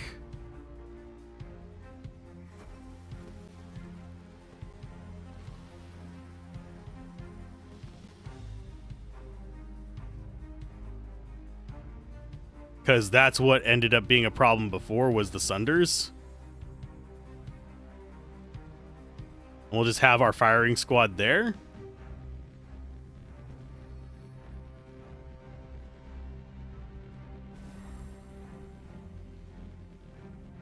And I think he may have already done enough sunders to, yeah, get our armor almost negative.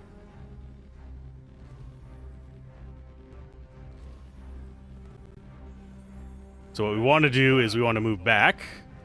Will do. All right. Yeah, you guys get back. Let him do his thing there.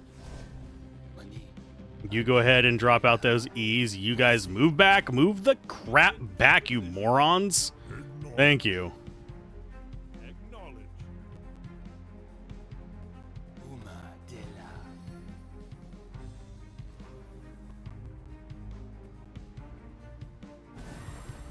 Yeah, and we'll just have the army on top of him while he's doing all that. You guys move back. You just stay here. You can actually come in and fight him.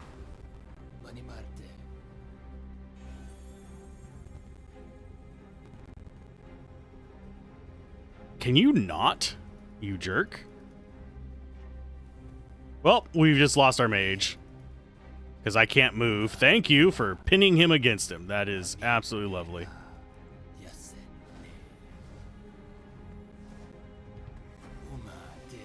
Okay, there's the heal.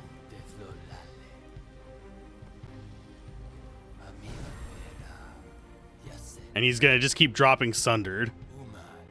I hate that how long that Sundered lasts. That's the major problem. There's his next boss stage.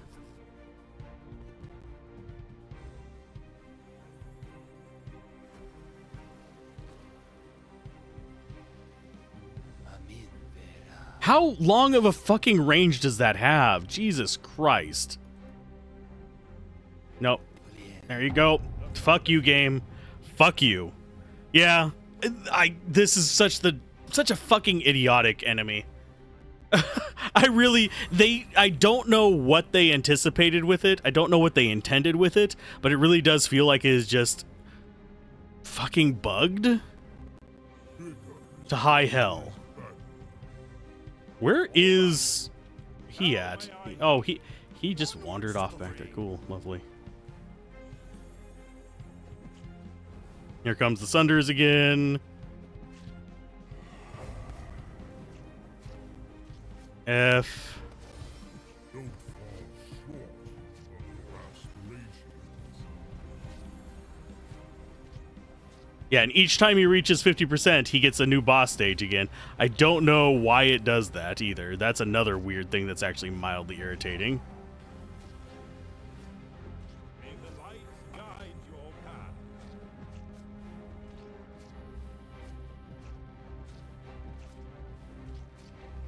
We might still beat him, just like out damage him with the rest of this.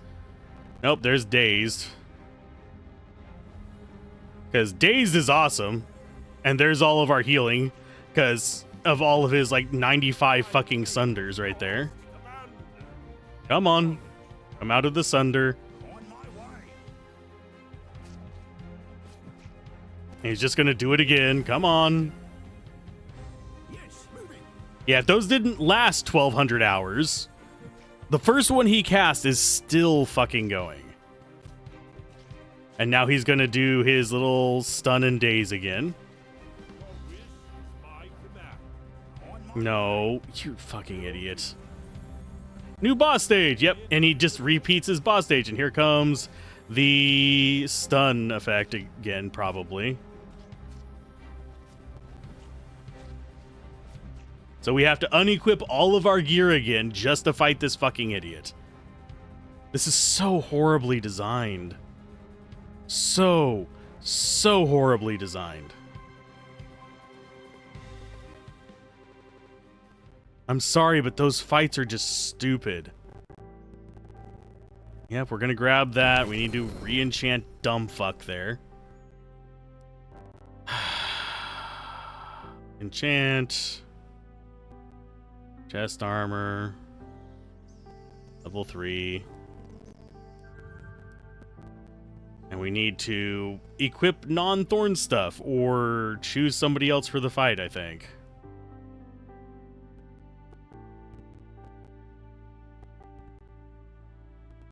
And I extra hate it because I have to go and find this shit in my inventory again.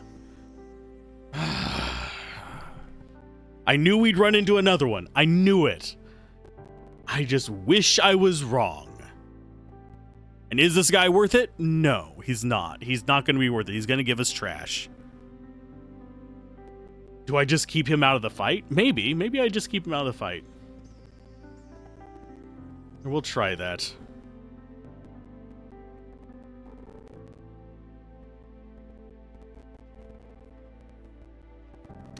I mimic.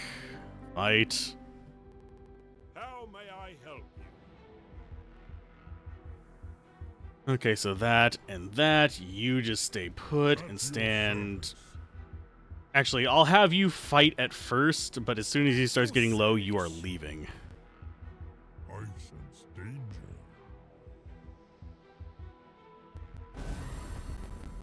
May the light guide your path. Okay, you guys go up and intercept him. You start building up ranged guys.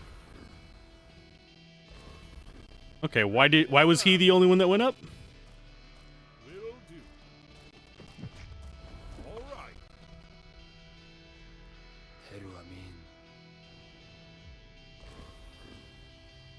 Your wish is my command.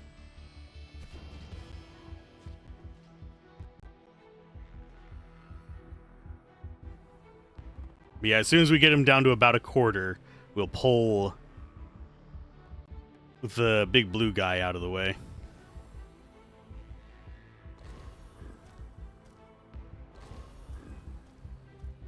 Okay, so yeah, there's him being sundered too much, so you just go ahead and run. Into position. One small step for me, one giant leap for giant kind.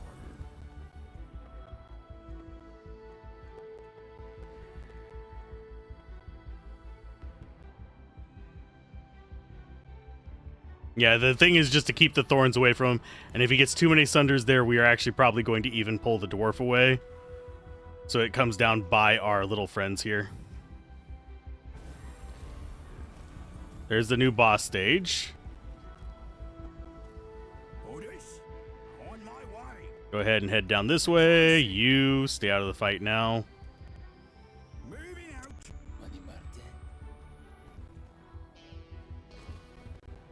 May the light You go ahead and move this way. all right. Will do. And he's going to start pulling in our little water guys, unfortunately.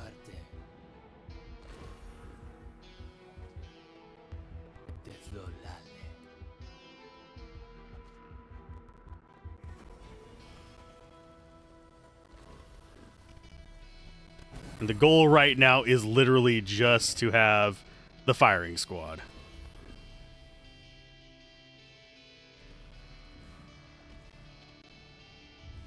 And he's going to do a daze. Which is fine. We got more bodies.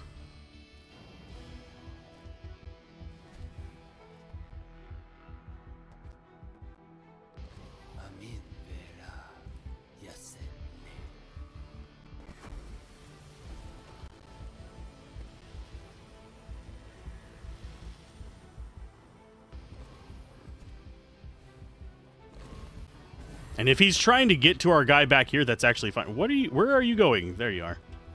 Why was he walking away is a question I had.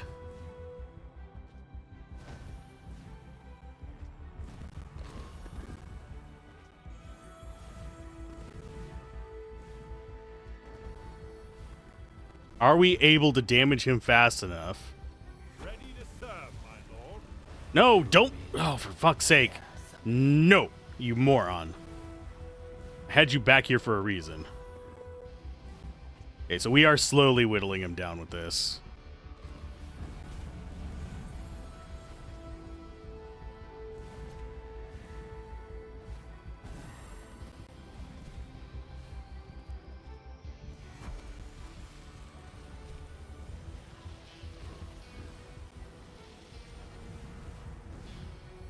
And here comes his stun thing again, probably.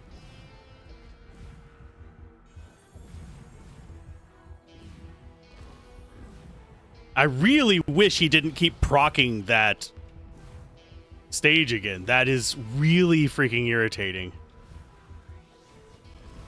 And doesn't really serve a purpose for him to continually be being healed up to 55 and then going immediately back to just... What stage does he have that doesn't have this shit? This is so stupid. Yeah, let's have him have the same fucking boss stage 97 times. Because we can't be bothered to script a, oh, he's done this once? Toggle that shit off. So there's no way for me to kill him. Unless I completely strip my gear, write that shit out, exactly which things I need to re-equip after this godforsaken stupid fight.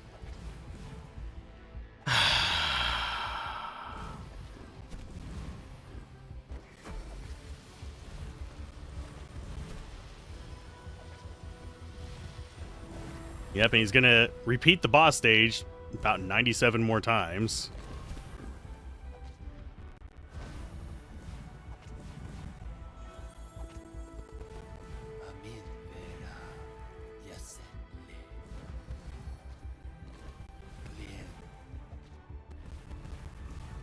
Yep, there's his heal again.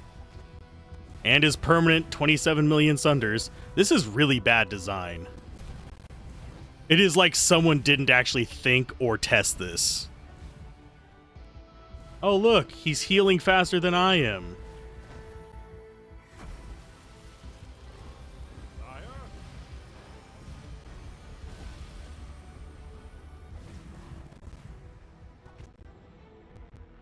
And he doesn't actually have a heal effect on him. He is just healing.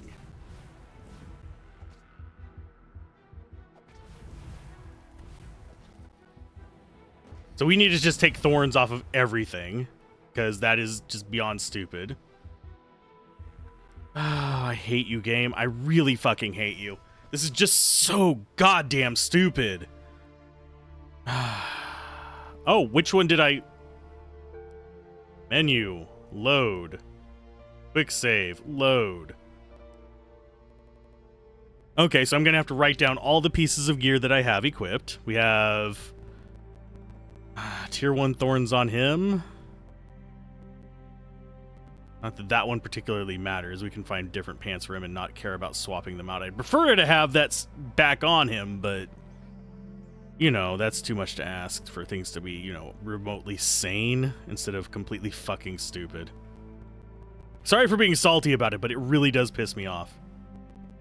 Whenever the game just is not, it's not even, this is something that you could have tested for like right off the fucking bat. This is a very straightforward thing. You have thorns in it. Test that your thorns don't go negative. If they do go negative, make that an actual mechanic that is introduced at some point and make it so I don't have to like sit here and juggle goddamn all my equipment every single time I run into one of these idiots.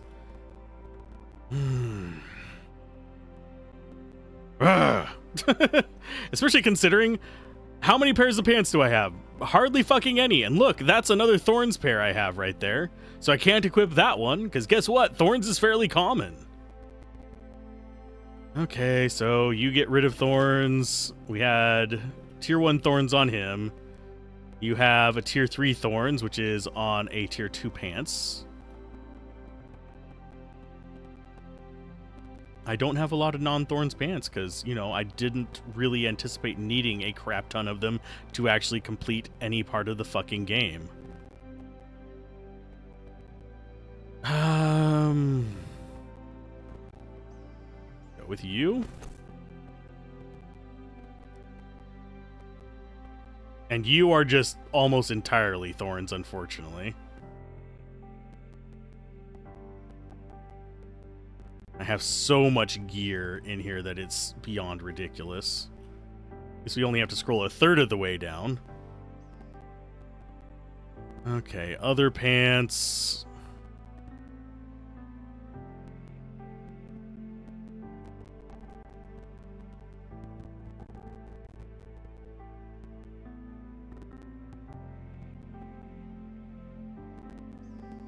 I guess we go with those pants. It's a gold tier 2 shirt. I'm gonna have to take forever to find these again, unfortunately.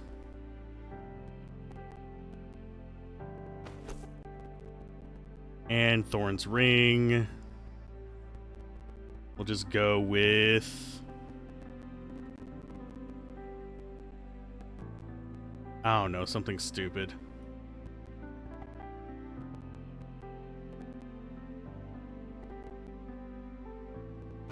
Okay.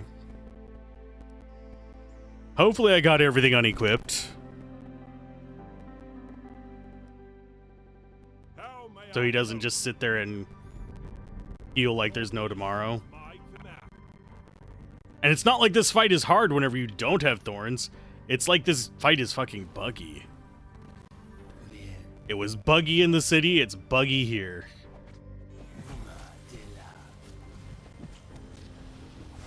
My lord, I sense danger.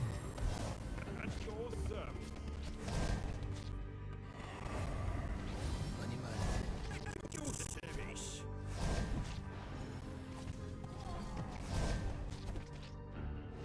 Yes, my lord.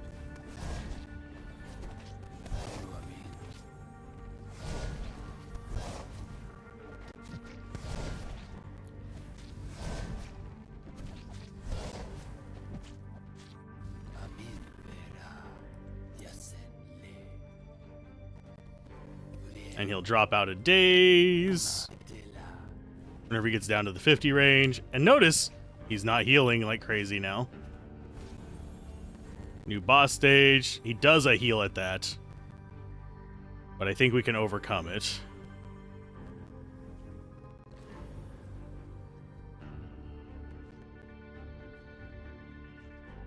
Here comes the stun.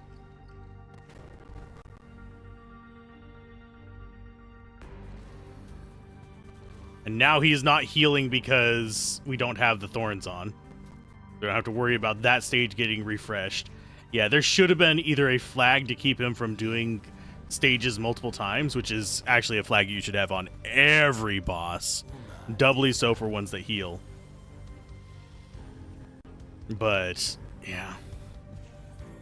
Oh no, he's trying to heal with his normal healing spells. Not gonna work there, bud.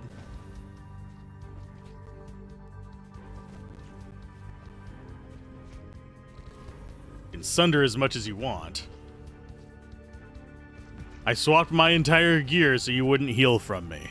Because they couldn't put a note there to keep it from going negative, so you'd get 20 million life from every tick of seconds. I just hate having to juggle all my equipment. I feel like it is insulting me and wasting my time.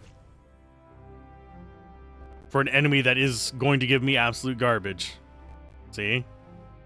Oh no, some boots that are negative health regen. Woo. They're actually not that bad. It's just not worth that amount of annoyance. But I kind of feel compelled to do it, so I have 100% on each floor. Okay, now to find all my gear. We had a gold ring that was thorns. We had a thorns chest. We had thorns pants.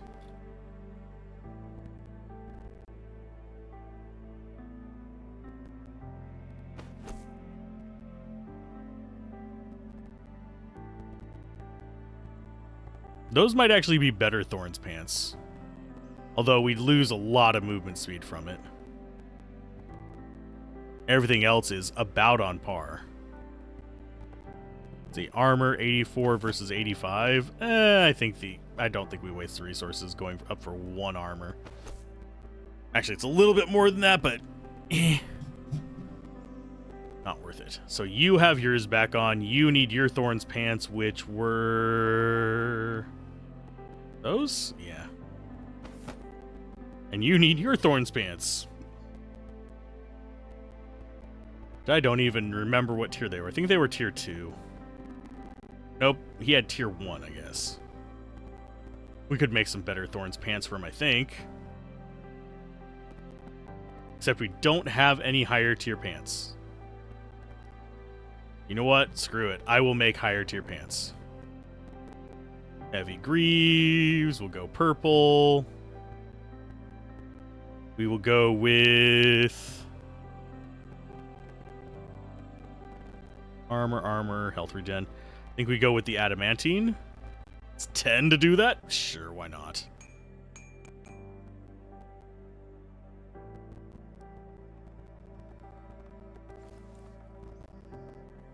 That's some better pants for you there, bud. Put them on. We will enchant them with thorns. And we put some stats on it, I guess. It's going to be...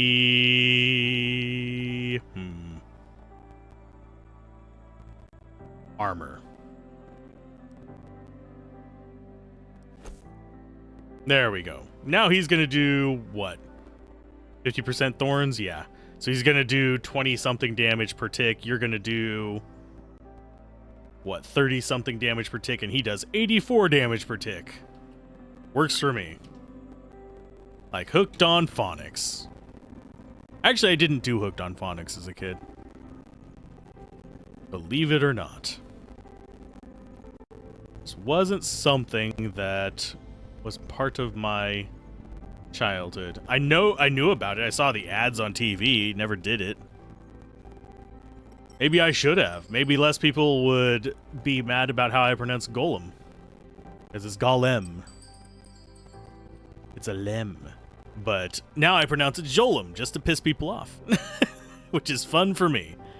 As your party continues, they pass a pile of rubble into a long-forgotten cave-in. The debris holds little interest to everyone save Rakim. The dwarf stops to examine the mound of stone, earth, and metal. Pause to see what holds their companion before any can require he extracts a child-sized humanoid skeleton. Oh my.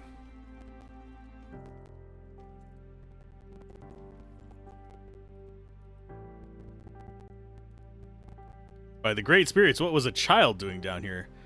The remains are dwarven. Let them rest in peace. As Eric and Maeve move on, Rockheim spots the straps of a map case tangled around the skeleton's leg. The dwarf quickly uncovers a map which causes his eyes to go white and his helmet slide carelessly off his head. I do not believe it! A map to adamantine! Digging around the map case produces a chunk of bright silver metal the size of his fists. After we reach the bottom, we can follow the map and recover the very object of your desire. Your people will record your name in the Book of First Kings. I cannot afford to waste another moment. I must find the cache adamantine adamantine right now. Maybe I should have done the Hooked on Phonics. Don't mean to abandon us now, Chief. Not when they are this close to the bottom. I'm sorry, lass, but my people are counting on the discovery. I cannot jeopardize it for everything. Jolene Lemon, who goes by Joe Lem for short. Well, tarnations.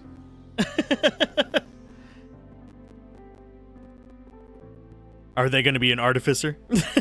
Making the Jolene Golem? Golem? But we need your steady hands of iron and fire more now than ever, Master Smith. The challenges of the tower, blah, blah, blah. I wish I could stay, my friend. I truly do. But I came to this tower to find the strongest metal ever recorded in history.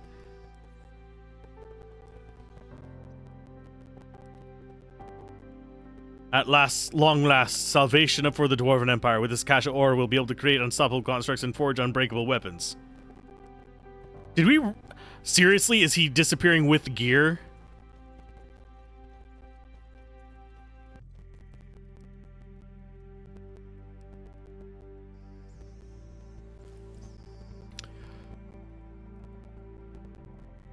Double fuck you game. And I'm pretty sure he disappeared with the gear he had equipped, too.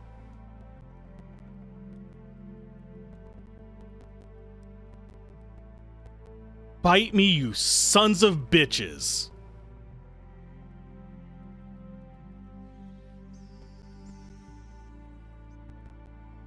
Oh, that is so goddamn stupid.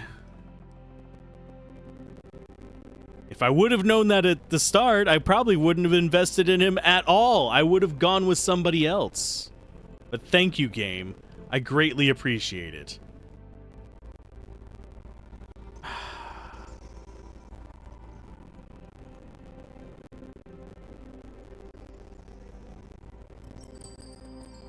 Not only stealing my good gear, stealing most of my money that I've spent investing in him.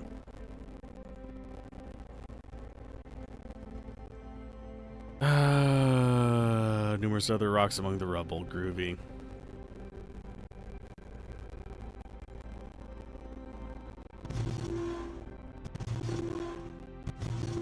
Okay, so he's probably that one.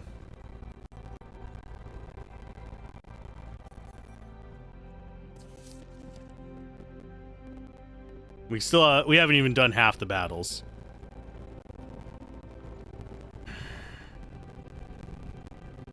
You know, you think that some of these game devs would learn basics from, you know, the past, what, 30, 40 years of game dev where we learned that stuff like this was not good design? Okay, void negation ring, sweet. Actually, not a bad ring.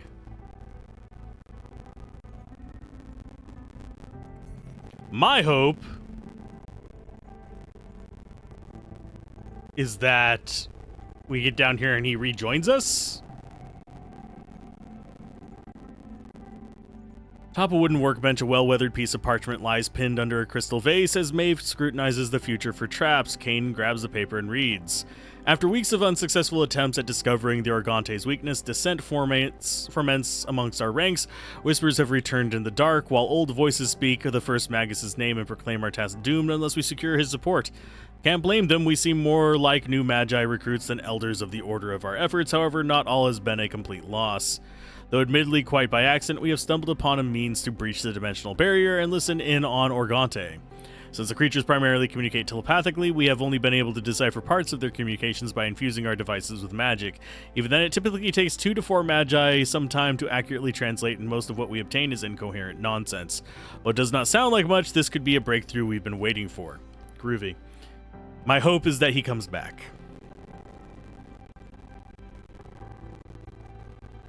But for some reason, I doubt it. Because, you know, that would make too much sense.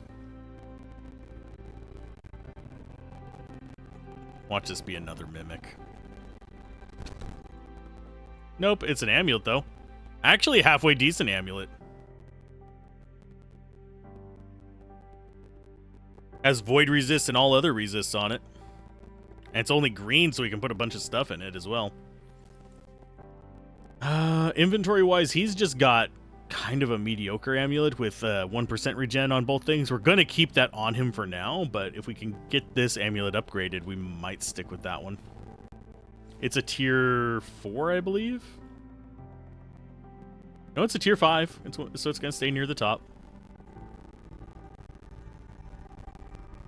Eric stands alone in the darkness, his elven pupils adjusting to light. The elf sight drops to the floor before him as he loses himself in thought.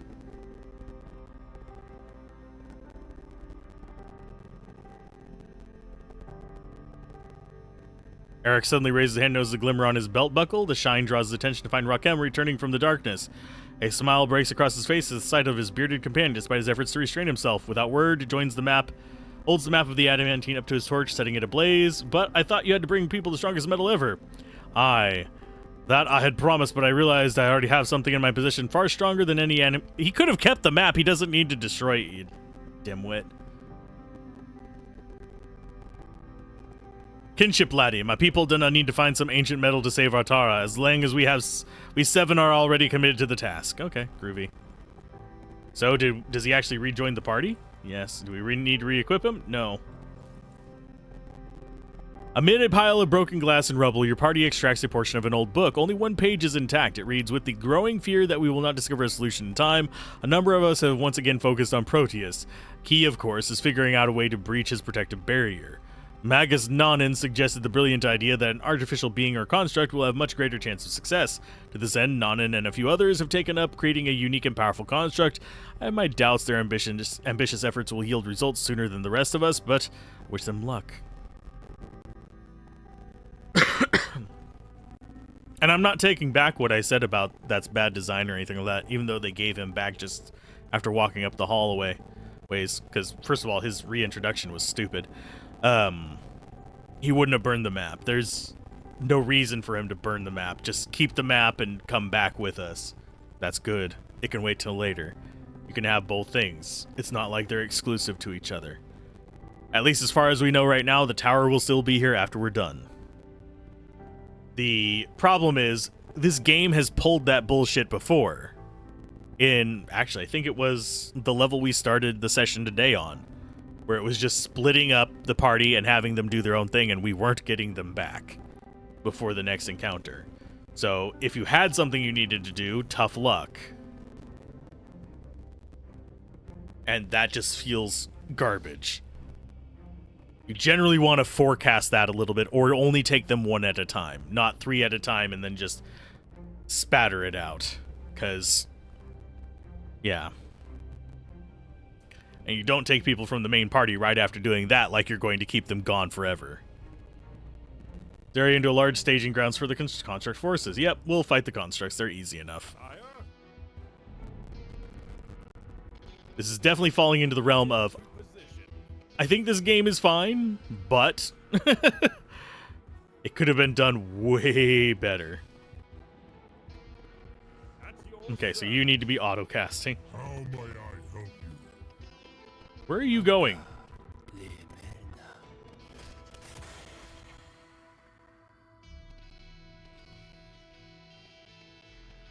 So you have 3 portals, 2 towers.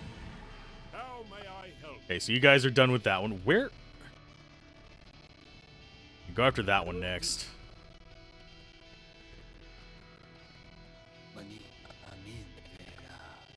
Summon some friends.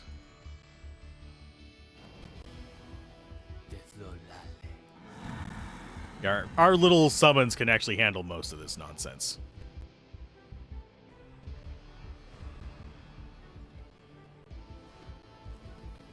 They are summoning those void stones in there that are mildly irritating, but we can handle them. Get healed. Okay, you guys are done with that one. Go after this one next.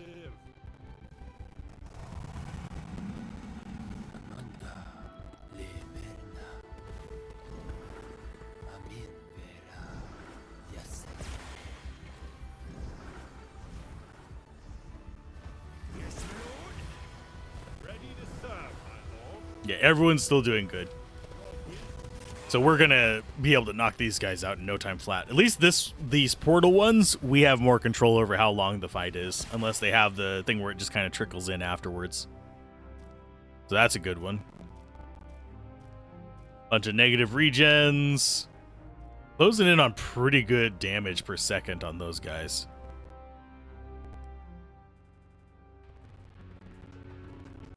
Let's get ourselves a save here. Metal beneath your champion's feet burns through the soles of their boots as they walk. The iron latticework and nozzles groan. Okay. And the game is not liking being open for long periods of time. I am noticing that. As I save, it's not just slightly stuttering. It's like going... Okay, so we... got that. So our next stop is over there. We've got half the battles done, and we still have a lot of chests. I'm curious about what the chests are going to be like. We've done 2... I think we've gotten 2 of the puzzles shown.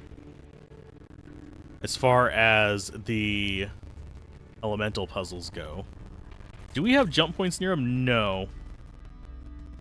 Because one's like way over here. One's right there. I mean, we have relatively close, but not pleasantly close.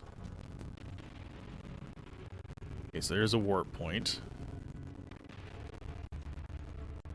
I wouldn't be surprised if this allows us to go back and forth.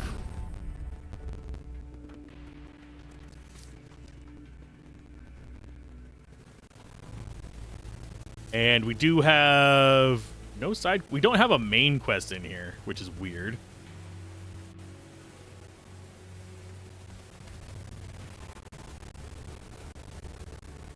We're going to have to pass judgment on the final guy. That's not going to be a problem. Ooh. Wasn't there something we were going to upgrade? Yeah, the amulet. That...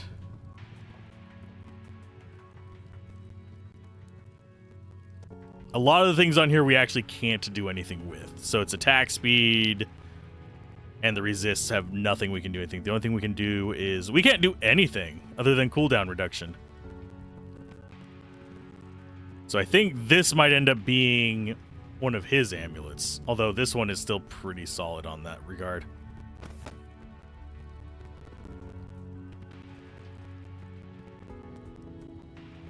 There you go, bud.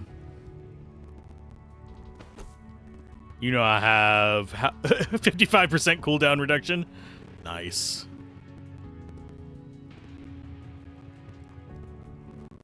So yeah, that just having cooldown reduction means that he'll be able to cast his repair and healing stuff faster.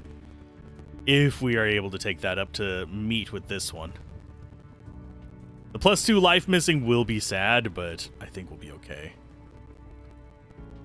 So that up to a blue. So it now has an extra slot in it.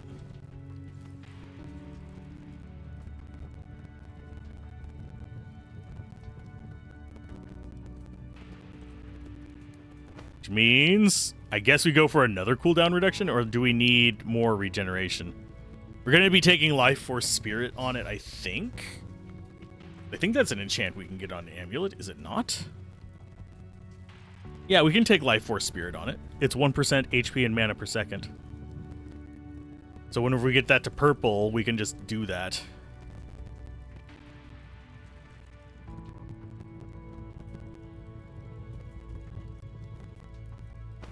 And this will be just a better one. There we go. Groovy. Has negative 22% cooldown change. So he will be basically casting stuff before it expires. Which will be nice. He'll run out of mana. It's not a big deal, though. Crappy helmet, because it gives us negative health regen. Yeah, and we're not at the point where we can get somebody else up to 15 unless we do grinding.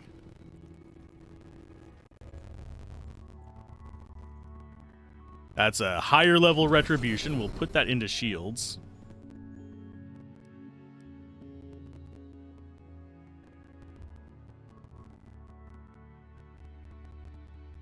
So he currently has what in that? Retribution 2?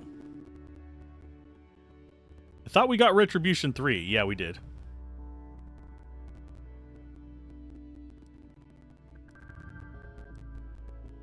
You don't have a shield. You do. Yeah, you have Retribution in it as well, so boop. And yes, we can turn the blue and greens into purples. That's not a big deal. We've already got the achievement for using it a certain amount of times, which we didn't do. We just got it because I think we transfused a certain number of crystals to that.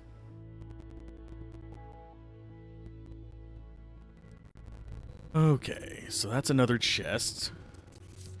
Yeah, there's still a lot of chests and a lot of battles on this floor.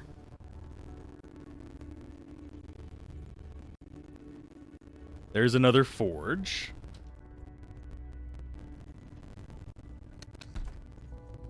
There's some pants. That amulet is going to be purple now. You can find it. There it is.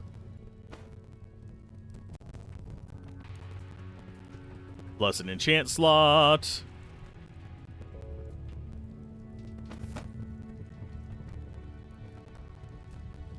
We can item forge it again.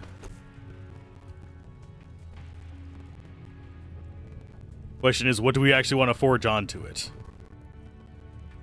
Another cooldown reduction? That'll put it up to 25. It leaves us with 14, so we can go amulets. Life Force, enchant. That is now good there.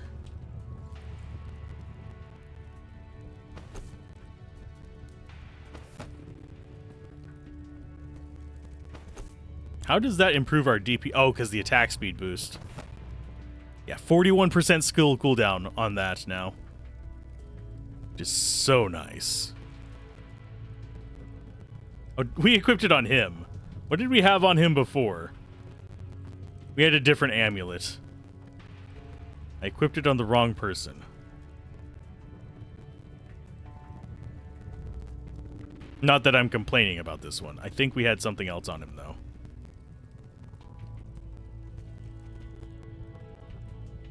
You know what? Yeah, we're going to keep this one on him just for the extra armor. You get this one. Because we need those heals on a better cooldown. And if we're ever in like a really big pinch, by the way, I can start forging these unique items down as well for purples. But no, he's going to be our main tank, so he needs that more. 26% skill cooldown. That means that he will have overlapping effects on some of those, which is exactly what we want.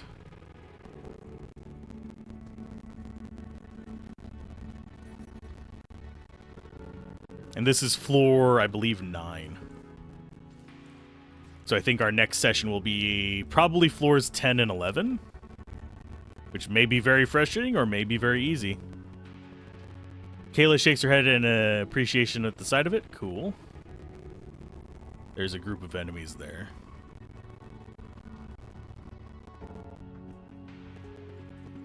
What are they?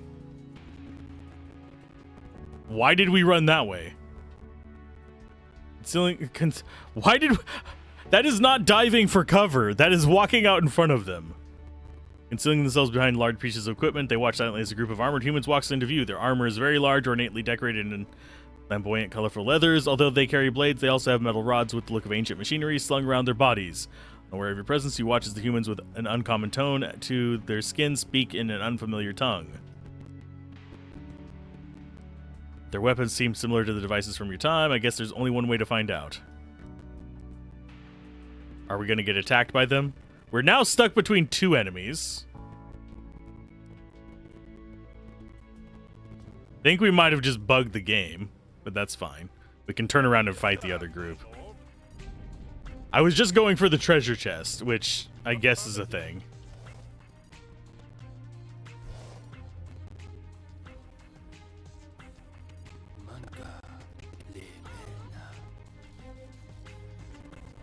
Yeah, there are some guys coming from behind us as well. You guys can go attack the things that are attacking you. I don't have you on stand ground.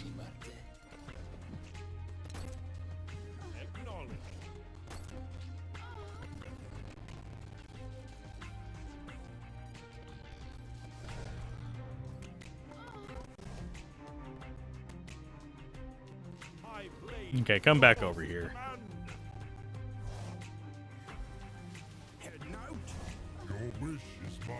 And they have the moans, which is actually really distracting.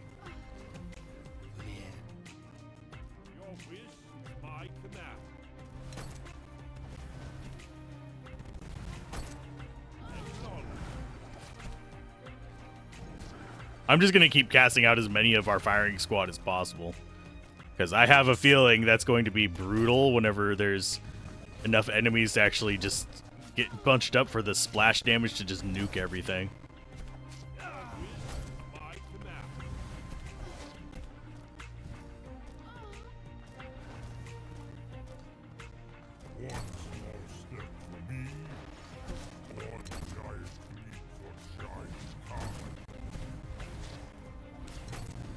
Okay, so yeah, we have the massive firing squad of doom here.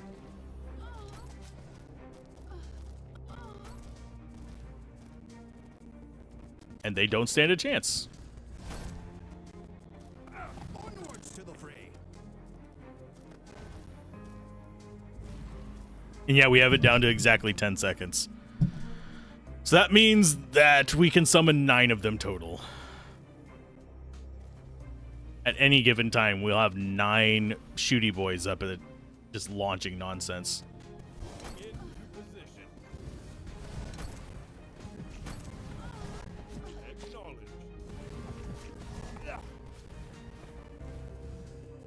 At once, sire.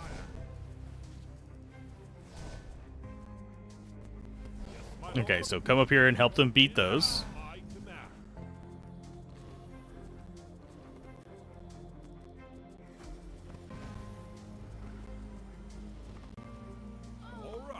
God, that's a lot of damage.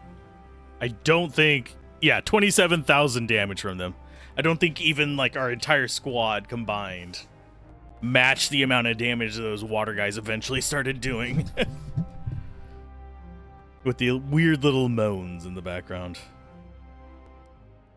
Are we going to have to fight the other ones, like, right away?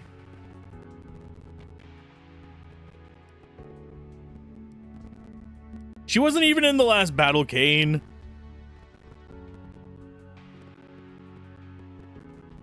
I wouldn't conceal serious wound from you. Never mind, people. We're not stopping here.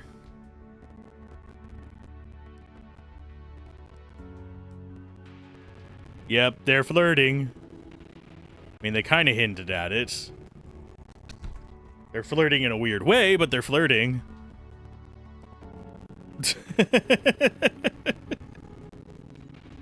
Games. They do weird stuff. Okay, so we have almost half the chests. I really am concerned that there's going to be like a room filled with chests that I'm just going to have to open and loot, like dig through all the nonsense in. Lesser scroll, that goes to you. That looks like a toxic fountain if I ever saw one.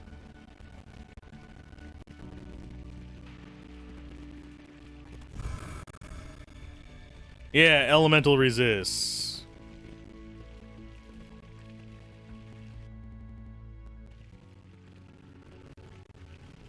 Okay, so map-wise, yeah, there's only one way to go.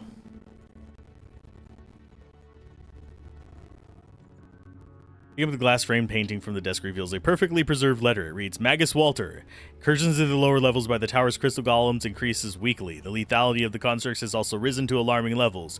We must move all remaining mana to the lower storage facility as soon as possible. Magus Malachi. Okay, so that's a whole thing. Ugh. Stretching real quick. So now we're dealing with humans in weird outfits. That's fine. Increase mana by 8%. Not interested in that. This one is... I think it's aimed at the right one? Or is it... Or is that this one and green is the other one? Green might be the other one. We have a warp point right here. I can go fix it. I think they're supposed to be at their own element.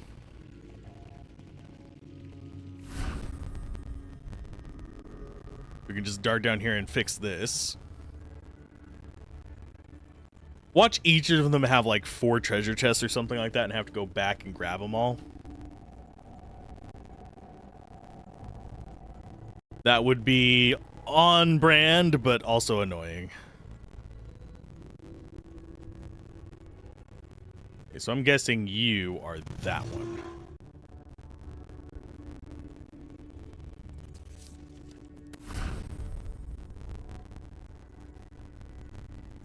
I'm glad that that flashing is not throughout the entire freaking game. Otherwise, it would be unplayable.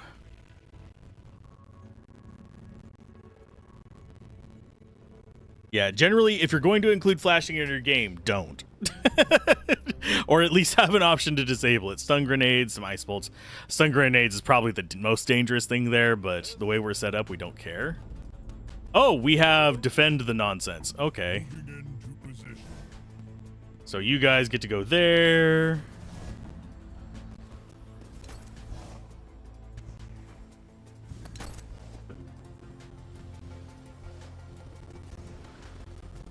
Your other 3 allies are going to handle up there. Let's go ahead and just keep more bodies up here. Affirmative.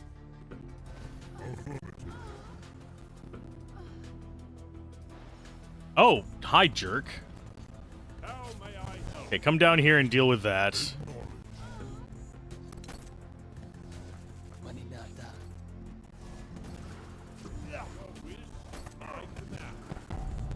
Oh, fuck you. Oh, bite me, game. I mean, we're still probably going to win this, but the fact that dumbass up here didn't come with us and all that other fun jazz makes this mildly irritating.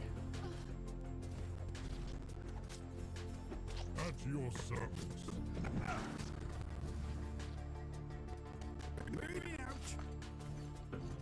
Okay, you One small step for come up to the dat. You go ahead and pop all your stuff. bigger is always better. Yes, moving. It just makes it harder, is all we're dealing with here. So go ahead and take that out so we don't have to deal with it anymore. Don't fall short. Oh, congratulations on freezing us. My lord?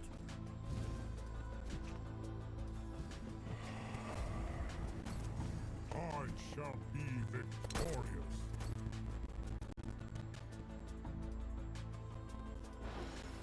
Moving into position. Okay, we're probably gonna have to leap back in here to take out these idiots.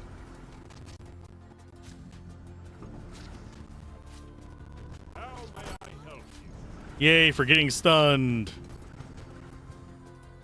And yay for them one-shotting our other guy as well. That makes it real easy. I sense danger.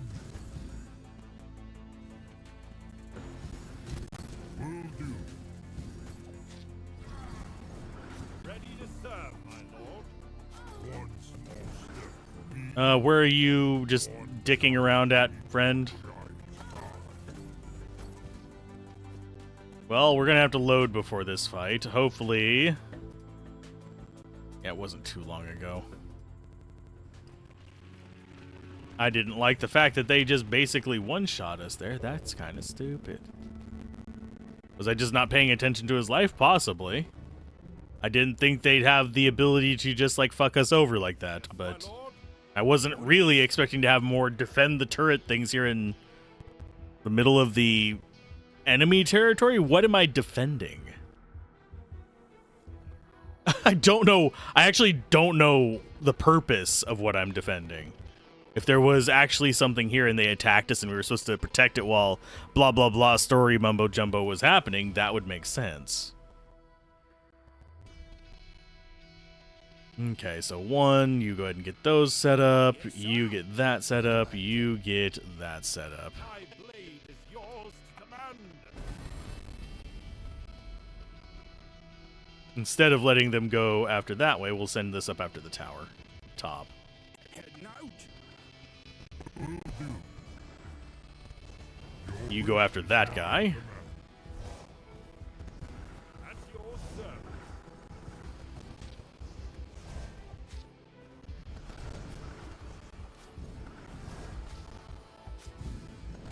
Affirmative.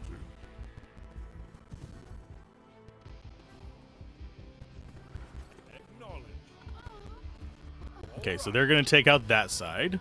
Ready to serve, my lord. And then they're going to just keep teleporting to him, which is absolutely on brand. Nope, you guys need to go back down after this.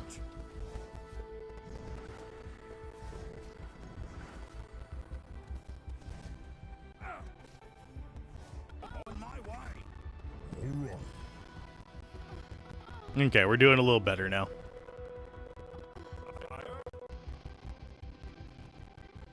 You go For honor and glory. this way. So we have group up there, so let's just go ahead and get more firing, boys. Advancing. Affirmative. And yeah, there's something that's just standing out of range of our guys that is just trying to keep bombarding this piece of crap. Moving into position. You need to come back up over here. One small step for me. One giant for your giant kind. Yep, more bodies. Will do. Affirmative.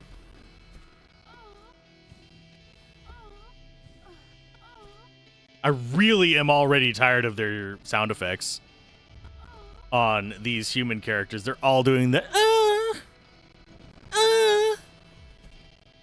Moving into position. Affirmative. which is I am not a fan of that noise in video games.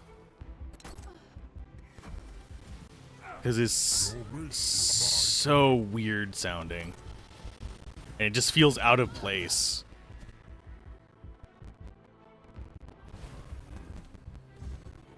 People don't make that sound when they're dying. Just as a heads up.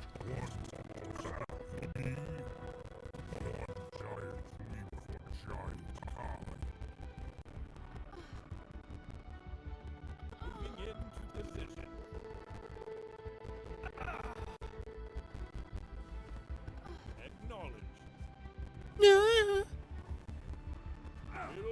They're gonna... We've won this one. Unless I do something extremely stupid. So I don't have to worry about anything at this point. Affirmative. Moving into position. I will be glad we don't have to hear these characters again. The enemies, that is. Not the player characters. The player characters are fine.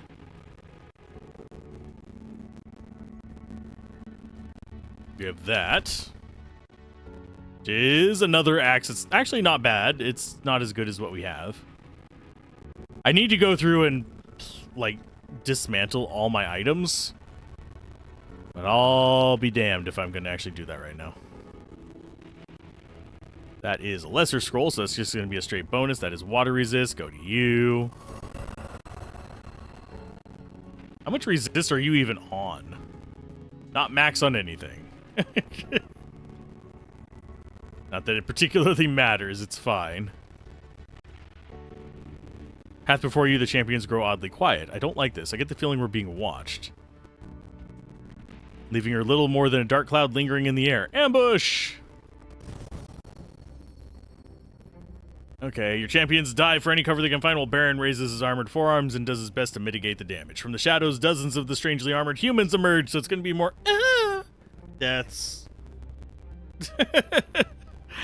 Oh, lovely. Defilers, blasphemers, you go against the one true God, you die like vermin. You have confused us with someone, another barrage of arrows, and yeah.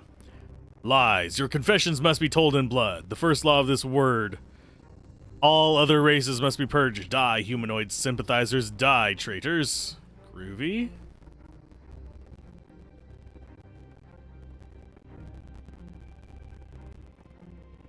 Defend your non-human companions.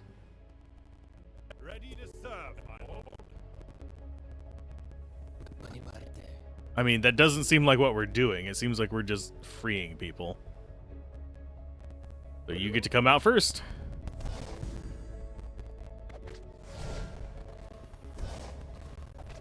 We'll just throw some bodies in the way.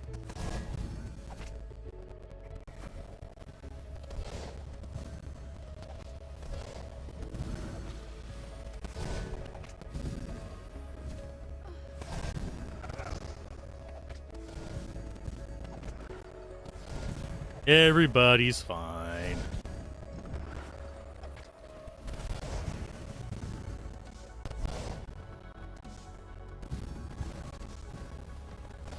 Can you not target my mage? He's not even attacking you. That's not how your targeting is supposed to work. Here, bitch.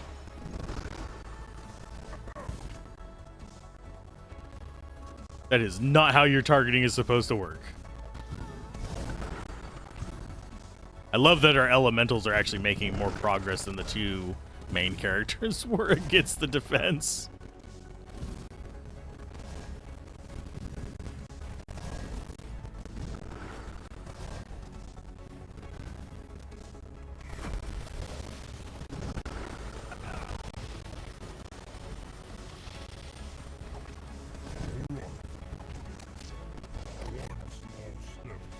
There you go. Now you're free.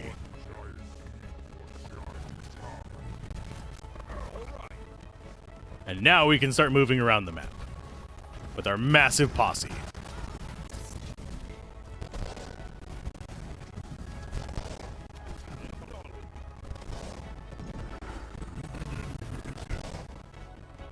far as heals, just drop it there. We're not going to have the one with them still being imprisoned. We just destroy the prisons too fast. And the AI on our minions will just straight up go after like whatever's closest. It doesn't have a priority system, so.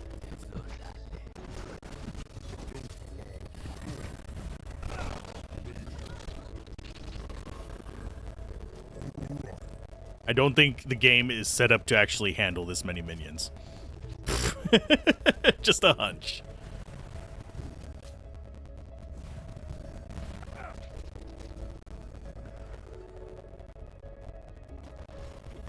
I wonder if there's a way to increase their duration.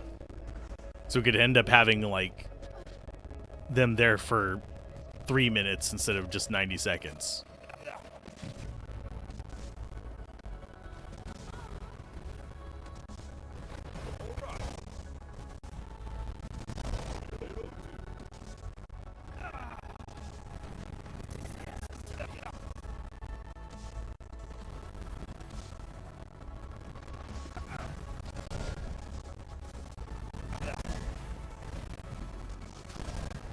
And these have fairly decent water resist. We're just doing that much damage that it's overwhelming it. It's so stupid. Yeah, 51,000 damage. We are abusing summons like nobody's business. We're abusing thorns a lot too, but summons are definitely getting some work done. Okay, what the hell was that? A small group of your champion's opponents break away and retreat. No more than half a dozen soldiers. Whisper rushes to give chase, but Kayla calls her back. We're able to set this ambush because they knew we were coming. If we let them get away, we could be facing more confrontations like this. Let's not hunt them down for slaughter. Such violence is uncivilized. Those strange orcs and those humans, if they both occupy the last levels of the tower, perhaps it is best to try to communicate and express that we have nothing to do with their conflict. I do not think they're going to give us the chance to do much explaining, and besides, if they use dishonorable tactics like an ambush, I say they get what's coming to them. The party is not yet arguing. You sense heightened feelings. Let the party decide.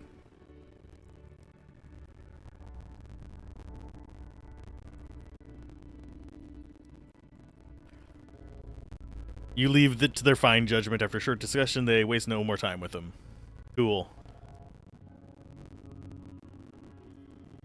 Let them decide.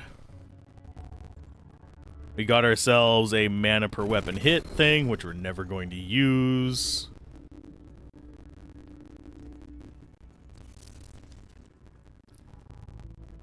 Gotten everything up here, I think. Oh, we didn't get the gold over there. The bookshelf gold. Give me your bookshelf gold. Good lord.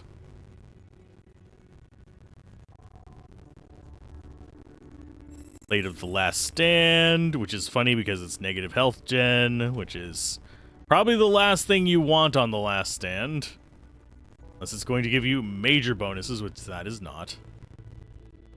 Lesser Scroll, water resist to you. The plaque above the small library reads, First Library. Though many books are of interest, none seem pressing to your champion's quest. Maeve reads one passage as your champions depart. The Albatross 2 is the highest flying manned rocket yet constructed, breaking the stratosphere at 100,000 feet and carrying a crew of 4. Cool. So we were a technologically advanced race at one time. I think we had already established that, though.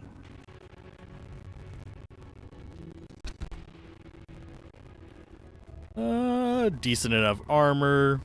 We'll consider it later.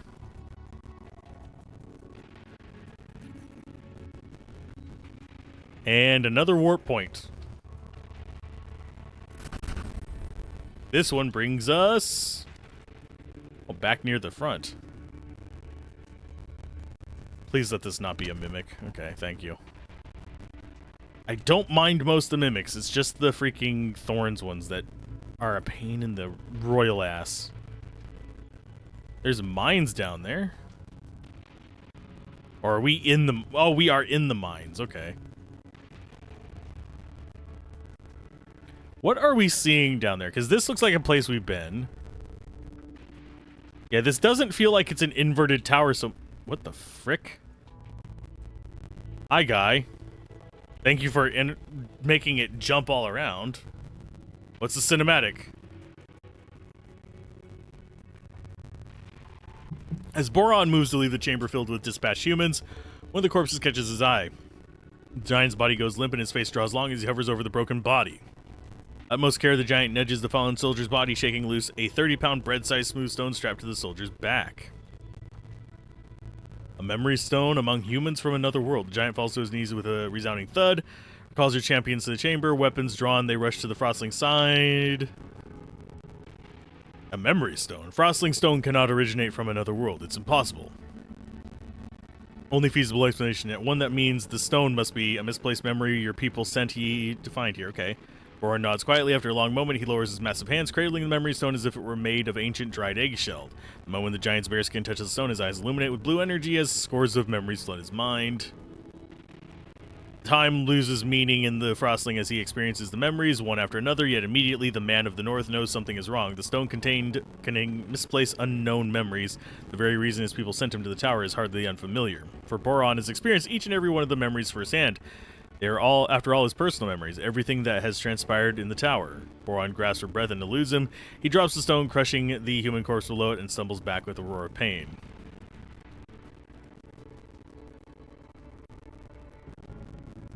I am okay. The misplaced memories of the tower, they are my own. Memories of violence and murder.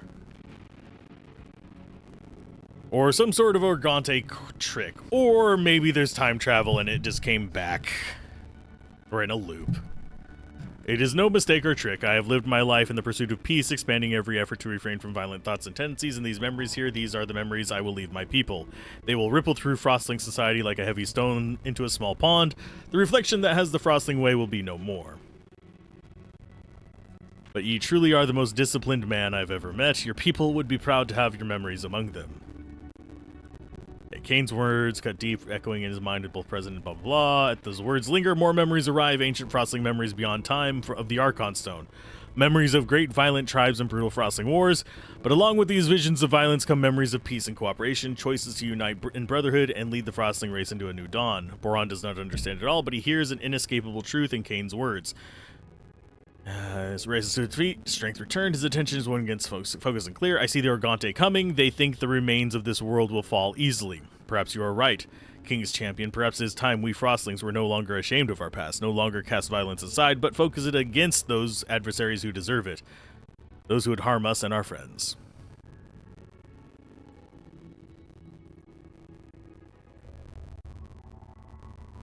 Can I have control? Thank you. It was taking its time. That is the memory stone. This might be the cutscene. Nope. Folded piece of paper lies neatly under the hands of a large clock. I see no clock. I must apologize to Nanan at the earliest opportunity for my lack of faith in his vision and ability. I have just come from this team's development chamber where they have created the most impressive construct. They have integrated the very tower itself in a sense, using Proteus' own power against him. The construct is referred to as the Tower Avatar. It is a marvel of engineering and magic. While I cannot see its future success or failures, I will extend every bit of faith and optimism to Nanan and say it is only a matter of time before Proteus will have no choice but to acknowledge us firsthand. Groovy. Groovy, Slick.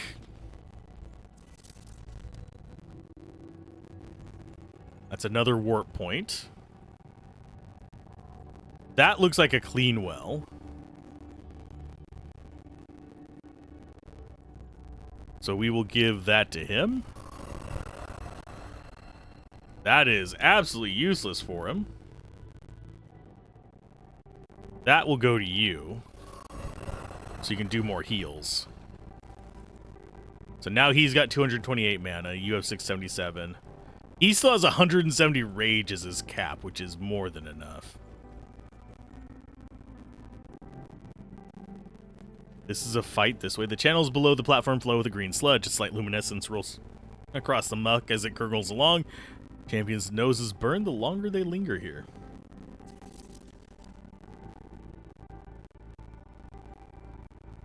I think the way forward is actually where the fight is, so we'll go that way last.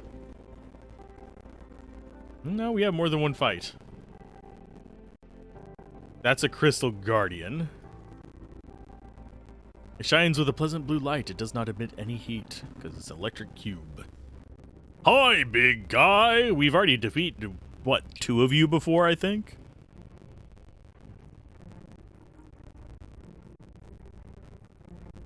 Let's see, what do you have? Elemental weakness, pole, cleave, stun wave. Yeah, nothing too good. We just beat the boss and just go for it. And this is actually the map that we fought them on before. Sweet.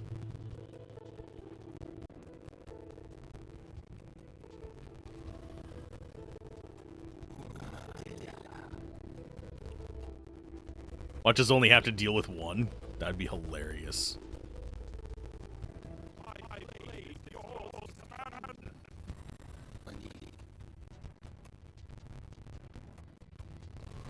And do they stand a chance against us? I highly doubt it. He's going to start summoning turrets, but by the time he gets his turrets up, we should have a pocket of like 4 or 5 of these guys. And life should be going well. Yeah, we'll have a group of 4, and now here's his new boss stage. He's going to start summoning crap. Which is not a threat.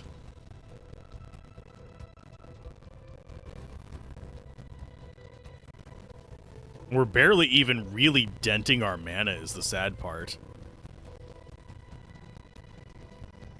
We literally have a full onslaught of an army right here.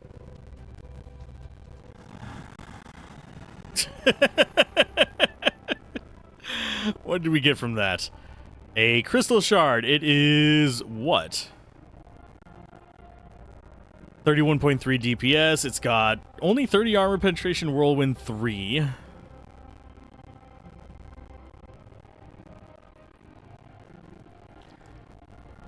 %, stun is not bad. It does a lot of physical damage. That looks like it's a mace, if I had to guess. And a void sword. And a mediocre helmet. We should almost have enough to get another person up to like 14. Increase armor by 12. Cool. Save. Grab that, which is mediocre armor. So progress forward is there. Let's go get someone else leveled up. So you are currently maxed, I believe. So we need to get this upgraded. And the next one we max is going to be probably Boron. It's either Boron or Rakem. Actually, we can't do Rakem. He's a artificer. So, yeah, Boron is up. We'll get you started.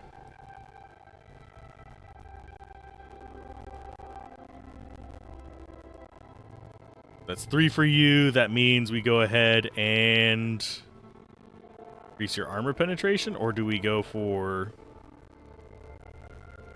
Speed Racer?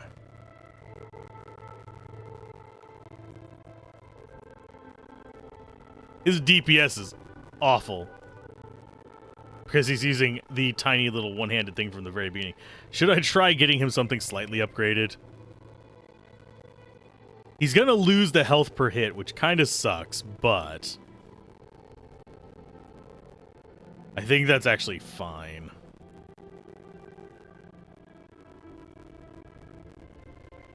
So if we go for this one,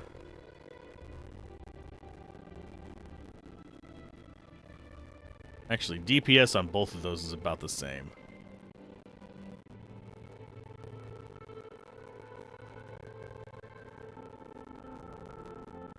See, that's void. Health per hit is none.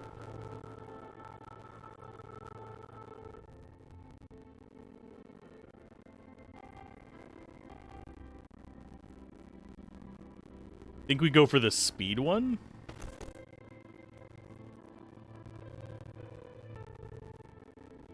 Yeah, that at least gives him some DPS.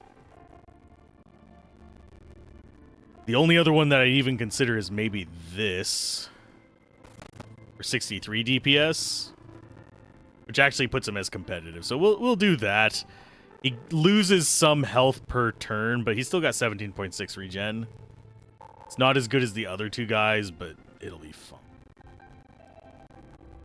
As far as his skill tree,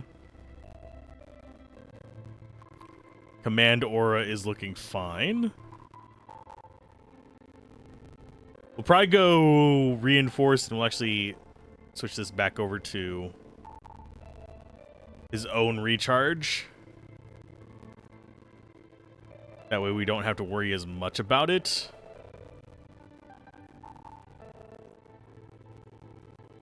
They'll let us focus in on this. We need 13 points for that. So there's the dash up. What else could we actually swap this out for stone wall?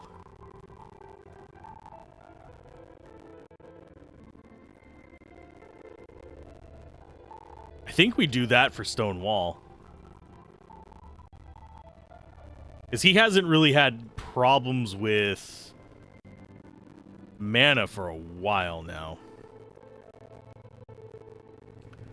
So we drop the stone wall in. We ditch some of the dash, because we don't want to micromanage like that. We want to go for the slow.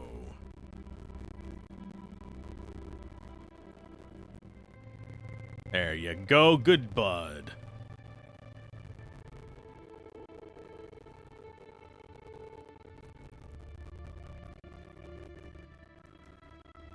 You have nothing left to gain. You... Rage generation on that is definitely a take. You grab this as well. Those are his two important skills. Leap is nice, but I don't think we need it. Character stats, he's got 2 maxed. His next one is Might.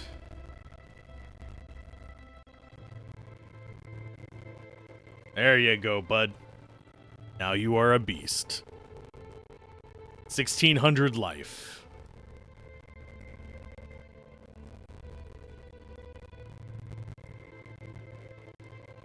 Yeah, our goal today is still to finish the laboratory. That way we only have pretty much just one more thing left to do. Next time, which is going to be the next floor, which is supposedly a long one. I say supposedly because that's just what I've seen on the forums while I was looking for other stuff.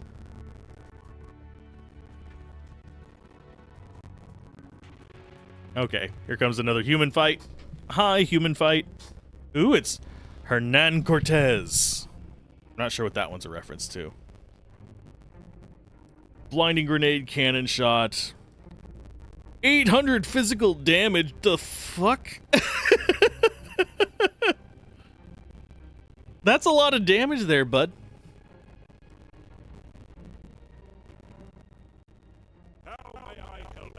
Where is he gonna spawn? Probably top center? Yep. No, that's a seeker. There he is.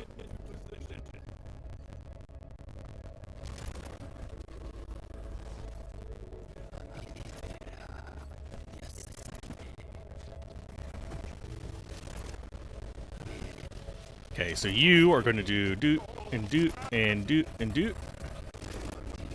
You just get out of his way.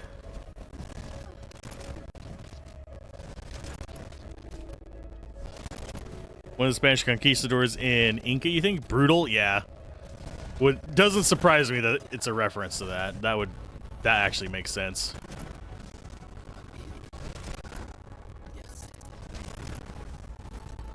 Yeah, I don't trust the big explodey thingies that have giant red circles on the ground.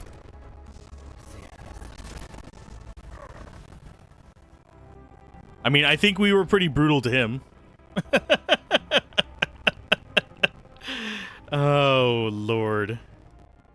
That might actually be better ring for Thorn Guy. Nah. Although... Yeah, actually, it might be better for him instead of the purple.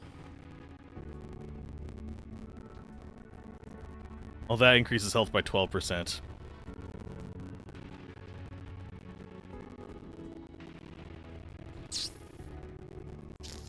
Nah, I think we stick with what we got.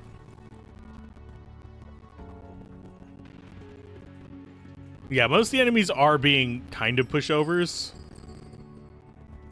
I'm not terribly concerned, but I think we've got this. I don't think the end of this game is going to be terribly difficult either. I have a feeling the mimics are going to have been our toughest enemy, sadly.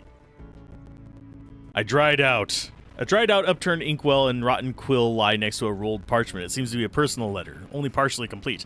I'm disheartened to hear the Avatar was unable to breach Proteus's barrier. What an ingenious trick to erect an energy field that adapts to any force used against it. It's an oobleck field.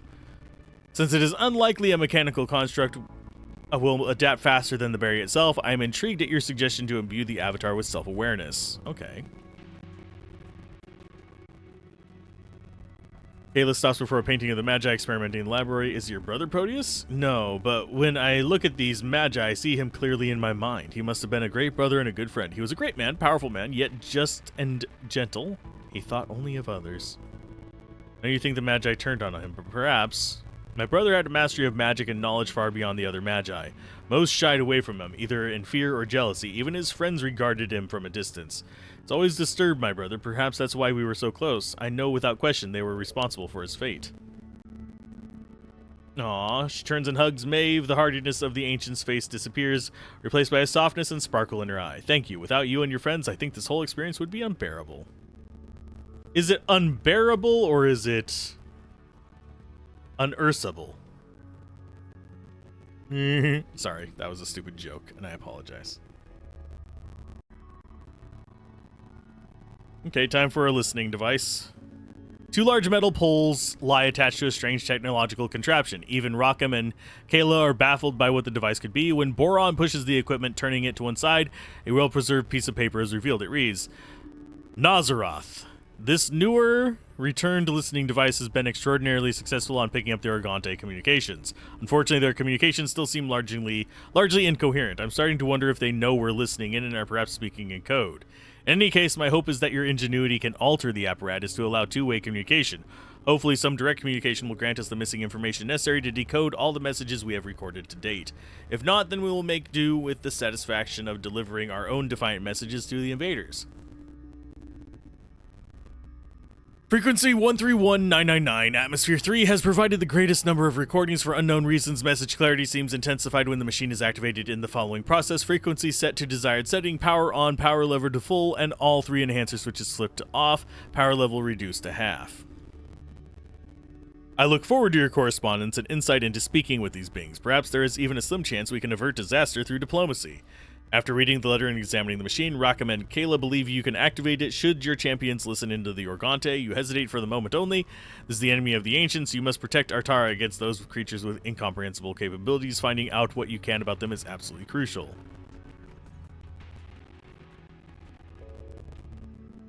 Each of your champions listens intently. A strange, drawn-out sound growls through the machine. It repeats itself, becoming slightly more clear each time. Magi are the false prophets of Artara. Their dark goals to enslave the world.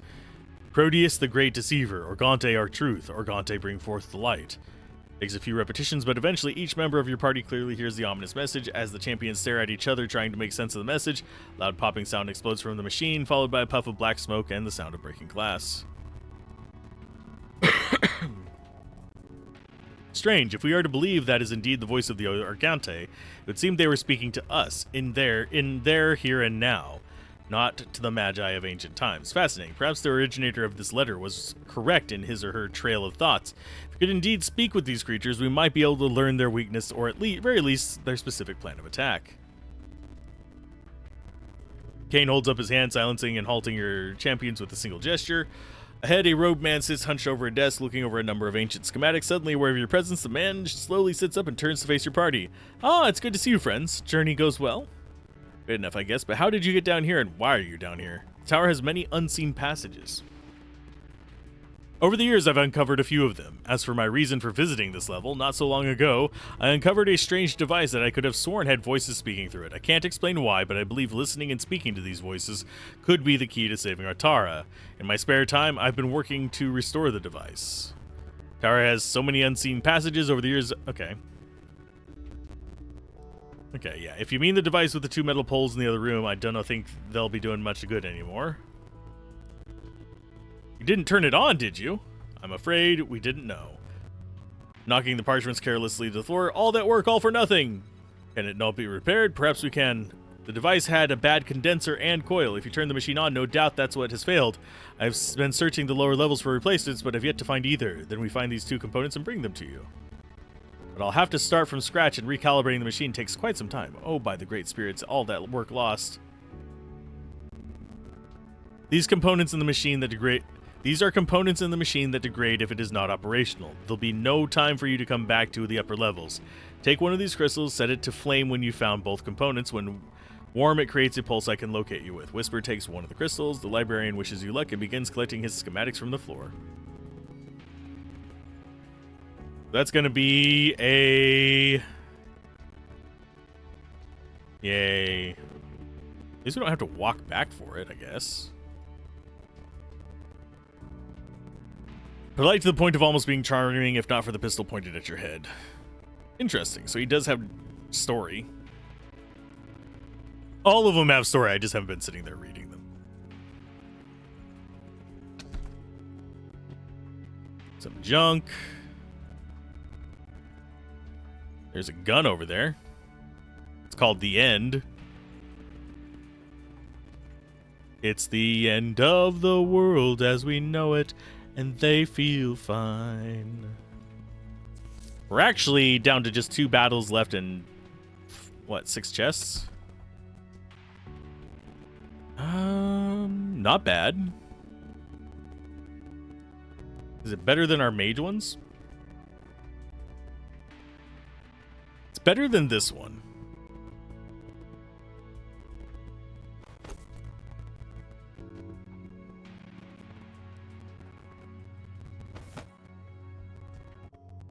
Mana regen or health regen. I think we go with health regen on that for now. Rings.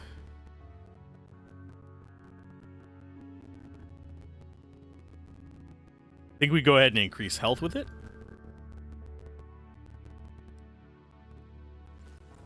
Yeah, now he's at awful life, actually, but still. 376 up to... Unequip it, please. Thank you. 413. Slightly better stuff. Get ourselves a Dark Seed. Increases crit hit damage. It's not bad. I'm not going to be using it, because I'm not using either of the characters that use guns. Champions find a sealed envelope with the symbol of the Magi Order stamped in the wax. It seems to have gone unopened since its creation hundreds of years ago. Kane does so now and holds up for everyone following along. Okay. The notice is to demand better security protocols for new crystal golems. I understand reactivating the old crystal golem program, a production facility, was necessary in case this new tower avatar fails. A last-ditch onslaught of crystal golems may be our only hope, but 2 of the constructs attacked Yamat and me while transferring mana nodes upstairs earlier this morning. We were lucky, and I stress the word lucky, to escape with our lives. If these latest updates to the constructs are to be continued, we must have better security protocols in place. These things are far too dangerous to take lightly. Yes, they may be extremely effective in our fight against the Organte, but if they kill all of us first, we've lost sight of our goal.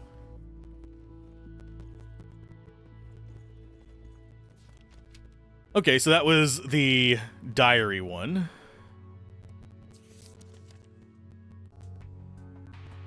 One of 4 side quests. Without the right key, your champions cannot open it. This floor is quite long. Hi, guys.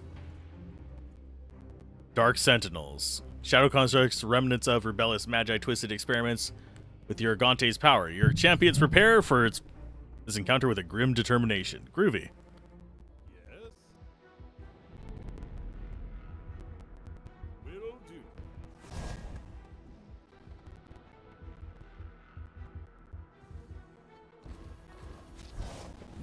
How may I help?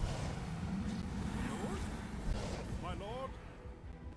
Your wish is my command. Wow, thank you for... Sir, No, I don't actually want to do that. At your service. Acknowledge. For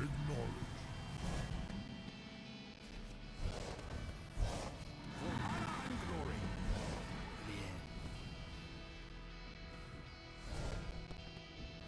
Moving out. Yeah, they don't really stand much of a chance. Considering that even my summons are murdering their faces.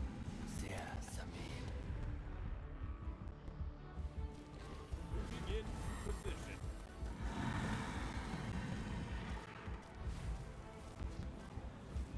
Oh, lordy. I'm literally just stretching while they're fighting. I'm not even optimizing my summons. Will do.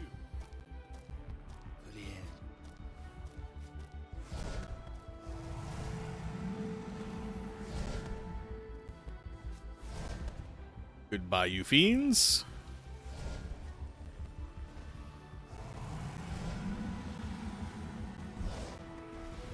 Affirmative. When in doubt, just have a crap ton of summons, launching a million things. This has become an RTS. Except an RTS where I don't get to control the vast majority of my units.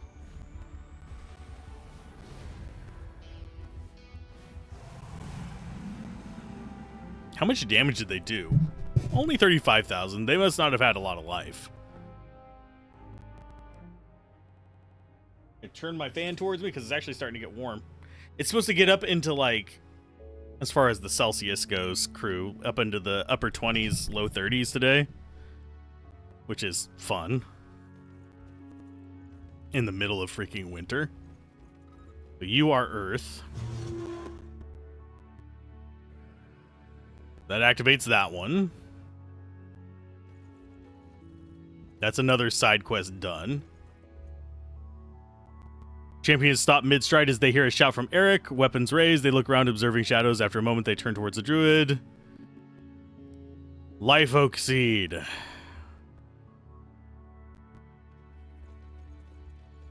And we'll grab it.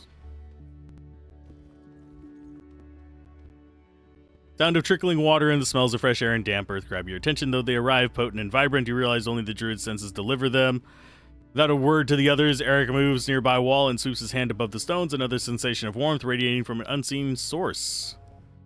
There's something beyond this wall. Pushing on a few stones, Rakim forces the wall back. A loud clang rings out, followed by the rattling of chains as the wall slowly slides away. Intense heat from a handful of red-hot rocks embedded in the wall, ceiling, and floor force everyone to shield their face and step back.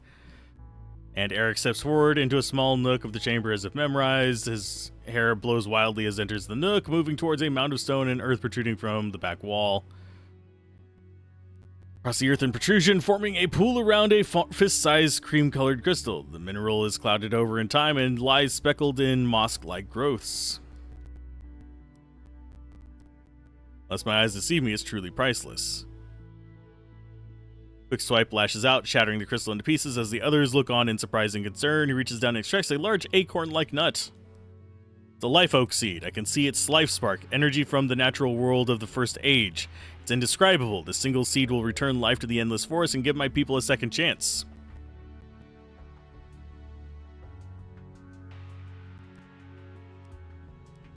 I have witnessed firsthand a relic of a celestial knight, an item crafted from very energy which gave this world form. My people know no of greater source of power, yet this simple seed rivals its power, perhaps containing even more. Of unsurpassed power, the bottom of the tower will not evade us with such an item in our possession. This is the very reason I came to this place. It and it alone is the salvation of my people. However, the seed is a gift we must open and make use of right... Okay, no, we're not going to do that. Power is not to be squandered in the creation of an item of men, no matter how powerful or useful it may be. Such narrow-sightedness, you would keep such power to yourself, presumed to decide the fate of all, just as your ancestors did when they broke the treaty and used magic to defend Lothlorien? The very fate of elvenkind rests on my shoulders. My people will live or die by this seed. I cannot fail them. Druid came to this tower seeking the very thing he holds now. It is his to do with as he wishes, and there's nothing more to be said on the matter. Let's move on. We elves have carried the burden of my people's self-centered decision for far too long. It's time we absolved ourselves of that wrong. The seed is the single greatest hope for elvenkind, but if you believe it will better serve all of our... No, I don't want to do that.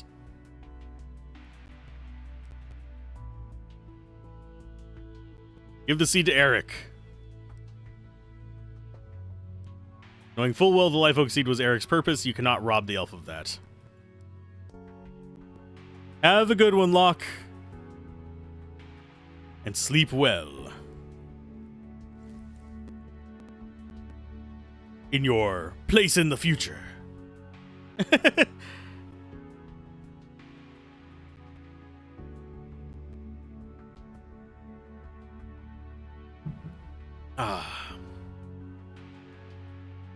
Yeah, I do not care about Whisper in the least. She can have negative 1200 for all I care.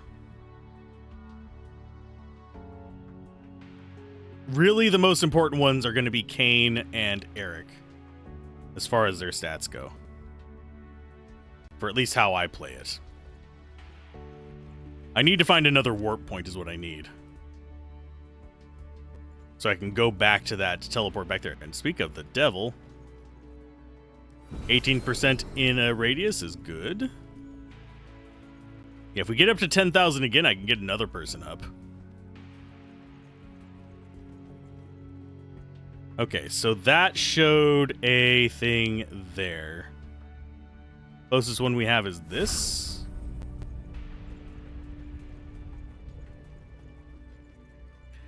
It's filled with hot magma. Magma.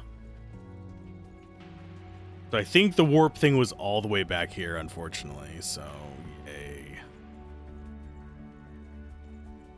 There it is. This is where on the map? Up here. That is... It doesn't say this is a secret room.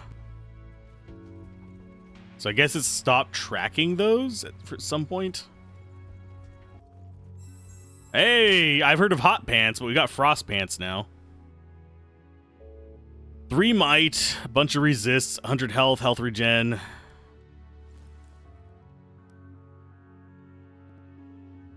Who wears the frost pants? I wear the frost pants. That's the Titan legs. Where are the frost pants?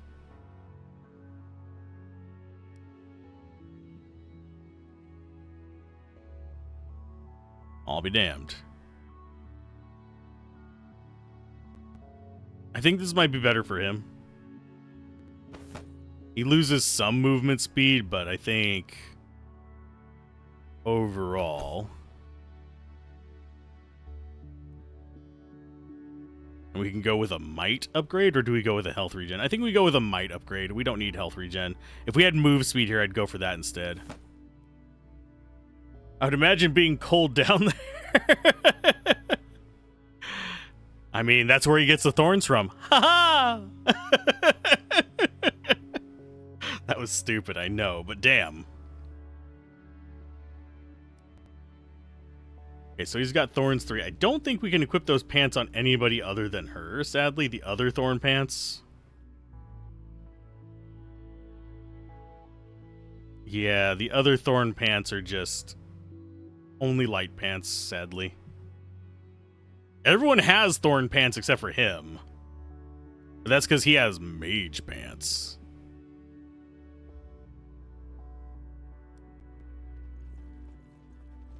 Got magic pants, we got frozen pants, we got all kinds of pants. Raider scroll.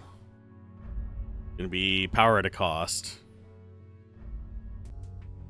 No, that's not worth it. That's not good enough for me either. I think we weren't supposed to actually go through and complete all the floors. I don't know why. Now I'm just thinking, there's a song called, I think it's just called Tight Pants by this lady, and she's dancing with an elf thing. Yeah, we returned to entrance after that. And now that song is just stuck in my head. There's also no pants policy, which is weird as well. Same artist. And yes, it is as weird as it sounds. Is this a cinematic? They're just standing there looking at it. Oh, yeah, it is. Then, after countless days and nights, Proteus felt the surge of power. A bridge had stabilized, and the Organte were ready to cross. He stood up and approached the portal. He projected all his life force into an energy disk and thrust it into the portal. When he and the other Magi had devised the plan, they were hoping that the different laws of physics in the two universes would negate each other in the connection point and yet coexist at the same time. They assumed that their energy would nullify energy of the Organte, creating a void zone, which nothing could cross. When he heard a mind-shattering cry of rage from the other side, he knew they were correct. The bridge was blocked, and the Organte could not cross.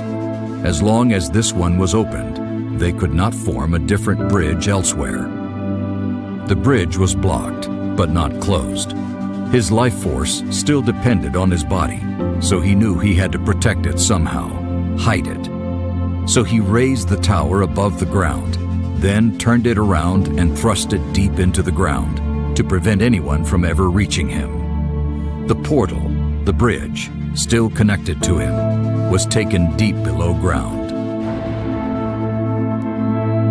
Deep underground, covered by layers of rock and dirt, Proteus sits on his crystal throne and keeps his eternal watch.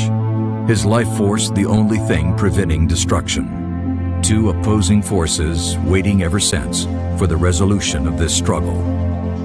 Proteus can hear the Organte's whispers from the other side, pleading, begging, reasoning. He can also feel their thoughts, boundless, maddening rage, but also their equally infinite patience. For the Organte know that nothing in the universe is eternal, apart from their hunger. They know that all things must come to an end, and only they will remain beyond the end of time.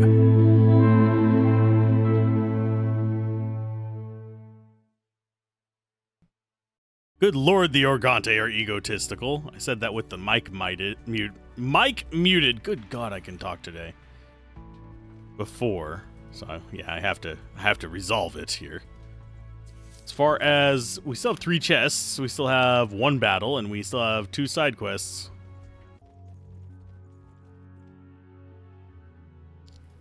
Without the right key, the champions cannot open it. Where did we miss a key?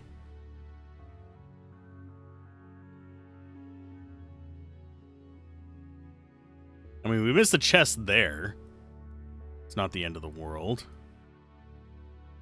Panel. Travel disc.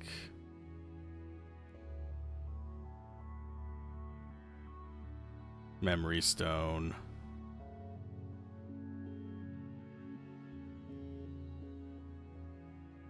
We might not get everything here because I don't know where we missed a key. I suppose I could go look it up. This is floor 9.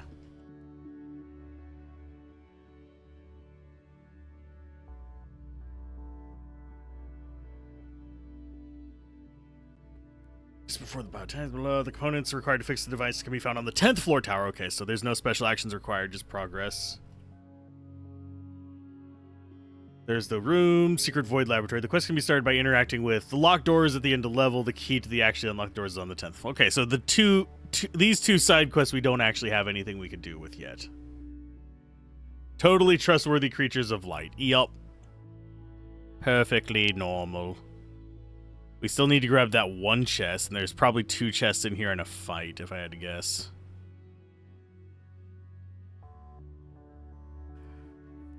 So we will go here first, grab that small chest. That's my bad for missing this one, so I don't feel bad about having to take the walk of shame here.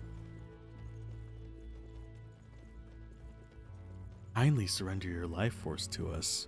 Give us your energy. I mean, they're just energy vampires is what the Organte are. That's pretty much the entire storyline of them, is they go around eating energy.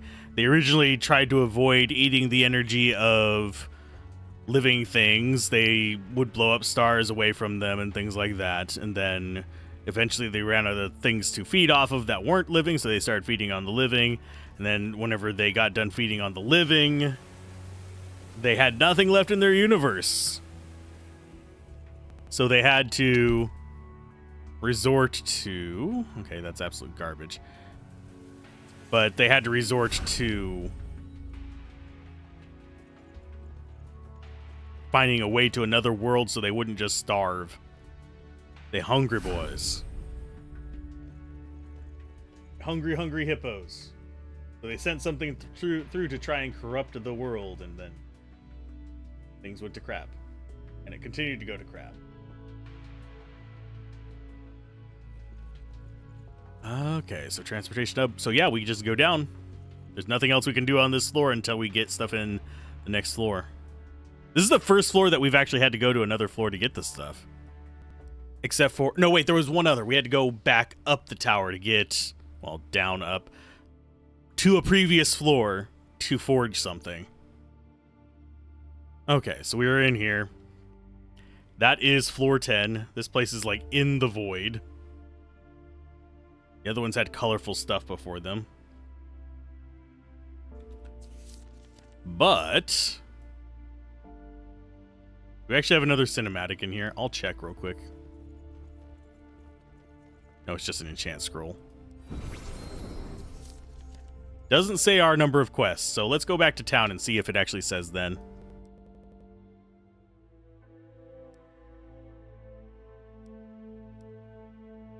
So there's going to be one main quest, one side quest, 16 battles, a secret.